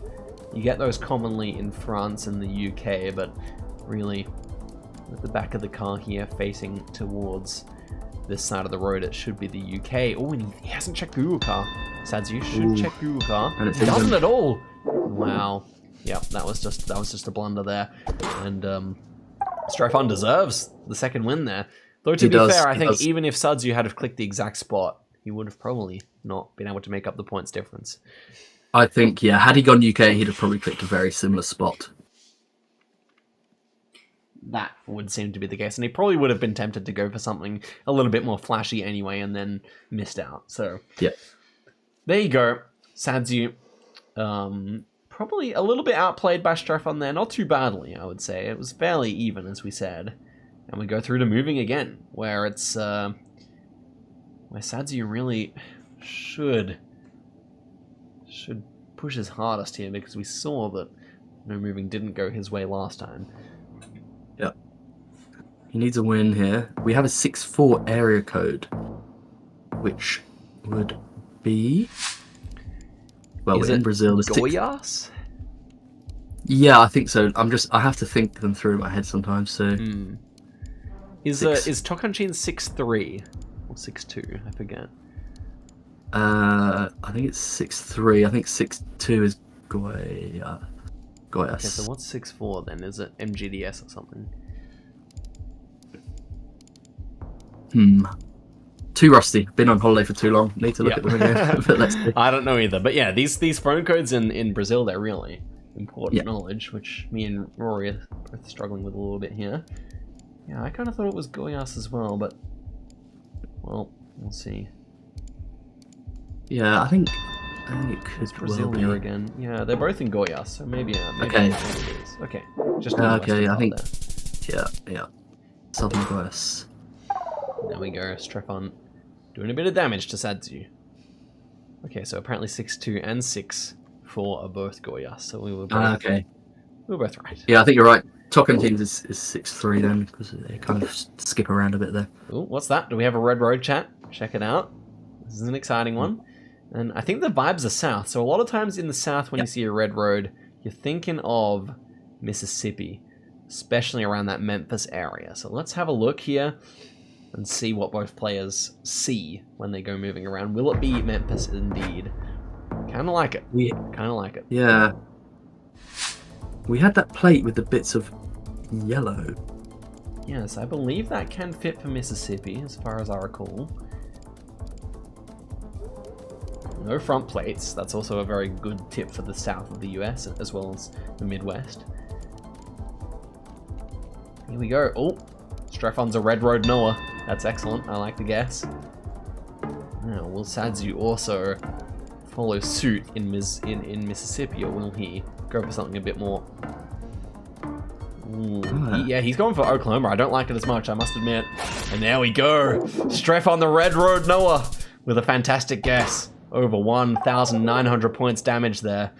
And Sadiu is under the pump. You can see the stress on his face now. Strefan really consistent. His run is reminding me a little bit of Orlando's run in the Americas. Just really, really consistent. Yep. Few mistakes has been what we've seen from Strefan so far. And we have a fun little meta on this one. We have this orange and black striped pole. I don't really know what they signify. I don't know if someone's going to zoom into it. But those ones are really common in Czechoslovakia. There you go. We just passed it on Sadiu's screen. There, you can see it now. Really common in Czechoslovakia. I think I do prefer Slovakia. Do you have a preference here? Oh, Strefan, he goes Slovakia too. Again! Just a few mistakes. I wouldn't have been surprised if he'd picked the wrong one there, but he got it right again. Yep, that's great play from both players there. Very sensible hedges as well. Well played. Oh man, this series is great. 1-1. I really hope this goes to NMPZ. I kind of feel like this is the one where we get it. Finally. Yeah. Agreed. We have something in Italy that's fairly... I mean, Europe. Not necessarily Italy, but I thought Italy. It's fairly mountainous here. Yeah, this marker on the road looks very Italian. And Sadiu insta-sends Apennines. Feels reasonable to me. Very similar guesses down from both players here. What's a little that? bit further south there. Sadiu outguessing Strefan on this occasion. 1,000 points. Not too bad. Not bad. He needed that. Yep. He did. Especially, I think Sadiu was just feeling a little bit deflated here. That's a good guess to get back onto Strefan. Back on the confident train here for Sadiu. And we have language here. Yeah, we do have Thai script. What do you say about guessing Thailand on moving, given as how there's not much English written around the place? Yeah, so you're looking for a few things. If you can't read Thai, you're looking for phone numbers potentially, or road numbers. Let's see if they find anything like that. 084 we had. Do you remember where that would be? Yeah, I think that's not a regional one, unfortunately. Let's see. Mobile phone or something. Yeah. Do you think I prefer this further north idea here? And yeah, it was up there. Well done to both players. Picking up the vibes there, and once again running it up. We might see another round 10 game here, I reckon. Yeah, I mean, it shows how high the standard has been in the semis that a lot of the games are going the distance. Even in EMEA, we didn't see that too often. Yeah, I mean, the standard here is as high as, anything we've seen, more or less. It's really, really impressive. I could agree to that. Okay, next one here. We're on a big lake. I don't think this is the ocean. I think it's a lake. Oh yeah, Where would it it's be? vast though. It's vast indeed. Oh, maybe it is the ocean or a sea. Maybe it's a sea. Yeah. I see Turkish language there.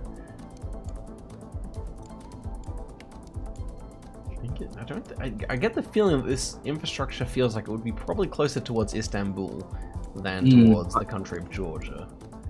But I don't know. There's not too many places where the road follows the sea like this. Yeah, no, I like your call of more west. It's a long coastline, isn't it, on 3.5x? It's huge. It can literally end games on good guesses. You know, you can get a good guess and be knocked out.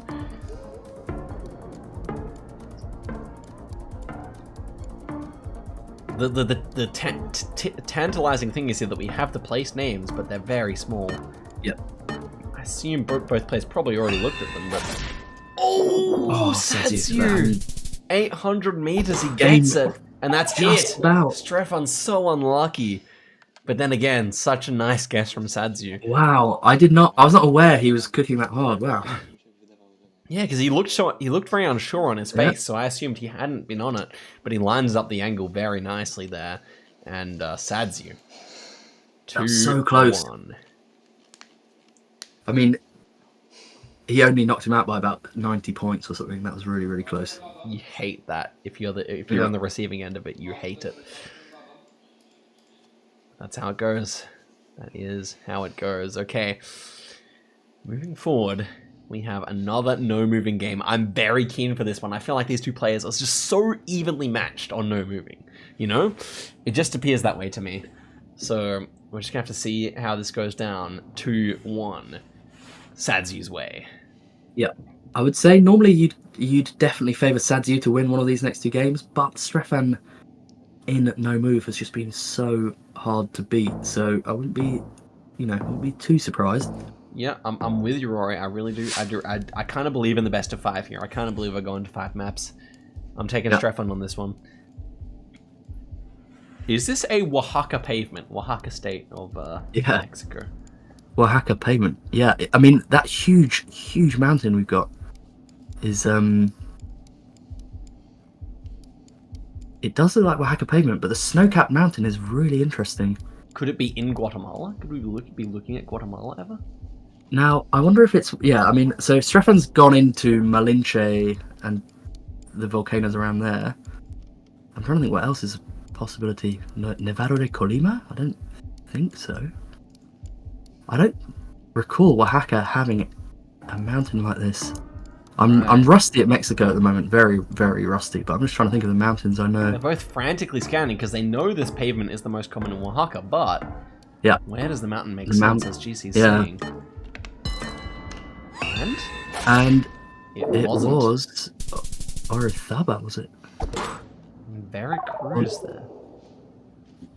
Wow, very interesting. Again, not probably where I was thinking at all, but I mean, good guess from Strefan. Yep, very good guess. I do think, as we said, that kind of mountain in Oaxaca would not be too likely. But that was Orizaba, the highest point in Mexico. So. Oh wow, very cool. Yeah. That makes sense. Tapachula pavement, says Geo. Okay, next one here. In Europe, clearly. We have architecture, but it's quite distant. It's quite distant here. Belgium Instalock here from Sadiu. I like it. I definitely think Belgium's a good shout. Yeah, I like it too. France, another possibility. Don't really see UK with those houses. Probably Belgium is better than it was. Yeah.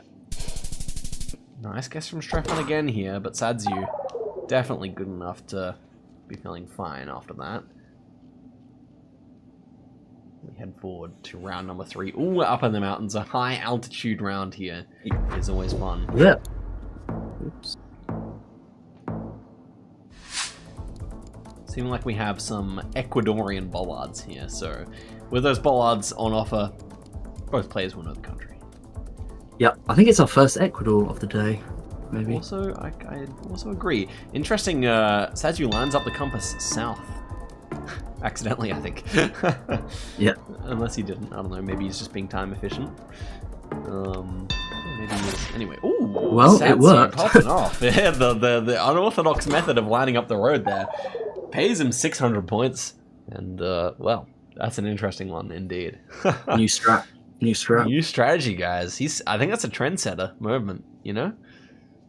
He's just really good at mentally flipping things. Doesn't need nothing in the right way around. Let's go.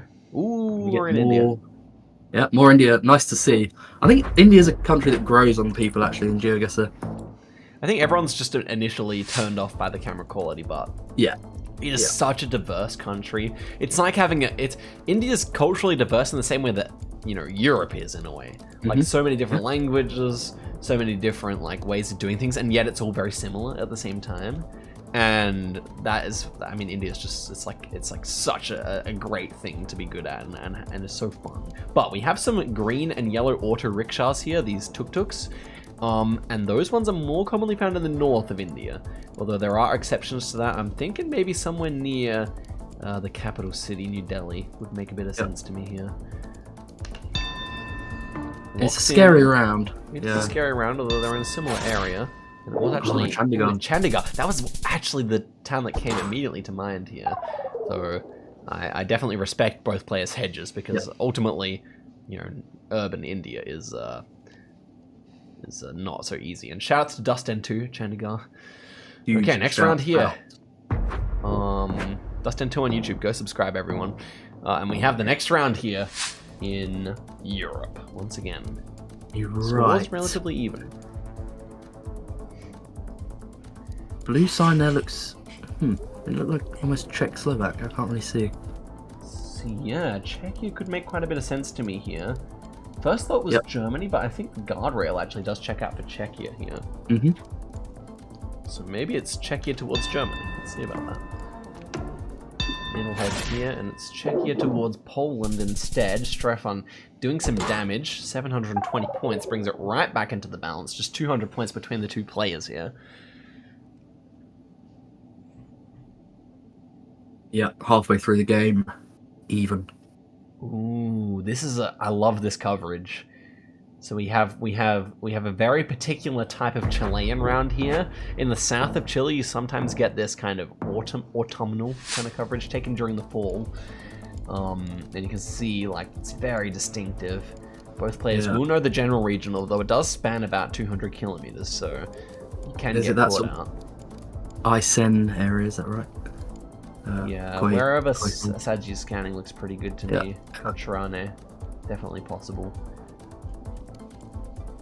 Seems like it's a town of some description, but not maybe as big as Kotrane, I think. We'll see about that, though. We do have a Kotrane, not yet guess, but plonk from Strefan. It feels scannable with the mountains north, but maybe not in the time limit we have. Yeah, potentially with longer. Okay, very similar guesses here, and yeah, it was a smaller town there, Via Chero. But yeah, I mean, both players making a very good guess there, just 50 kilometers away.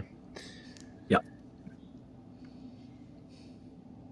Okay. So even this one, as we could have expected from these two. Oh man, and to think, guys, Sadiu just one good guess away from locking his place into the grand finals, and so close also to locking his place in the World Cup. Crazy stuff here. We have a 1-5 area code, but that is out of reach for these no-moving players. Yeah. So we know it's going to be somewhere in the state of Sao Paulo. Indeed. But they will not see it. Ooh, I think you can kind of see like the outline of a big city in the distance there if you look north. Okay, A lot of palms here as well. Definitely gives big city vibes in any case. Yep. We have a Sao Paulo plonk from both players here. Wow. Good vibes. That's impressive, because on a 4x, you get that wrong, it's over. There we go, indeed.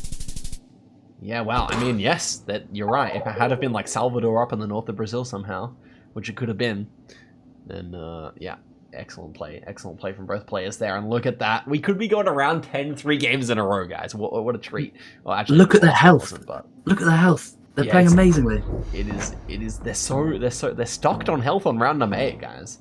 Get hyped. Okay, Sadiu with everything to lose. Strefan with everything to gain here in Peru, I think. Yeah. I've been practicing a lot of Peru recently. Let me see if I can call this one out. It's not an easy one. It definitely feels coastal, of course, with the amount of dryness closer towards the west of the country. I kind of like... I don't know if I like Lima here, but I'm not sure if it's north or south. I probably lean south of Lima, but... I think so. Yeah, I would. I'm sure RC knows that ridge, but I don't know. Dude, that's a big commit, though. Strefan is looking all the way south here. I think I like it better than Lima, because I do think it is further south here, but gosh, it's a commit. So where's actually Sadiu looking right now? Well, he's looking too far north, I think. Okay, he should leave it in Lima, and he should be alive. But I do think Strefan's closer. All in all, I could be wrong about that. Let's see. It could be in the middle. 2 seconds left, guys. Come on. And there we go. It was between them, indeed. South of Lima, but Strefan is actually further away. 300 points. It's completely in the balance. Both players had the vibe, but it was between them. Wow. Nazca. Okay. Yeah, Nazca. Sadiu not wanting to make too much of a commitment there. Strefan fully committing. So very interesting difference in the playstyle there, but we're back in India. This is a great country for 5 times damage because it can all end with the right guess. Yeah. We have palms, we have poles. The poles seem to have a crossbar. Yeah, the straight crossbar that we were mentioning earlier that's quite common in Karnataka state. I think the palm trees can fit for Karnataka, although they're more so the eastern coast palms.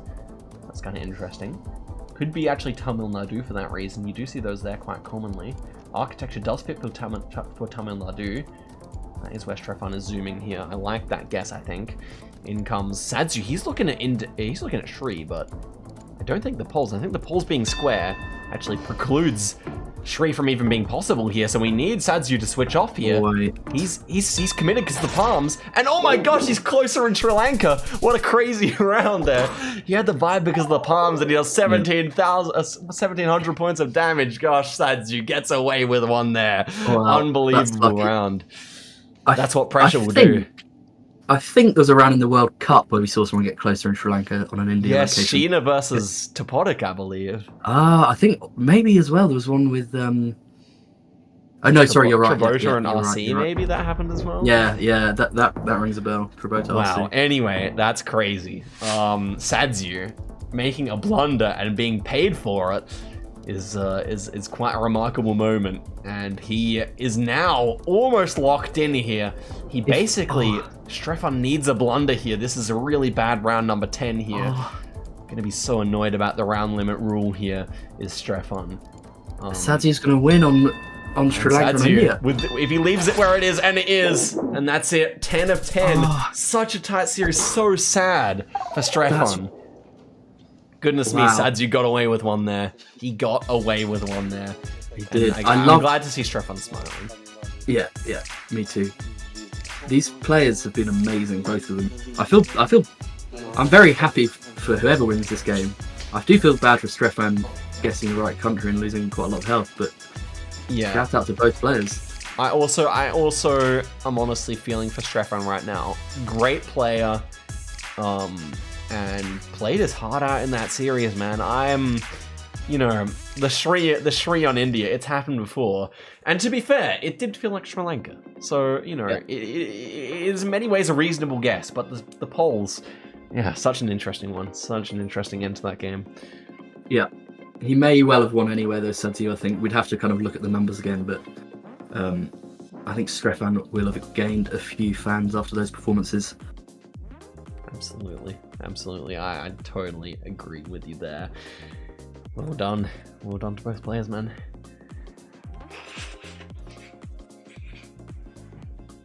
Still no more NAPZ though. Let's see. It's one of the great tragedies of this format, in my opinion. Look, everyone knows my bias here, but NMPZ is by far and away my favorite, and we just get to see it so little in competitive GeoGuessr with best of fives, which is, a shame. But, it's those really even series where you do get to see it, so it is always exciting when it shows up at least. And, I hope we at least get one in the next 2 series. Of course, next up we have the battle for 3rd place, which, if you guys did not know, does actually involve a significant amount of money. because we have a sponsor for the tournament. So shout outs to Steel Series, and hopefully we get a really nice series here. No pun intended, or no alliteration intended, for this third place prize. Yep. Could call it the Bronze Series rather than the Steel Series, maybe. There we go, Rory. Excellent stuff. Okay, so we head forward very soon. I think I might actually take a quick pit stop as we're in a break right now. So yeah, I'll go do that, and I'll see you in a second, Rory. Yep, catch you in a sec.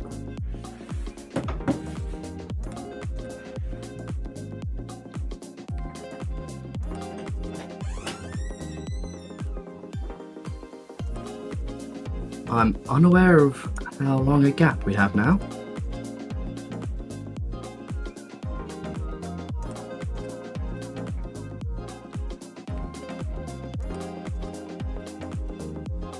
But I will be right back.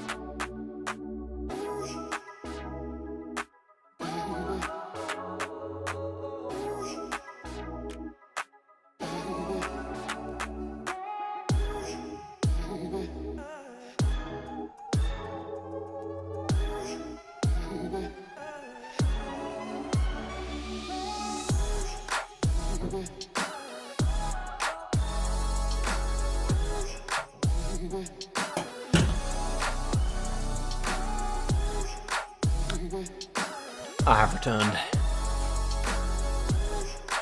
Welcome back to myself. How's it going, chat? What is going on? Hello, hello.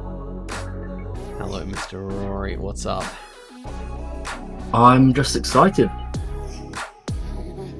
Likewise, I'm eating a banana. Yeah.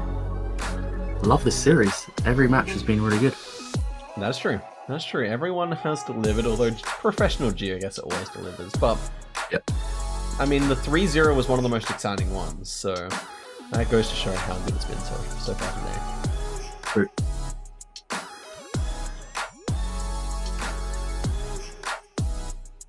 Eternal versus Strefon. I think Strefon's the favorite here.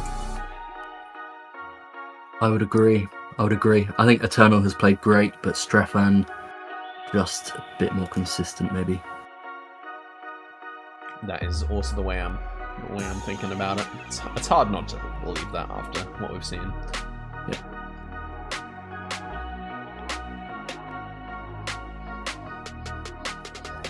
Wow, I just got a really good banana. It's delicious. Lovely. Do you like it more ripe or more unripe? Ever so slightly unripe. Just ever so slightly. Me too. I prefer it definitely on the less ripe side than the more ripe side. Yeah.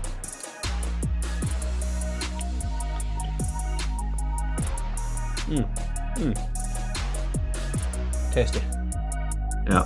Most of mine I eat blended anyway because I have a smoothie for breakfast. That's smart. That's smart. What do you go with? Normally banana, blueberry, ginger, yogurt. Yeah, bit of variety sometimes, but just something. Sounds great. Sounds great. Yeah. Yeah. Greek yogurt, vanilla yogurt, what kind? Greek usually. Yeah. Yeah. Nice. Healthy king. Yeah. I really do like yogurt, but for some reason, it's one of those foods where I always like it when I start eating it, but the first bite is like, it's a bit abrasive of a flavor. I can sometimes just bring myself to like get it out, you know, if it's like or whatever. You know what I mean? I do. It's nice with a bit of honey or maybe something a bit crunchy just to change it up. Yeah. Exactly. But yeah, no, I should get on the smoothies, bro. I do like them. Yeah. Anyhow, enough of that. Enough of the fruit discussion. Although, you know what I'll say before we end the fruit discussion? Actually, I love ladies' fingers bananas. That variety banana. Okay. Have you tried those before? I don't think so. I don't think we get them too much over here. I might be wrong. I don't know exactly. I just think Cavendish bananas, which is like the standard banana variety, which is eaten around the world, they're just kind of mid, bro. Like, I don't know. The ladies' fingers bananas is like such a step up. They're delicious, man. They're delicious. If you get an opportunity to try an alternative banana variety, you definitely should. I will, for sure. But we have, before Swan Gambit Sadiu, which as you can see is the grand final, we have the third place match down the bottom of the bracket here. Eternal versus Strefon. Yes. Great performers today. Just fell slightly short of a place in the final. Absolutely. Eternal's game style I really love, and then Strefon, master of consistency. You can see it in the way he's staring there. And you know, he's the number one player. I mean, I feel bad for Jan Severin as well because he played really well for his 0 wins, but Strefan's the one I feel bad for. Like that last game so easily could have gone his way. In some ways, his guesses were better, but at least he has the chance to fight it out for some dignity for a 3rd place. And likewise, Eternal, you know, getting knocked out by probably the strongest player in the field from what we've seen so far. So. He also can prove himself 3rd best, potentially, here. So, first location, we interestingly have a Texas border on the back windshield of one of those cars. That is interesting, and that should probably play into where we are, I imagine. Though, we do have an interesting mix of plates here. No fronts on the for sale vehicles, although I suppose you normally wouldn't see any on them anyway. Or in Generation 1 camera. Look at that on the on Eternal screen there, and on Strefan's right now. Strefan chooses to power through. Eternal does not want the smoke, but okay, Strefan. He's gone back as well. Okay. They might not find much here then with 25. Actually, no, I spoke too soon. Interstate 10. Oh, Lake Charles, that's in Louisiana. Yeah. Okay, then we're in Louisiana here. That makes quite a bit of sense to me. Could also be over the border in Texas, but I guess, yeah, these are Louisiana place names, I suppose. True, I mean, yeah, it could be border. Strefan's scanning a bit too far east, actually. Yeah, he is. Lake Charles there. Good guess. Excellent from Eternal there, who hasn't always loved the signs, but to be fair, Strefan's also kind of the same, so there we go. Excellent stuff. As we very solid start, yeah, nearly 2k, yeah. Next round, Strefan, lock in, bro. Eternal.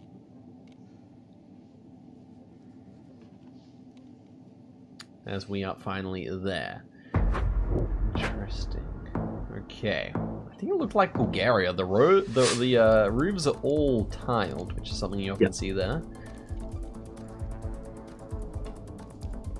With this autumnish kind of coverage, that's something you see in the northeast of Bulgaria quite a lot. Wouldn't be surprised if we were up that direction. It's not always the case, but it is fairly consistent in my eyes. Yeah, it makes sense. It's potentially a bit on the flat side as well, which could fit. Eternal going exactly where I would have been thinking. Even these rock walls do feel kind of northeastern as well, I believe, so... Ooh. But not to Eternal. He's all of a sudden thinking about that max northwest stuff that you sometimes see up near the Danube.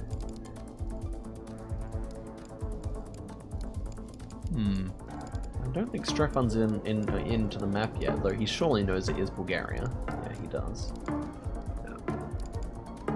Okay, looks like we'll go infoless for this one. Unless he makes something of this. Nah, nothing too much, I think. Eternal's hedging. And it was all the way there, yes. Yeah, that makes sense. Northeast. Yep, good call. Eternal was on the 5k essentially in Varna. Moves off it. But that's right, the autumn coverage northeastern meta pays off once again. It's a great one to know. Good to know. These kind of seasonal changes between regions are more pronounced in some countries than others. But Bulgaria seems to be one of these countries where they drive more so certain areas at once, and then other areas at once. So you often get these regional specific kind of clues, which you also see in Russia, for example. Next round here.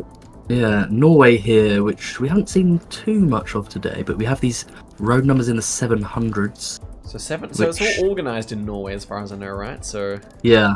Should be a bit further north, right? Yeah, you're right. I believe it should be.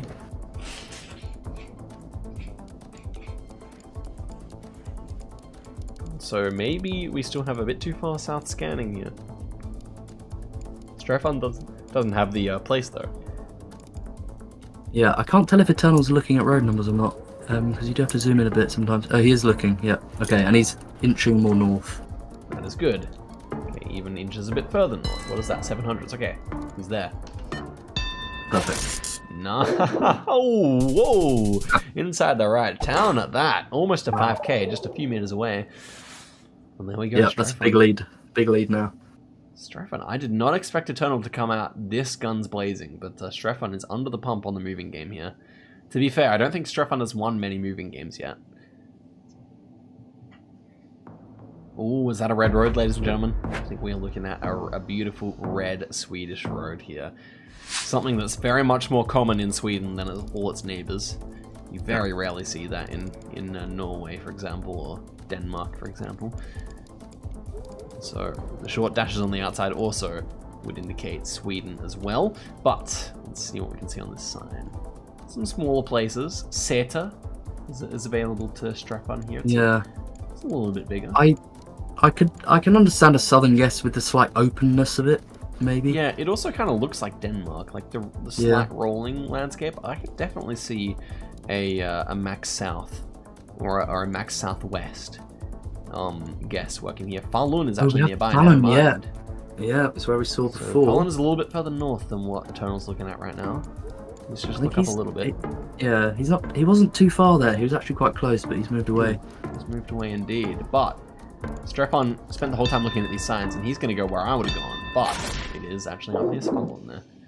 Yeah. Eternal, a bit annoyed about that. That would have actually almost been the game, I think. Yeah. If he had managed to 5k, then it would have been. Wow. Bit of a missed opportunity there, to be fair. I'm just going to shut my window due to the rain. If you're in NL, to do so. If you're in Netherlands, you can probably relate. Give me one sec. Meanwhile, in Adelaide, we haven't had rain in like 3 months. So there you go. And so, next one here, we have yellow rear plates. Let's see what's going on. Well, I saw some yellow rear plates there. I don't want to miss the action. Oh, exactly right, Rory. Oh, we're in Max Northeast England. Berwick. Yeah. Man, it's got unique vibes Max here. Northeast. I'm not sure if I would have got this, to be honest. It definitely feels quite unique. Oh, but Eternal's getting the vibe. He's up in Scotland. We didn't see the water yet, I guess, though, or maybe not the fact that it's East Coast. Yeah, he's not too far away, despite being in Scotland. But he's going further. A little bit too mountainous on the west coast, so hopefully he can stick with the east here. He's very committed, surprisingly committed. I guess the architecture is kind of darker brick. Yeah. Darker rock, which you see up there. Oh, and nice. Okay, did he find something there, Strefan? Possibly. He zoomed into reasonably close area. Strefan's the type of guy who finds a useful sign and he often just passes it by a little bit. Yeah. So there we go. Ooh. Yeah, exactly. In Scotland, he's closer. Ooh. Ooh. 58 points left. Here we go. Strefan smiles. This time, finally, the game gives him a break. This time, he's not so unlucky. He lost narrowly against Sadiu. Then he lost a number of times on round 10. But now he has been given a break by the game, which is good. And we have the next round. Lots of red architecture. I've noticed, the Nordics have showed up quite a lot today. GeoGuessr is a Nordic game after all, so I guess it's not to be too surprising. Shout out to Northumberland in the previous round of the way. Beautiful county. Absolutely. I gotta learn my British counties at some point. I don't know them yet, but this architecture, this kind of like white houses with the orange roofs is often found near where Eternal has his marker right now, I would say. That kind of Göteborg area. Yeah, agreed. Kind of architecture. I think actually the landscape perfectly fits here. So another red road, by the way, but yeah, I definitely think that we are in that part of the world. Oh yeah, I reckon. Yeah, because you have that kind of rocky coast a bit as well. Exactly. It kind of looks like a bit of like a mini Norway. Yeah. But we got the Swedish flags everywhere, so... And Strefan may lose here if he... I think he has lost. I think Gothenburg is where I'd go here. Yep, look at that. Oh, what a primo guess there from Eternal, taking it 1-0, almost flawless against Strefan. Did anyone see that coming? I don't know if they did. I don't know, Eternal's had his moments in moving. It's so interesting, man. I just think back to some of the poor guesses we saw from Eternal, and then just some really great ones as well. I really feel like that's just his personality, which I always like to watch. Yep. The big pressure is gone, exactly. Giovanni, a Polish legend, probably the most legendary Polish player, points out that Eternal might be playing a bit more freely now. A little bit less pressure on his shoulders. Yeah, being up first game as well, probably quite difficult. Exactly right. No idea what the map's going to be like. No idea. The feeling of playing on the computer and such. You know, Sadiu actually messaged me between the games mentioning that the colors on the monitor, where he was really struggling with that in the first game, adjusting his eyes to what the colors on the monitor were. Yeah, I agree. I had that in I did some practice games at the setup in Stockholm and found myself struggling a bit with colors. Right, but okay, we have that flat pole top, the flat crossbar, which we were talking about being quite common in Karnataka, also quite common in surrounding states, and we have one Karnataka and one Tamil Nadu here. I actually don't mind the Tamil guess here, and it is, because that palm, we had the palm that's more common, which is, as you guys would recall, Sadiu went Sri Lanka on, because it is also common in Sri Lanka as well, the Palmyra palm, I believe. So. Again though, Strefan making a really, really good guess, no move. Yeah, Strefan seems to be able to concentrate much better on the no-moving format, I think. Yeah. Kind of relatable in that sense. Next one here, blue strip on the plate, Europe somewhere. What are you thinking, Rory? Ooh, let's have a look. We've got a sort of almost dirt road here, which could be kind of Baltic, but I can't see the architecture too well. Look at that sign that... different. Yeah, we saw an interesting sign. Strefan saw one in the distance. I mean, you know, France came to mind, but I think it actually might be... Architecture? Yeah, we do have a France guess. We have a Belgium. I was still wondering about... Oh, wow. Oh, wow, it's Max North France. Yeah, okay. A good guess there from Strefan. Kind of does the reverse Sadiu there. This time it's his turn to get a lot closer in the wrong country compared to someone who's quite the opposite in the right country but far away. Next one here, Peru, because of this particular pole top here where they have the thick thing that has the light coming out. If we get a zoom in, you can see them. Is this north? I think so. I think you're on it. These trees kind of feel African. It's often the case that Tumbes, the very furthest north province of... yeah, we could be in that coverage south of Tumbes, maybe, something like that, Yeah, I'm really liking Strefan's guess here. That being said, Eternal is not too far away. These kind of African-looking trees, very wide canopies. Strefan, he's on it. Look at that. Moves on the 5K, but still very close. Yeah. It shows the commitment. Again, he's been so comfortable, no move. Like it's very easy to just hedge away a little bit there, but he really just sent it. I feel like Peru is a strength for Strefan as well. I think we've seen him this close on that country a few times now. Next one here, is that a Bulgarian flag in the distance? That actually might be a point of contention here, because it's kind of hard to see. Ooh. Yeah, I think it would be, because the poles make sense. Very quick guess here. This time he goes northeast. I like northeast, but this time I'm thinking without the autumn coverage, maybe more northwest. And I thought it is the northern half of the country here. We'll see about that. And it was further northwest. Both players in the east though, so it's going to be not too many points. Yeah. Strefan's chipping away though. Eternal under half health now. Apparently my Bulgarian northern vibes are not too bad today, which is nice to see. Yeah. Ooh, look at this red road here. Yeah. Not a particularly useful one, probably, if we're in Brazil, but... This feels like coastal... let me think. Okay, so yellow and black chevrons here. Those are, if in the context of South America, those are Brazilian, and we have these sectioned concrete poles as well, right, GC? So yeah. Brazil.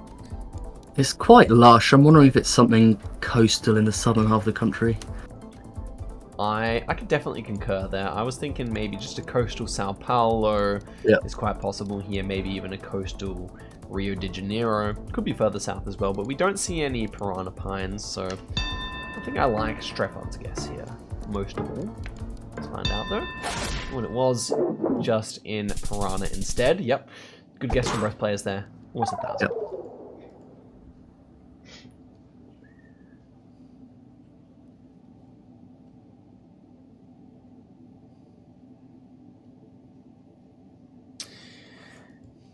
a very unique one here. I think I know the road. Yeah, I'm guessing it's somewhere around the Altai region. Is that right? Yeah, indeed. So this is like the second major mountain range in Russia. Not the Caucasus Mountains on the border with Georgia, but instead the Altai region instead. I believe that Strefan is zooming into the right road here, as is Eternal. Very overcast coverage on this one with a black car long antenna. And we are traveling towards the north, so that also makes sense for this road as opposed to other ones. Okay. Yeah, because in Russia, with such long roads covered, it's very much worth learning which direction the Google driver actually was going on that day. And yeah, this one fits for the Western Altai road, as there are 3 different roads covered. We do see a river here to our... Ooh, and look at that. Eternal switched off the right road, I think. Wait, he goes back. Okay, he goes back. Creeping back. Yeah, but he's very much considering both. Strefan is closer, but you know, Eternal saves himself some pain there. Yeah. Still plenty of rounds to make some moves here from Eternal, but Strefan's look better. It must be said. Agreed. Bulgaria again, I think. This time, I don't know, it had a coastal vibe maybe, but I might be wrong. I just thought, no, I was just basing that on the architecture. Could be way off. No, I think I'm on board with your theory there. I think I like coast here. It has like those kind of bizarre markets which associate that. But the red car maybe more towards Burgas then. Okay, Nesebar or something maybe possible. Yeah. Sunny Beach. Yeah, true. Yeah. Yeah, nice guess. Okay, indeed. Close to Nesebar there. And a good guess from Eternal. Swinging things back in his favor. As I said, Eternal, with the pressure off, is looking good. Yep. He's actually closed the gap. Yeah. Quite significantly there. Yeah. Okay, and we have another big country here. Ukraine by the look of things, I think, but can't quite confirm that just yet. Ukraine can be huge damage, especially urban. If you don't come to a place name, it can be so devastating. Short antenna there. Was it actually Russia then? I suppose this is actually Russia. Well, it looked like Ukraine at first to me though. Yeah, I think it is Russia. Are they hills in the distance to the northwest? Where are we? Yeah, it could be. Check. I want to check the steering wheel side here to make sure it's not Vladivostok or something. Yeah. I was thinking we similar. see a lot of Asian cars. This could be Vladivostok, actually. Yeah. Maybe that's why I feel so southern. Okay, it's time to check a steering wheel. Steering wheel is relevant here because a lot of times in Eastern Russia they have Japanese imported cars which have the steering wheel on the wrong side for right driving. And yeah, I think it's a predominantly Asian cars here. I like Eternal Zoom here. This could all be over just in the next 10 seconds. He goes Vladivostok. Where's Strefan at? I think he was in Western Russia. He's going southern. It's all over here. Someone's winning. It should be Eastern, I think. And Cheetah. It is Cheetah. Wow, incredible stuff there. Strefan goes down and Eternal makes the comeback on one of his weaker countries, as I recall. So there we go. Well done to Eternal. Yeah, very well done. It's a rare mistake from Strefan there. Yeah, Strefan's not one to make mistakes on no move for the most part. And I think he may have been baited by the fact that it was a black car, which is a rare meta that you see only in urban Russia. So the urban short antenna car can be very baity. And yeah, he's not looking happy about that. But the predominance of the Asian cars was really the biggest clue there, which is it's always interesting when it shows up. Yeah, I think, under the pressure, it's really easy to let the wrong thing influence your decision. I think that's probably what happened with Strefan. Absolutely. I think he looked at the antenna and he thought that was more of a Western-style Russia antenna. That was what happened there, I believe. And so, we head forward with Eternal on with 3 consecutive chances to close out the series, and it's moving. I feel like Strefan needs to pull up his socks here. It's not been his strong suit at all. Some French there. Yeah, interesting. I didn't think this was Quebec. I guess no, I think this is not Quebec. Yeah, Maybe it's US. It's I wonder where 150 final. We've got the Surely. circular signs as well for the state Ever? road. Confused about what this is. Is it ever West Virginia? Do we have fronts? We don't have fronts. What about Blue West plate Virginia as well. here? They do have bluish plates in West Virginia, but maybe in. I think you might be zooming in on Michigan because we have these hanging Traffic lights. hanging traffic lights, which you do see there quite commonly. But I don't know if the architecture reminded me of that too much. It's Kentucky. Yeah, Okay, that makes Kentucky, sense. Eternal on top again here. That would have been a big damage round later on in the multis, but for now, Strefan is sitting pretty. Eternal is growing into this actually. Yes, I think Impressive. we may have like seen him too early in a way. He's really warmed up to the stage. Colorado. Wolf Nation. Wolf Trekker fans rise up. Yo, Wolf Trekker fans, rise up, man. Wolf Trekker is the GOAT. Also the Wolf, though. Okay, next round. They're off quickly. The 208 in Texas. That is going to be a Texas State road. And we have quickly scanning towards the right area from Eternal here, I think. Although Strefan will, of course, also be in Texas with that clue. Yeah, scanning for roads in Texas is a good idea because it's somewhat region guessable to sort of zoom into the right part and find the road. Absolutely. Okay. And Strefan has not made his way to the right part yet. I think he's quite far away. He goes for more of a middle hedge, and look at that. Eternal. Man, oh man. It's Hence just the it's Colorado Yeah. at spawn. Yeah. Well. There we go, Colorado City. He pulls it off there. A nice early advantage. Strefan, the one person who I thought would not be cracking under the pressure, seems to be somewhat doing that. As we head forward to a UK round here. This is nice and gloomy UK style. What are you thinking here? Let's see. Okay. I think it's coastal. Well, sorry, it literally is coastal because we can see coast. But maybe more. Actually, I'm not sure.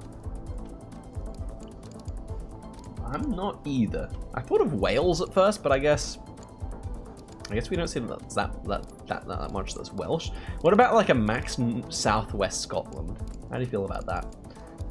It could be. Some of the architecture could fit for that. I don't think it's East Coast England though. I think it's not flat enough. Yeah, exactly. Ooh. Okay, we have some places here. Coney Island. Yeah. That was never an NI place name, was it? I mean, it's Gen 3, but you do see that sometimes. I think southwest Scotland could make sense, as you said. I'd love to read these signs that Strefan's looking at, but I can't see them. Okay, well, Eternal's not too far from what I was thinking. Pushes a bit further south now, and we have very different guesses than it was Northern Ireland, as he said. Six. I mean, max Southwest Scotland was not a bad guess in terms of the distance. That would have been alright for me. But both players missing the exact vibe. Average out their guesses though, and they would have been right on it. Yeah. All Brazil mentioned everyone. Flag. It's going to be a race for the area code. Eternal's been better at that. We've grown into the moving. Let's see if he can keep his composure, find that area code. I think Strefan went past info. I think there's stuff written there, but it's something that both players have been doing. But it seems that when we do have one here, do we? No. Okay. Further searching for a phone number. We finally have it there. 96. Now, what is 96? Is the question. I think Marignan makes a bit of sense. I can't remember if Marignan is it Amapap? Oh wait, it is Amapap. We have the white striped car. You're right, Rory. Oh yeah, and the blur. And the blur as well. Yes. And okay, it's going to be huge damage here. That's a big difference. Look at that. Strefan finally makes his big play here. 2.5 times damage. It's all over. Eternal. 2-1. Strefan on the board with his first game. 9-6. It's a good one to know. The 9s. I gotta get those under my belt. Yeah, the 9s are you could argue the most important ones to know the 2 digits for. I would say so. I would say the 9s are the most important. And here we go. Reverse sweep is what people are calling. Could it happen? I wonder. I don't know how old Eternal is. He looks like quite a young chap, I would say. Sorry, Eternal, if you're watching this and you are a bit older, and I'm making you seem like you're not. But I do think that could explain kind of the way he's kind of come into his own a little bit as the series has gone on.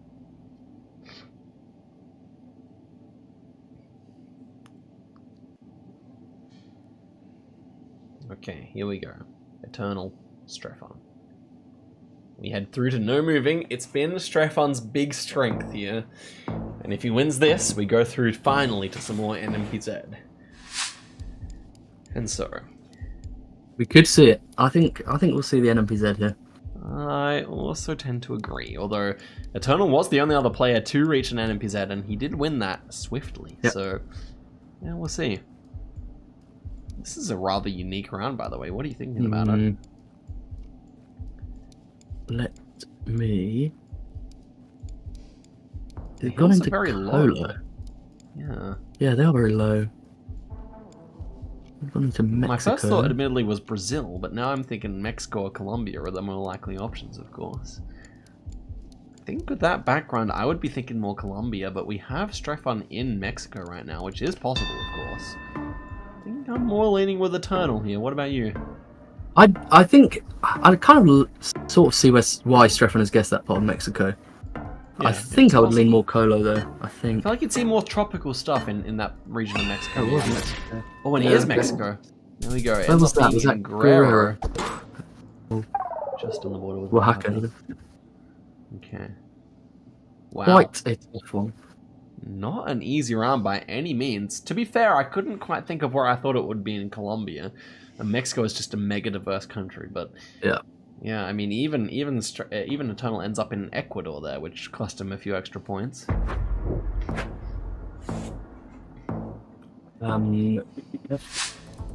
Philippines. Yeah. And very lucky for Eternal that was round number 1, not round number 2 or 3. Yeah. Round number 3, it would have been enough to knock him out. This time we got a quick guess from Eternal, and we'll see a very similar guess from Strefan, and it ends up being on the island of Negros there, resulting in very few points of damage.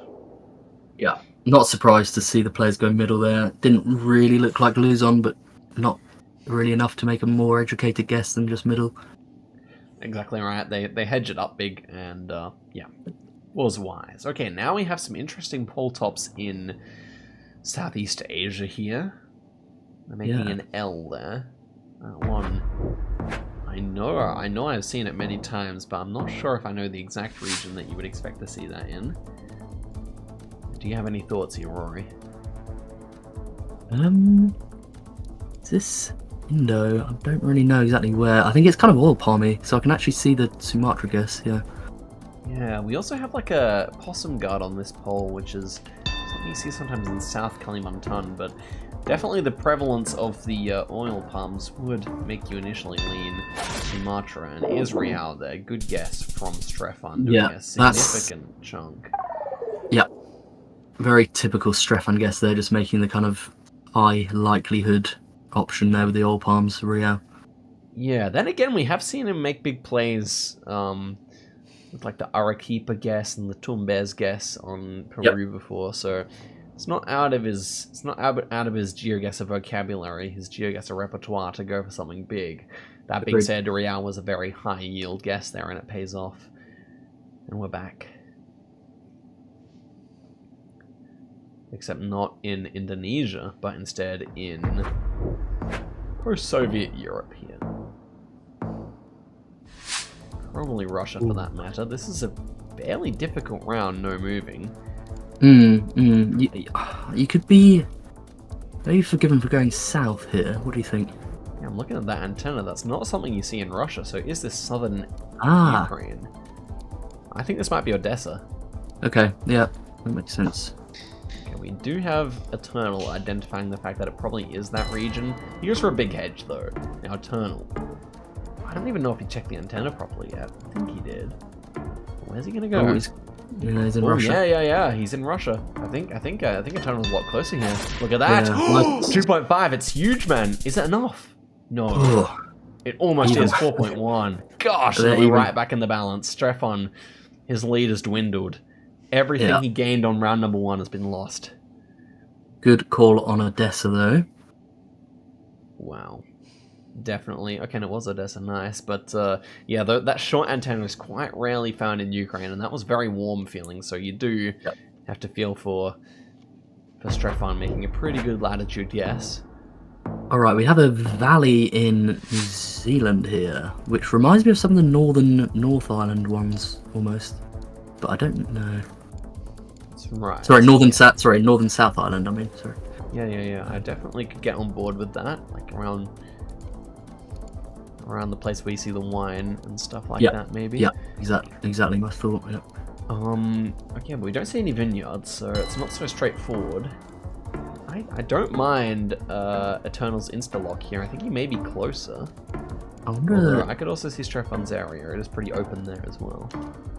Okay. Well, Strefon West makes a Coast. nice one. Who's great guess there? Is that enough? Ooh, Not quite. Okay, good. I thought that'd be slightly more. Yeah. Okay. Although, of course, we do want to see Strefon win this, so we get to that 5th game. Eternal is behind, but has a knack of pulling things his way.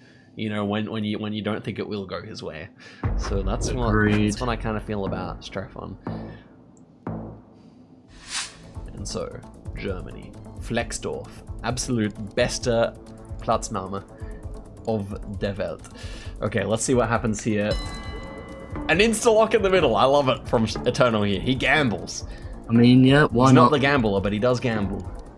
Where's it going to be? I think it might be further south, but look at that. Very similar guesses here. Probably won't end the game, actually. Ooh, but Eternal, I mean, he's quite a bit further away there. It's very close. It's not quite it. 66.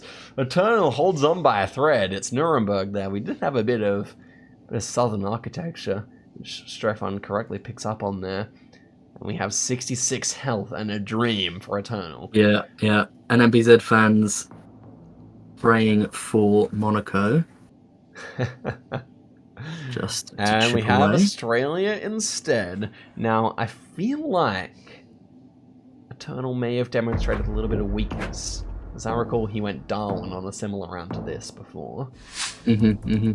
But I think this is actually Queensland. And I can see it. Okay.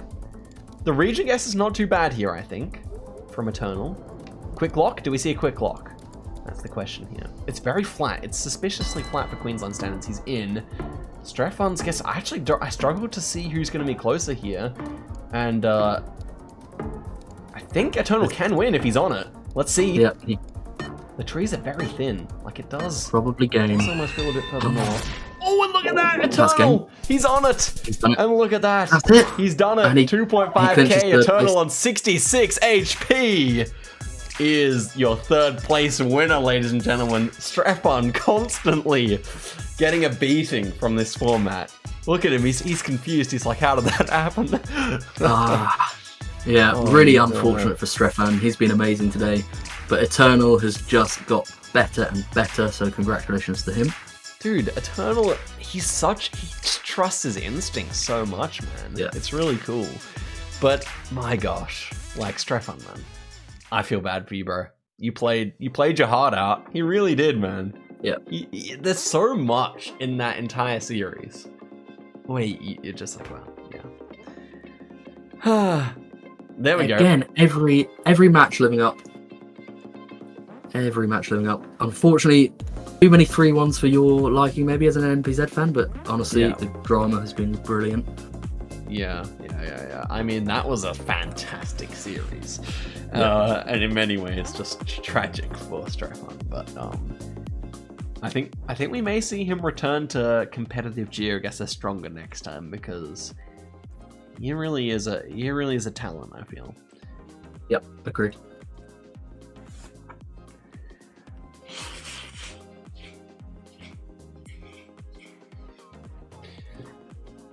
All right, we want an NPZ in this finals, guys. We desperately want it. We can't have one NPZ game for the entire day. That would be a disgrace. Surely Sadiu and Swan Gambit will provide us with something good here.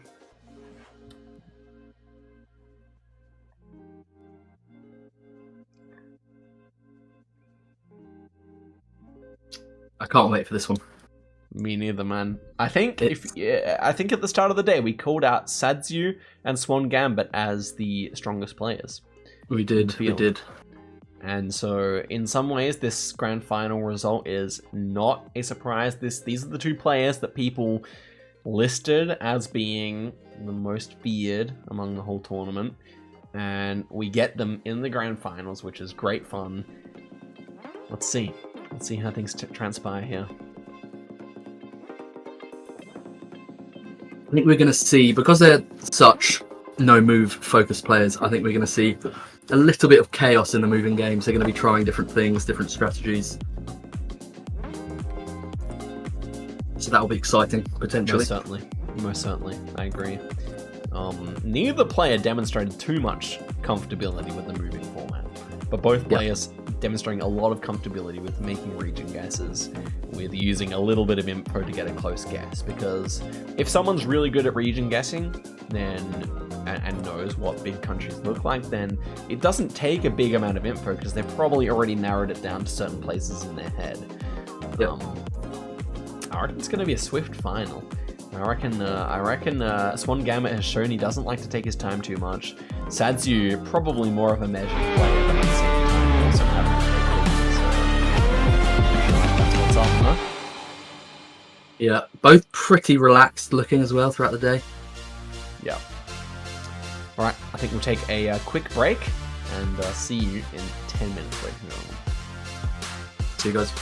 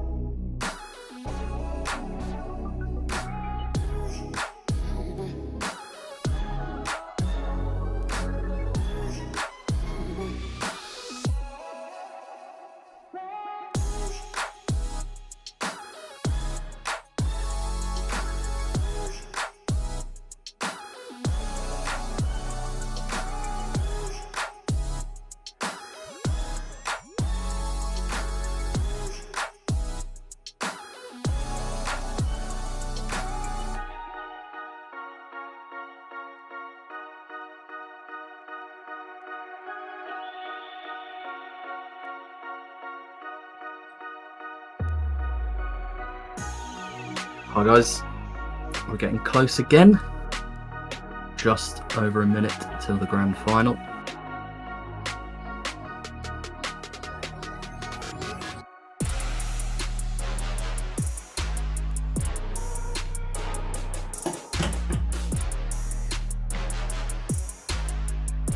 Hello. Hello. We're back. Apologies, John. The joke. Next joke will wait till the next Wildcard tournament. John Harvey Kellogg disappointed by Rory there. Okay, as we head through to the grand final. Gosh, everything's been riding and depending on this moment. One of these two gentlemen goes through to the World Cup. It's a huge deal, man. Sadiu. It really is. Swan Gambit. Two players and the closest to Warsaw. Interestingly. Yep. Capital bias. Capital bias indeed. Just clicked in Woods. Yeah.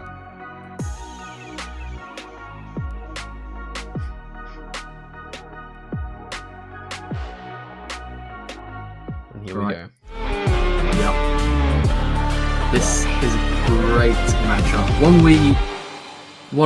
An unsurprising matchup for the final, but it's going to be incredible. Everyone today has played incredibly, but these two probably more so than anyone else. And here we go. I also have the feeling that is the case. Let's quickly run it back with Sadiu and Swan Gambit's strengths here. So Sadiu lists Kazakhstan, Mexico, and Bangladesh as confident. Meanwhile, Brazil, US, and US Virgin Islands as tricky. That's interesting. We saw him play so well at Russia so far as well, interestingly. And then, of course, we have Swan. Yeah, Swan is he's comfortable at most big countries, I believe. He doesn't have Mexico listed as one of his strengths, but I'm fairly sure he's a pretty decent Mexico player. So he's on the side of Brazil, which was one of Sadiu's weaknesses, wasn't it? Yeah. And then we have Japan and Italy, with Russia as a weakness. So I think Russia could be a deciding country here. It always can be, but especially in this series, perhaps, where we've seen Sadiu being so strong on it. Yep, agreed. The two players are locked in. This is an exciting series. Get some hype in the chat, everyone. Come on. Yeah, let's go. This is it. 10 rounds of moving to start us off. And yeah, as we said, this is not their chosen format. I mean, we'll see plenty of good guesses in this game, but the approach, the strategy might be a bit interesting. Let's see what they go for.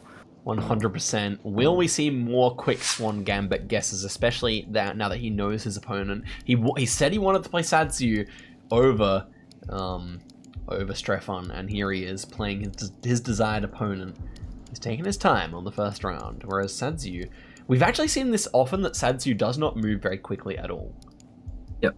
He likes a measured approach to moving games here. And neither player has come across anything too useful here. I think that would be fair to say, GC. Yeah, what would you be thinking here as one of these two? Yeah, fairly far north here. It does feel very warm. That's great info. It says Salta and Ruta 40, so that's enough to so get Salta, very close. quite far north indeed.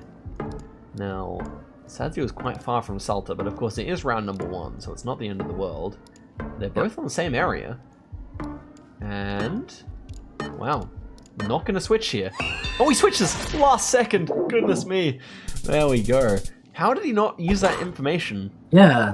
That was interesting. Ended up in the wrong state, interestingly. I mean, they did use the 40, but he did not use the fact that it said Salta. Maybe he just read the wrong part of the sign? Yeah, he may have missed it. But I think, as you've said before, he's not really making the most of the info he's coming across. No. He often goes past useful information. I think he's someone who accepts his weaknesses, though. Where he might just know he doesn't know something, and so he just moves past it. Where another player would be able to use it effectively, where Rory might know on the commentary desk, but, he's more than happy to kind of pass up on those sometimes. Yep. This, I think, can definitely look quite a lot like that, where he's clicked. Yeah, I like the San Luis guess here with the water. And then the water on the bridges on the and the perfectly north-south grid. Bit of a classic city for GeoGuessr players to know. So not surprised to see them both getting it. It is very unique in the fact that so many people live on this land bridge or two. Yep. Former capital of Senegal, I believe. Or interesting. Yeah. That doesn't surprise me either. Okay. Interesting. Next one here. What country is it even? I think we had a concrete road, but I couldn't quite work out if it actually was the Philippines.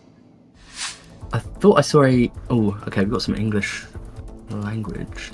Yeah, so probably Philippines. Yeah. I just thought for a second we had a Thai lamp, but it wasn't. Yeah, it almost looked like in Thailand, almost looked like Indonesia. Yeah. Looks like it will just be with these round poles in Philippines. And do you believe these players know their provinces or not? I would say if anyone knows it, it's going to be Sadiu. But neither of them are going too frantically, so I feel like it also might not be the case. I think Swan just overlooked a really useful billboard as well. I may have been wrong, but it looked like something that would be useful in the Philippines. He does go back. Yeah, and if you don't know them, they're not necessarily that valuable. Exactly, because they're not listed on the map. The province names are not listed on the map for the most part. And yeah, I mean, I think Luzon is correct here. Let's see about where it is. Okay, there we have it. Sadiu, as I said, the more likely player to know. I think you don't. I don't even know if he knew it, but he found the city name at least. So I think. I guess.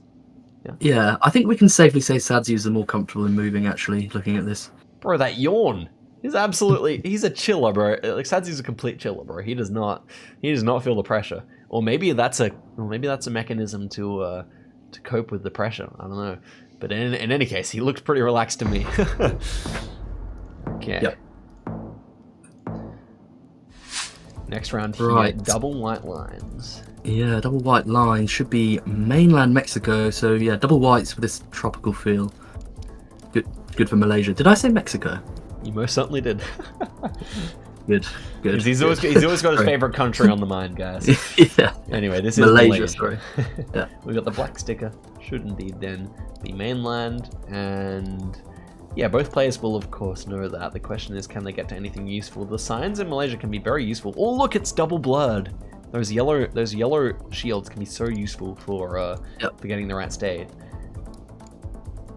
But they were both blurred up by the AI, and on this occasion, I don't think anyone's found anything useful here. Yeah.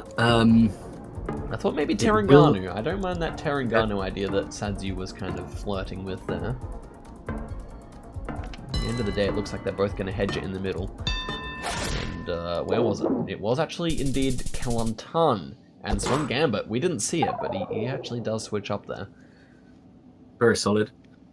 That's the good thing about hedging middle. You're never going to be too far away from the actual spot. So Sadiu still in the lead after that really nice Malaysian round, and we head through to a Tunisia here. Yeah, is this our first of the day? It well could be. I had a Was it Tunisia also when our I was first playing Malaysia? today myself. So was it the first Malaysia? One of. I'm gonna say no, but I don't remember the specific round. Anyway, Tunisia, not a big country, especially in terms of where there's coverage. We have a very confident south guess here from Swan Gambit. I wonder if there's something that I don't know that he's using. Maybe it's just they've how seen dry something. it is. I guess the Yeah, road the angle white really Swan. does fit for that south area. And it was actually a bit further north there, yeah. Okay. Not the most significant, just 600, but Sadiu maintaining a lead against perhaps the tournament favourite here. Will he remain King of Poland, as we mentioned earlier? Sadiu winning the 2022 Polish Meetup tournament. This one, there's a whole lot more on the line. And there is a very tough opponent on the other side of the desk. Yep. USA flags here. It's one of Sadiu's strengths. And again, Swan Gambit, I believe, you know, apart from that one blunder on Canada, has been pretty strong in North America so far. Yeah, US, quite a difficult country a lot of the time. Rounds like this, you will just see players just trying to find the first useful thing they can and probably basing their guess off that. That's right. Did they get anything on that church sign? Probably not. Church signs are pretty hit or miss, often not really, you know, giving the address due to being a kind of local community thing. Yep. We do have Laytonsville. It was founded fairly early, so East Coast would make sense. Less likely to be West Coast, but that being said, that was probably pretty obvious to these players initially anyway, with the vibes of the round. We don't have anyone coming to anything particularly useful here. It's going to come down to a no moving guess, essentially. Probably, I don't mind the Virginia idea that Sadiu's flirting with here. I think that could be pretty good. And they're both actually in Virginia. And it was actually just over the border in Maryland. So yeah, good guess from both players there. Yeah, good from both. Again, though, these guesses from Sadiu are just chipping away at Swan a little bit. Indeed, bro. He looks so relaxed. I'm actually taken aback, bro. We've seen some real relaxed players in the World Cup and in real life tournaments so far, but Sadiu might take the cake. The bro is so nonchalant. And he's playing slowly, like he's not rushing to move. It's just, very chilled. I respect that, though. I really do enjoy. I do enjoy that brand of playing. Anyway, next one here. We've got Spanish everywhere. We're looking at some Argentina action here with a big mountain to our west, as you so often see in Argentina.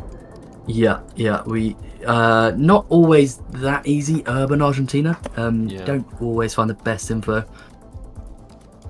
Sometimes you will just have the place name written, but you can't always come across it. This, I feel, is rather in the north half for sure.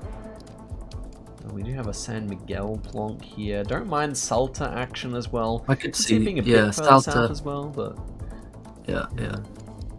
Just palms dotted around as well. I feel like it's the palms. That also feels pretty good for north, doesn't it? Yeah. Salta. Yeah. There we go. So we have confirmation on Swan Gambit screen. Sadiu looking at the last minute change. He's gonna leave his marker. I think he likes Salta the best. Wow, really nice guess from Swan, but in some ways, Sadiu's is more impressive because he got it without the info. True.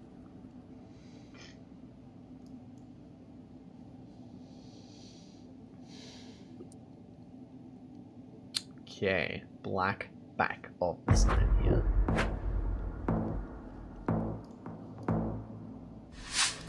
Black back of the sign. We mentioned that in Europe. This time, though, we've got yellow center lines, so we're outside of Europe, and a black back of the sign in this part of the world would lead you towards Brazil. Indeed. Interesting landscape. Quite dense tree coverage, quite green. Minas could make sense. Quite red soil. Given the play styles, I don't mind Sadiu going quickly here, trying to prevent Swan from... Yes, look at that. Huge damage here. 4.5, that's it, I assume. Oh okay. Yeah, 6,000 points. And Sadiu, before I can even talk about the round, has taken the first one here on moving. It's not a huge surprise to me, admittedly. Look at this guy, bro.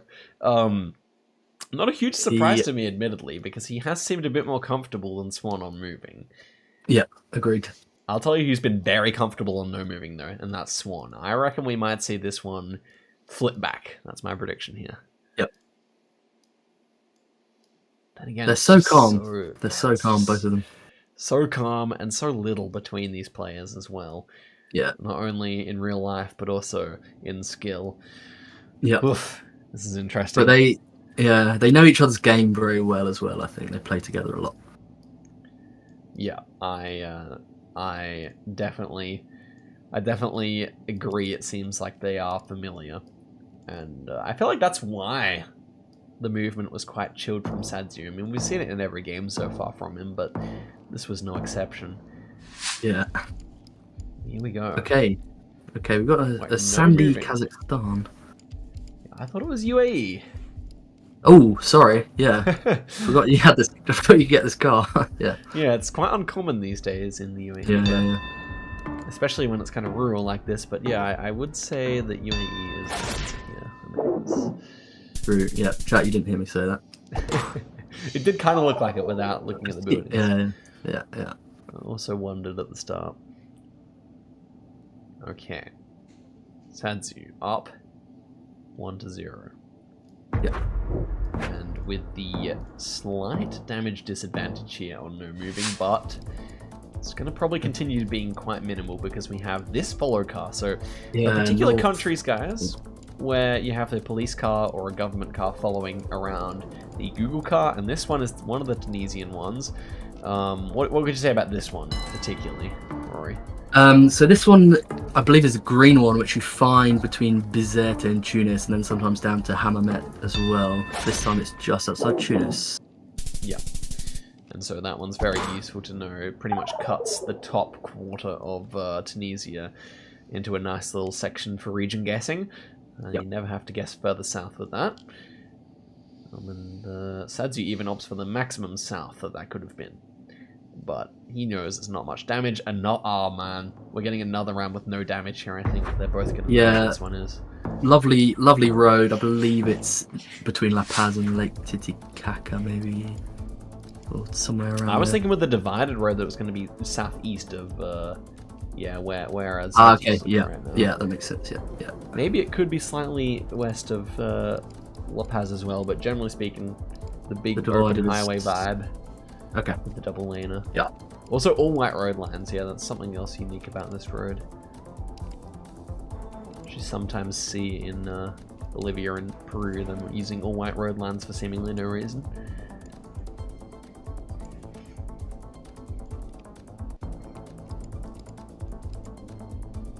Okay, no one's found the exact angle, I feel. So maybe you're right. Maybe it could actually be somehow outside of the capital instead, but... Yeah, let's see. On 2x, though, it's not going to be that significant. No, not at all. Bolivia, a relatively small country in terms of where it has coverage. And the time is up. Okay, it's just the main highway there. Swan Gambit slightly closer. This would be huge for Sadiu to win. If he wins, then he's on the brink of an ultimate victory and a trip to the World Cup with a chance to win 50,000 in total prize pool. It's massive. And now we have, I believe, South America. We have the new sort of number plate with the blue on top. The blue strip. Not on the side, but on the top. We have these green and yellow traffic lights, which I sometimes associate with Salta, but I'm not sure if the landscape probably fits that. We do have a fairly dry hill east. It could actually be Salta, couldn't it? Yeah, it's an interesting hill. It's yeah, Different guesses from the two opponents here. It was Salta, yeah. It was Salta, yeah. The green and yellow traffic lights are a Salta province meta, I believe. Or at least the city. And it's going to be big damage there for Swan. Significantly closer. Yeah, your prediction about this flipping is looking good, but still several rounds to go. It is. Okay. Here we go. This was one of whose strengths? Who was like in Japan? Swan Gambit. And I think Sadiu, though. Yeah, I think he has definitely proven his Japan guesses to be very good today as well. Yes, I think that's true. So I think the pole top would put us in the south half of Japan here. He's once again confident on the Kyushu. I like Kyushu here because the transformers, those small metal cylinders on the pole, are opposite to one another, which is something you see in Kyushu quite often. They're both there. Yeah. I like Sadiu's guess here, but he actually switches a bit further away. That being said, does his first damage. No flaws there. A very important game here, especially for Swan. But I think for Sadiu as well. Is Death staring the camera now? Is he just zoning out, bro? Like, what is going on? He's bored. He's bored. He's bored, bro. He's like, get to the high multis, please. Okay, next up is Australia. Australia with these bollards here, very common there. Is this... It's kind of difficult. Immediately into New South Wales. I think New South Wales is the most likely. I wondered, and I don't think the vegetation... They're both there. And wow, Sadiu! Devastatingly close there. Look at that. It's going to be 2,700. He's in the lead. I was so confident. It wasn't just a plonk. He zoomed and really scanned around that area. He knew something. He did not even look around, bro. He literally just like did a 360, zoomed in, clicked, and man, Sadiu. Yeah. This guy is just built out of iron, man. He just doesn't care. It's craziness. Okay, next one here in the mountains. Where are you thinking? Yeah, southern Chile, I believe. Looks like it to me as well. Crossing a bridge here. Lots of interestingly, these southern Chilean trees are very cool looking. Yep. It's a big area though. You can get in your head a bit thinking about where exactly to guess. Totally. I would say this is not too autumnal. I'm liking the look of what Swan Gambit's cooking here. No shot. No, it's not quite right. Okay, good. I was like, that's a dirty 5k if he's managed that. That being said, at least his click is pretty good, and it's actually a lot further south. Sadiu once again, big damage here, quadruple. It's 1.6. Swan Gambit on the back foot despite having played so well in this duel so far. It's not looking great. Vibe that it was one of those western roads, but he did not pick the right latitude. Yeah, you don't want to go 2-0 down to a player like Sadiu, really. As much as I was preferring Swan Gambit a little bit going into this series, 2-0, that would be devastating. But maybe to Swan Gambit's pleasure, we have a fairly difficult round here. So Sadiu can't just close it out. Oh, they're in different countries. Oh, they're in different countries. I was pretty sure this is Thailand. Yes, it is. Swan Gambit. Down 0-2, ladies and gentlemen. Sadiu with a clutch guess there. Swan under pressure now. Sadiu, bro. I want to know what's going on in his head right now, man. Cool as a cucumber. Look at that. Wink to the camera. Okay. Wow. Oof. Yeah, I mean, pulling off a sweep against a player of this caliber, not easy. No. If there's anyone on the field to do it, it's definitely Swan Gambit. But he has to win a moving game now. Yeah. And has that been something that Swan Gambit has been regularly doing? No.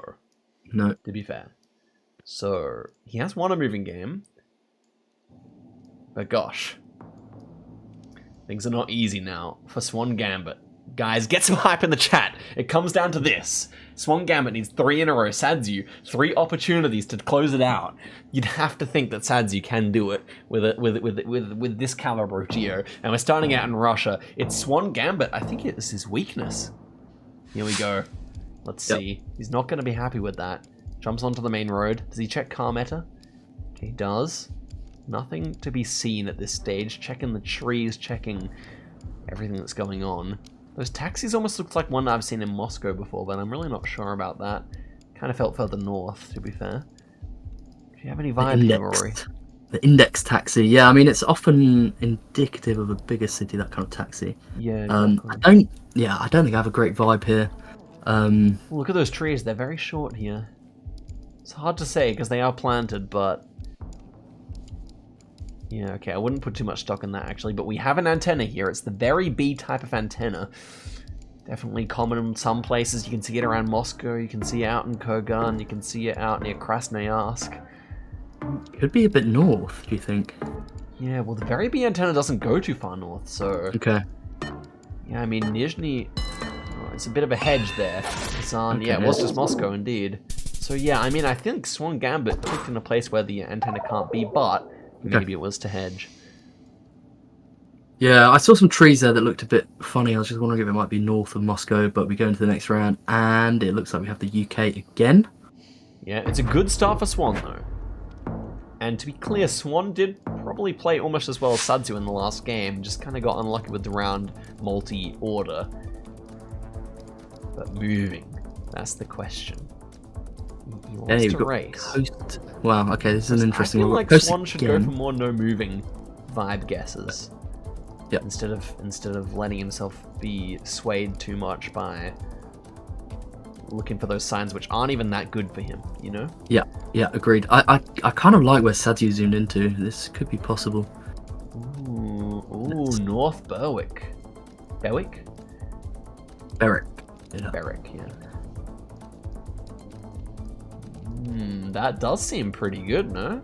And I think the architecture also fits. Yeah, it does. Okay. Well, you know, Swan's guess. Oh, he's in it as well. Yeah, I think it is correct, actually. Or at least somewhere up there. Ah, it's near Manets, okay. Yeah, that makes sense as well. Yeah. Good guesses. 0 points of damage there. They guessed the exact same spot. Sadiu, giving a big smile. And Swan as well. I'm glad to see he gives a smile. But easier for Sadiu to smile when he's 2-0 up. Yeah, again, a coastal UK. Seems to be UK, the preferred location on this map, yeah. Yeah, plenty of UK. Plenty of Norway today, I would say. Plenty of US. Okay, next round here. Ooh. This feels rather unique within Kenya, surely. Yeah, I agree. We've got the ridge visible east. Yeah. It almost looks coastal, but I consider Nairobi here as well. Let's get out to the highway, shall we? And here we are. Okay. There is that ridge somewhere near where Swan clicked. There is a big ridge there, but I don't know if it is that. They're both actually saying west of Nairobi here. That's interesting to me. I can definitely see it. Nakuru, not a bad shout, potentially. Nice. Yeah, they were on it. Wow. Okay, so that makes sense with the ridge, but I was clearly off base there with my vibes. The smile out from Sadiu again. He knows he's so close. Gosh, it's tantalizing. So close to World Cup representation. Just one blunder from Swan Gambit, and he's off. And Sadiu is off to the World Cup. Okay. Okay, and yeah, back in the Nordics again. Red buildings. It was a pretty. We've seen people struggling a bit in this part of the world actually, with some big damage being changed. We have small hills here, small trees as well. First thought maybe it was like around Trondheim, but maybe it's further north as well. Was there a road number under that diamond that somebody just moved away from? It was a 30, but it wasn't in a yellow box, so I'm not sure if it was what it was. So yeah, then we have Sadiu scanning north of Trondheim here. We have Swan Gambit leaning more towards the capital, which I can also see. It's not an easy round here. Gosh, moving. Neither of them are particularly good at moving, I gotta say. Like, it's definitely... Okay, yeah. He's found something That's it, Trondheim on the 30. It's definitely not their strong suit, especially for Swan Gambit here, but he's making a fine enough guess to stay alive, that's for sure. 2.5 times damage there. Sadiu, 1.2k. moving back into the lead. Swan Gambit clearly not a fan of how that played out. Just such a good player, but not very good at gathering the info, which I can say because that's also me. But yeah, okay, next round here. Yeah, next round looking like Thailand. I'd say so. For these players, I don't think moving will yield too much because you really have to be a bit of a moving specialist to decipher Thailand. So I think they're probably going to vibe guess. Ooh, we have an eastern guess. Now these water canals are really common near Bangkok, and that's what we got Sadiu going for here. And wow, it actually ends up being east. That's a pretty consistent meta for the Bangkok area. And wow, Swan Gambit with maybe a less conventional guess pulls a lot of points there. Very very good stuff. Okay. And so, next one here. Vibe guess. Yep, next one. State Park. Okay, let's see what we get. Should be US here. Should be. I mean, they don't have states in Canada, and that would be the other option here. So, a red road, by the way, may I add. And I would say it kind of looked a bit maybe like Nebraska, Kansas to me. Is my initial vibe here. Maybe Kansas I quite like. I don't know if the landscape's fitting, but the road definitely looks Kansas. So much on the line here. Sadiu can win it. Swan Gambit with the advantage. And wait. He looked like he was doing something good there. He does, yeah. That's a confident and nice guess. Nebraska, definitely one of the two states I thought this would be likely to be in. Where's Sadiu at? Sadiu's also in Nebraska. So close between these players. And he leaves it. And it is Kansas, actually. Okay, there you go. I liked Swan Gambit's guess, but at the end, they're both equidistant there. Yeah, I can see why they went Nebraska there, because you probably get more big bodies of water than you do in some of the bordering states. It makes sense. Yeah. That's also true. But the road was just a little bit more Kansas-colored, if you ask me. Yeah. But I digress. Next round here. So much on the line. Swan Gambit holding onto his lead, but only just. And we're in Senegal here. Yeah, we've got very see huge damage. red soil as well. Yeah, sorry. Soil, true, is very red. We have a sign here. Sadiu, in his classical slow manner, opts to sit and read for a little bit. But not for too long. Oh, we have this very, hazy coverage. I wonder if each player will know that. The Gambia hedge is a very big balls play here. Sadiu, I think he's on it. And it ends up being all the way southeast. Okay, It was south of the river, but it was hardly relevant. It's all the way down there. Probably the type of coverage that'd be worth learning, but it's a bold guess. I mean, the red soil definitely makes sense in hindsight, but it's always going to be a bold one. The red soil, particularly common in the south of the country, so yeah, they were guessing in a place that made enough sense, but yeah, there you go. Okay, next round here, guys. 8 out of 10. Sadiu, can he pull it back? Swan Gambit just needs to hold on. Looks like we're in a big valley here. What country you think? Rory? I was looking around for rifts here. Oh, look at that. Because I thought it might be... I initially thought this was Albania, but that is some kind of a Slavic language. Probably I think it's more like Montenegro. Yeah. Okay. In goes Swan Gambit to Montenegro. Kotor makes a lot of sense here. Wait, I think he might be right on it. Yeah. I think he might be right on it. I agree. Here. It's unlike him to line things up here. I think that's the pressure showing. I think he should have just guessed. Yep. But it doesn't really matter because Sadiu is pretty close here anyway. Ooh, but he's considering Croatia. We have a Montenegrin flag right in front of you, Sadiu. What are you doing? Quick, look. Yeah. He sees it. Oh my gosh. Last minute stuff there. And both players move back to being very close. Gosh, man. Sadiu almost giving me a heart attack there, man. And, well, let's see here. It looks like it was Kotor. And a clean 5k, 9 meters away there. And Sadiu loses a little bit more health. Wow. Sometimes flags, even at the highest level, can be the difference between 1,000 points and 10 points. True. And Swan with a nice 5k there, proving he can do a bit of moving when he wants to. That is indeed the case. Crucially here, 2 rounds left with pretty decent health for both players. Absolutely. So let's get into things here. Swan Gambit, Sadiu, and a dream. Swan Gambit, can he hold on? It's Brazil. There's going to be huge damage on offer here. It's one of Sadiu's stronger countries, as I recall. Sadiu into the map here. Goiás makes quite a bit of sense. Will he insta-send? No. He opts to look around a little bit longer here. We have extremely long grass.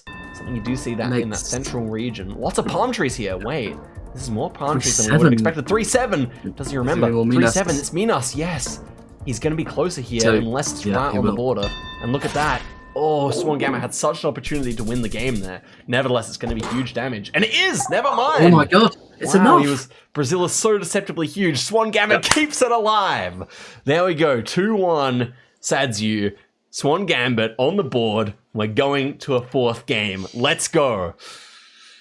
Wow, this can go either way now. I think Swan wasn't actually favourite to win that moving game, but now he's done it. He can definitely pull off back-to-back wins. Sadiu, it's a good example there, Rory, of Sadiu's kind of slower play style leading him not to find a crucial sign there.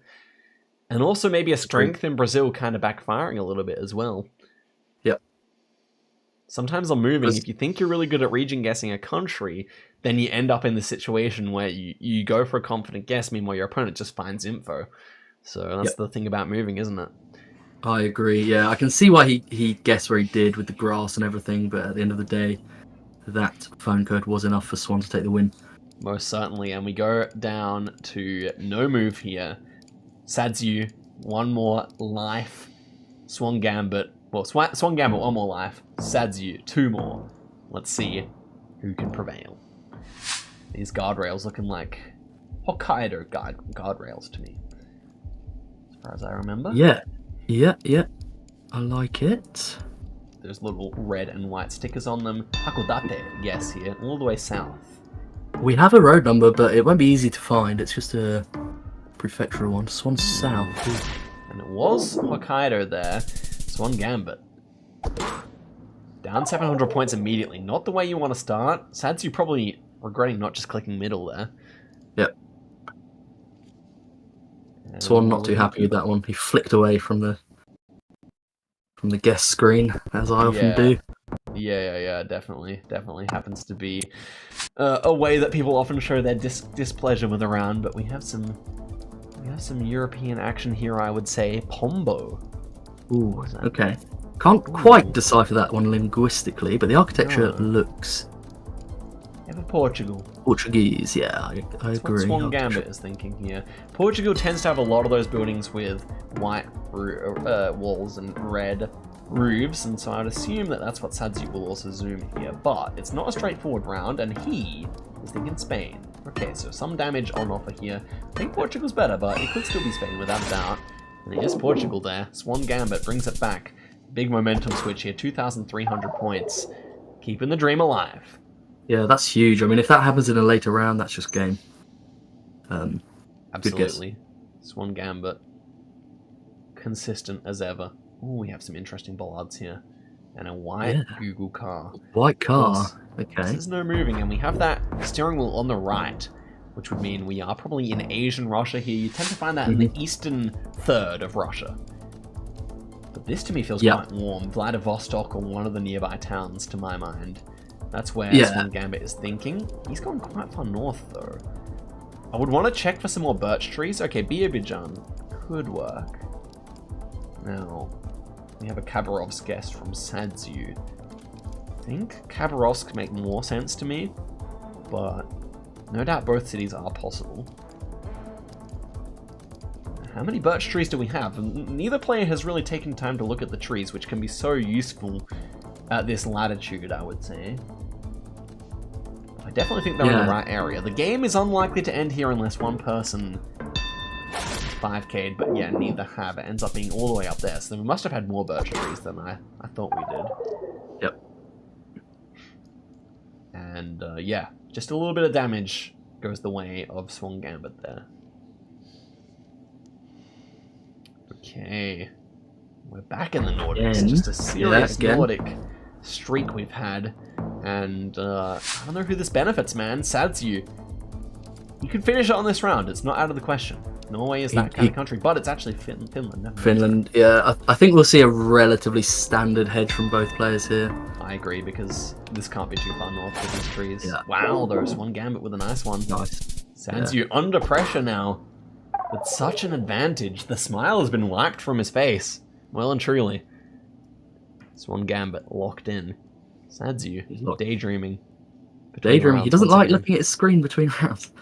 Maybe it's resting his eyes? Yeah. Maybe. Okay, triple damage now.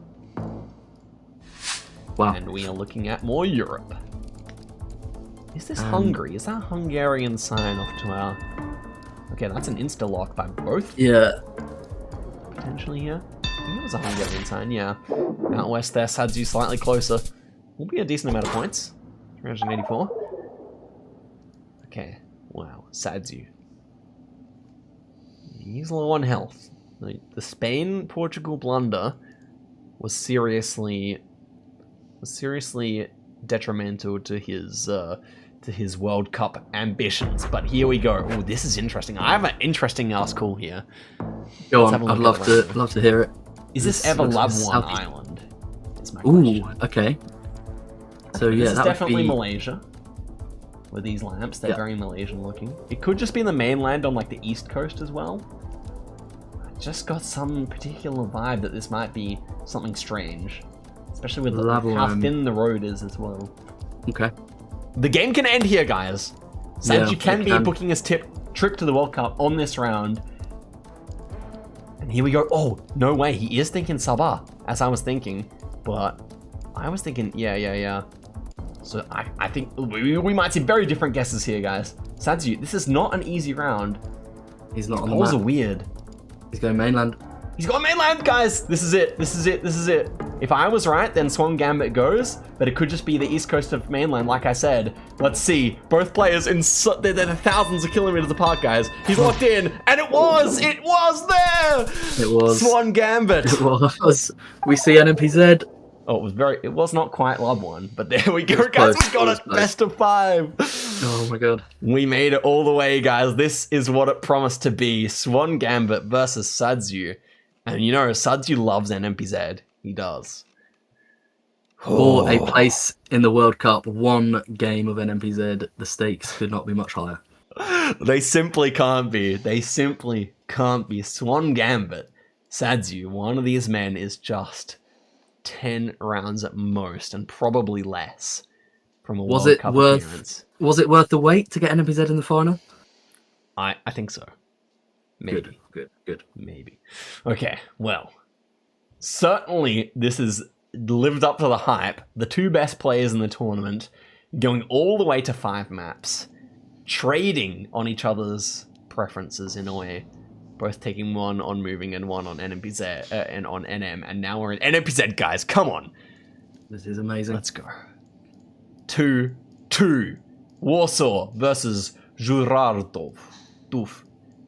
And we have Australia, potentially huge points on offer, and it's NMPZ, guys. Don't forget. They cannot look around here. Where do you go here then? Do you go north or do you go Queens? It's fascinating that we have the antenna, right?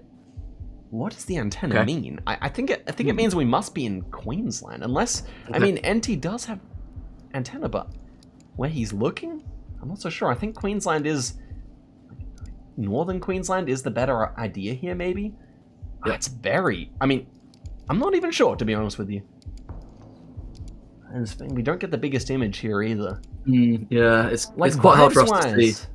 Vibes-wise, Swan Gambits makes a lot of sense. Yeah, Pine Creek area does have the antenna. So maybe it's just there. Maybe this is like an unoverwritten piece of coverage. Because meta-wise, Sadiu's guess makes sense. But the trees don't make sense for where he's looking right now. Oh my gosh. So many points on offer, guys. This is it. And it was right there. It was the Kakadu National Park Road with the antenna. Huge points. 3.4k. Sadiu. He can come back. He can. NMPZ, anything can happen. But look at that. So much damage on round number 1. He was looking at the 5k. Sadiu, compose yourself, man. Yeah. I really want to see Sadiu bounce back here. He so can the next round. Do these thick outer road lines mean anything, Oscar? Yeah, thick outer road lines, you can see those. I mean, I think we might see Danish bollards here, so I think it is Denmark. Yeah. But you can also see those in Poland, in Czechoslovakia. in a few countries, in maybe Spain sometimes as well. Yeah, Denmark definitely one of those countries where you do see it. That was a quick round. Very, very quick. They both just insta-sent there. Very based, very based. There we go. A little bit of damage onto Sadiu again. Ooh. Is it skewed? High pressure scenario. Yeah. So, unique Google car here, but let's see what they actually get to see. We all know this is Uganda, but in a high pressure scenario is what I was trying to say. You don't necessarily know that. Okay. I think both players get it, but we could see one player make a blunder, and if you're wrong, you're very wrong. That's the thing about this round. But where else do you really go? Has to be either Kenya. No, look at the driving direction, my boy. It's left-hand drive here. It can't be Ghana. It can't be Ghana. It can't be Nigeria. Okay, he's got it. He's got it. It's fine. Wow, guys. Sadiu making it scary. 8 points. And there we go. And now, for a second, I thought, go ahead. Just like that, the multis are high enough where Sadiu's disadvantage is not that bad anymore. And just like that. Agreed. Yeah. Ooh, and we have Russia. Or Kazakhstan. Depends on the copyright. No, it is Russia. Yeah, it's Russia with this slightly red. This is a unique one. I don't even know where I placed this initially. It feels like it's very late spring. With red soil, is it Kemerovo? Maybe? Is it maybe more likely to be over in Ulyanovsk or maybe near Kazan? I think Kazan area makes a lot of sense here. Yep. But that's so easy to say now that we've seen the Google card. These guys, they've only seen this still image. The game can end here and it can be Sadiu as the winner going to the World Cup. They're both just intently focused. Okay, into the minimap now.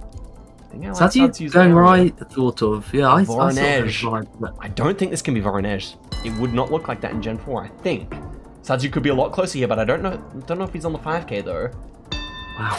Oh, and it's kind of between them. That's so good. We go further here. 500 points. Oh, wow. Wow. Again, as you said though, in 3x, it doesn't really matter what health they're on. I totally agree. It depends. I mean, we've seen very difficult rounds. So depends on the round. Yep. Oh goodness me. And we move forward to, I think we're on a Greek island here. Is that Greek language? It does have an island vibe. Oh yeah, we've got coast there as well. Okay, which way are they facing? We don't know which way they're facing yet. Yeah, it all comes down to which way they're facing. If they're facing the coast, I feel like we go further. If they're not, when they're not facing the coast here. Wait, but I think these look like villas, right? They're probably gonna know. Yeah, the architecture gives the vibe of these islands. Yeah, they're both going to get that. That being said, with a 5K, it could still be significant here, especially for Sadiu. It's not his favorite looking round. Mykonos makes sense, and he does it! Wow, that's going to be huge damage there. It's not nothing, at least. 600. Okay, not bad, not bad. For Greek Island vibes, that's a really good guess. Swan Gambit still with such an advantage, but 3.5 times damage, Rory. He's just praying, honestly. Like, as long as they're easy-ish rounds, he might be okay. But if anything really hard comes up, it could go either way. Ooh, this is ambiguous. This is deliciously ambiguous here. I think they're going to be facing towards the antenna, because that's the direction with no information. Mm-hmm. It is going to be Italy here, I think, from those polls. And I think both players will get it. The game can still end. It's not good for Sadiu, but Swan could blunder the country. Oh no, they're facing the other direction. Ooh. Okay, so I think the poll... It could have a southeast vibe. Yeah, I like the southeast vibe. Yeah. The poll will give it away here, I believe. Sadiu, under pressure. Under pressure? Under pressure? No, that's not the right poll. 8 seconds. Great guess. And he's got it! It's done. Swan Gambit! Going to the World Cup! Oh. It's all over the reverse sweep. Congratulations. Sadiu sadly busting out there. And Swan Gambit, the champion of Poland. He was so impressive in NMPZ there. Really, really impressive. That was an amazing performance. So highly He was on it, man. He was on it. An absolute blinder of a series. All 5 games. Sadiu came out guns blazing. Felt completely chill. Great guess after great guess. Swan Gambit just comes straight back in there with absolutely amazing consistency in the last 3 games. Wow. Especially that Australia round. meaning everything there. He books his ticket. Sadiu will not be going to the World Cup. No, Gambit, which the champ. it's a shame. We love Sadiu. He's played amazingly, but Swan, what a legend! Amazing play today. Thoroughly deserved. Well done. Both players really showing their mettle here. Swan Gambit, the champion.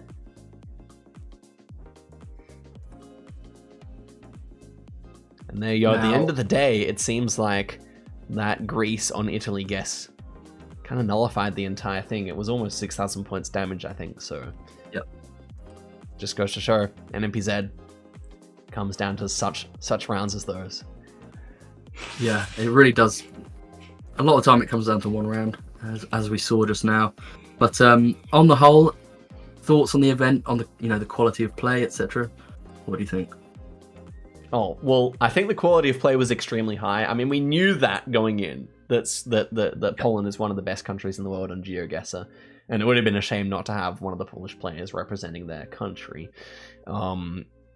Then, I mean, we did see some guesses that I think were more due to nerves than inexperience, and we saw the best players rise up. I think the quality of gameplay was not too much different to the other regional finals that we've had. I think that such is the kind of thing you can expect from the Polish scene. How about you? What did you think, Rory? No, I completely agree. The standard really lived up to what we've seen so far.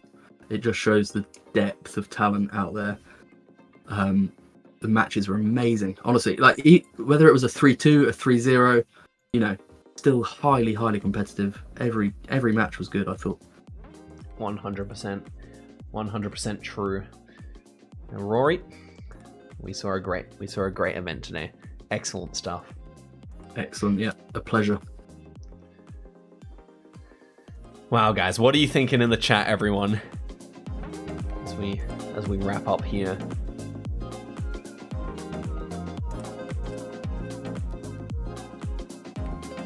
Yes, and so Asia Cup. That's what we're looking forward to now. Yep. But this has set a very good precedent for wildcard events. I think that was super high quality. Definitely so. Swan Gambit 3-2 over Sadiu in the finals there. We finally got the first game and the last game of the day, both going to NMPZ, going all 5 games. And then Strefon losing out to Eternal there in the third game for third place. Swan Gambit locks his place in the World Cup. Can you believe it? Yeah, I love that lineup of players now, and Swan's name on there, highly deserved. He can hang with all of them. Great stuff. Swan Gambit is definitely up there in terms of quality at the World Cup. I think had he played at the EMEA, he would have been a really great chance to make it out. Yep. It seems to be moving, something to work on, just using that information, especially considering at the World Cup, in order to win the whole thing, you do have to win a best of 5 or 2. So, yep.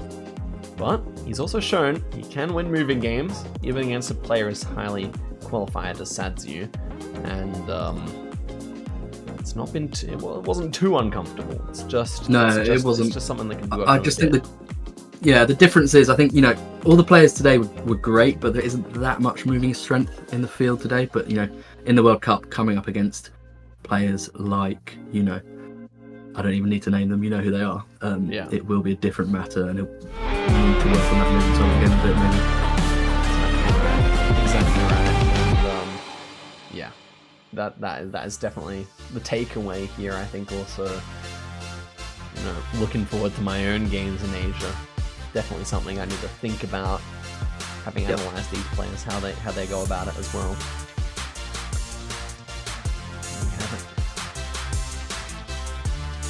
Swan Gambit 3-2. Any interesting other storylines that you want to point out besides the obvious here? We wrap up on.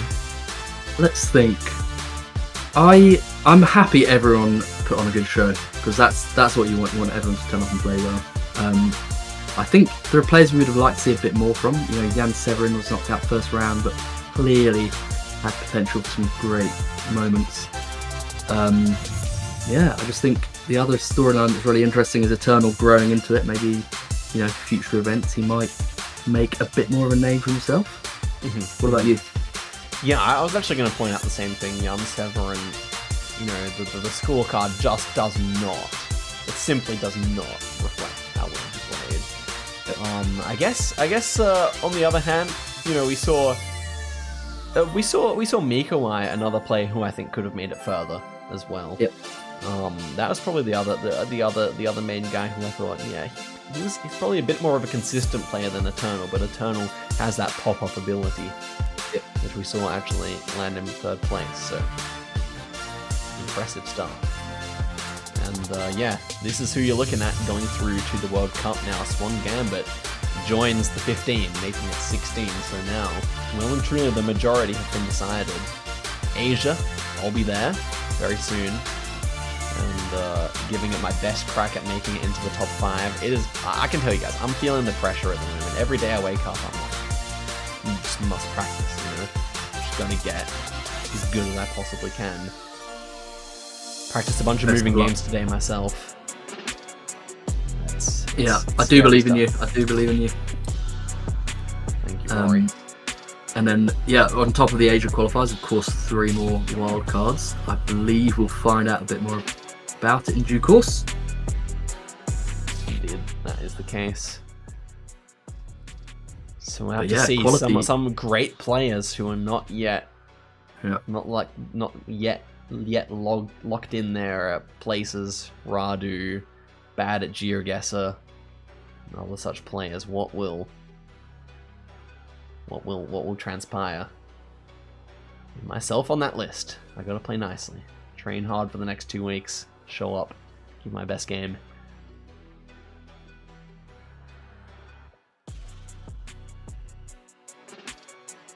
There we go.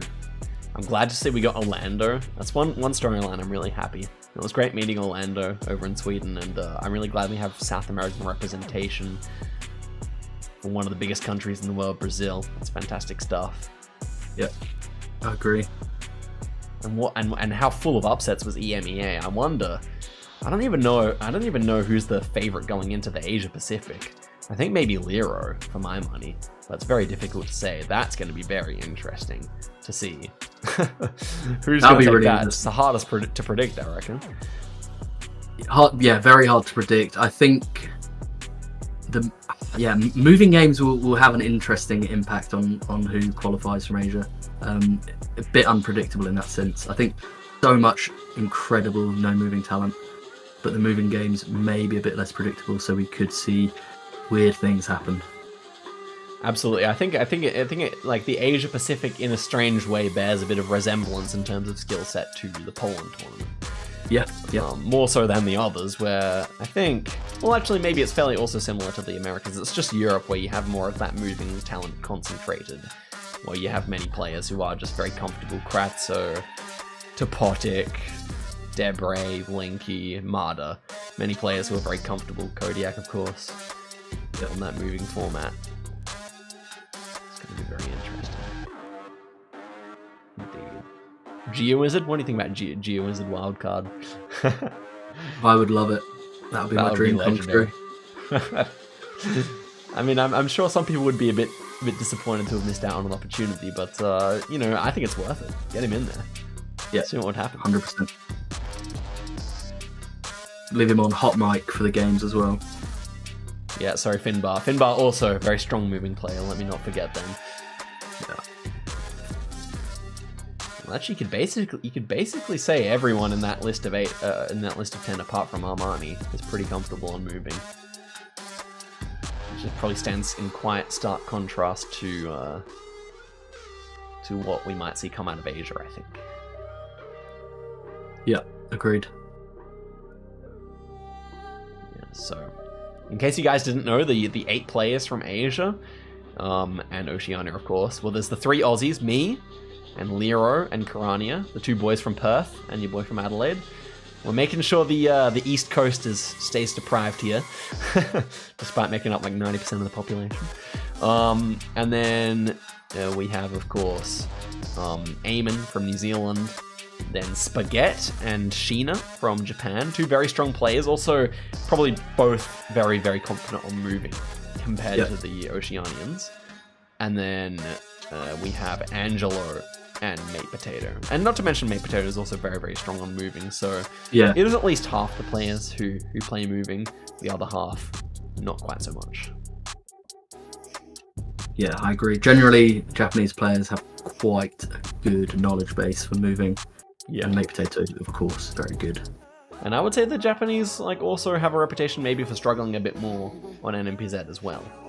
Should be very interesting to see how it all transpires. Tribota. Yeah, Tribota wasn't able to attend, I think, due to personal reasons, so a real shame, otherwise he would have been locked in.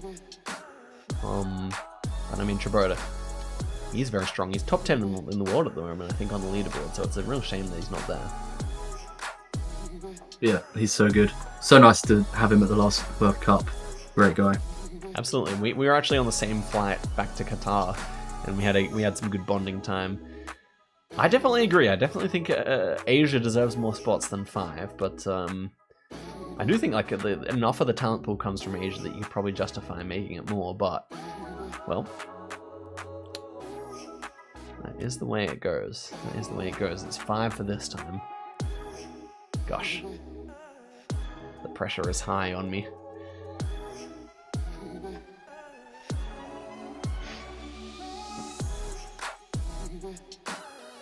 Yeah, the field is really, really strong. Really strong.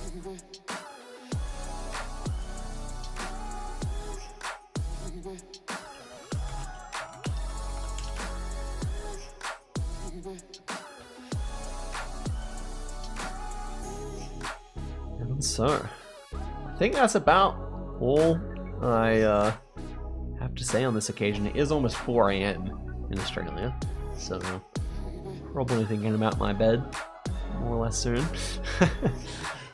4 AM, yeah. Good night. Thank you very much. Yeah, forgot how late it was for you. Yeah, wow. Yeah.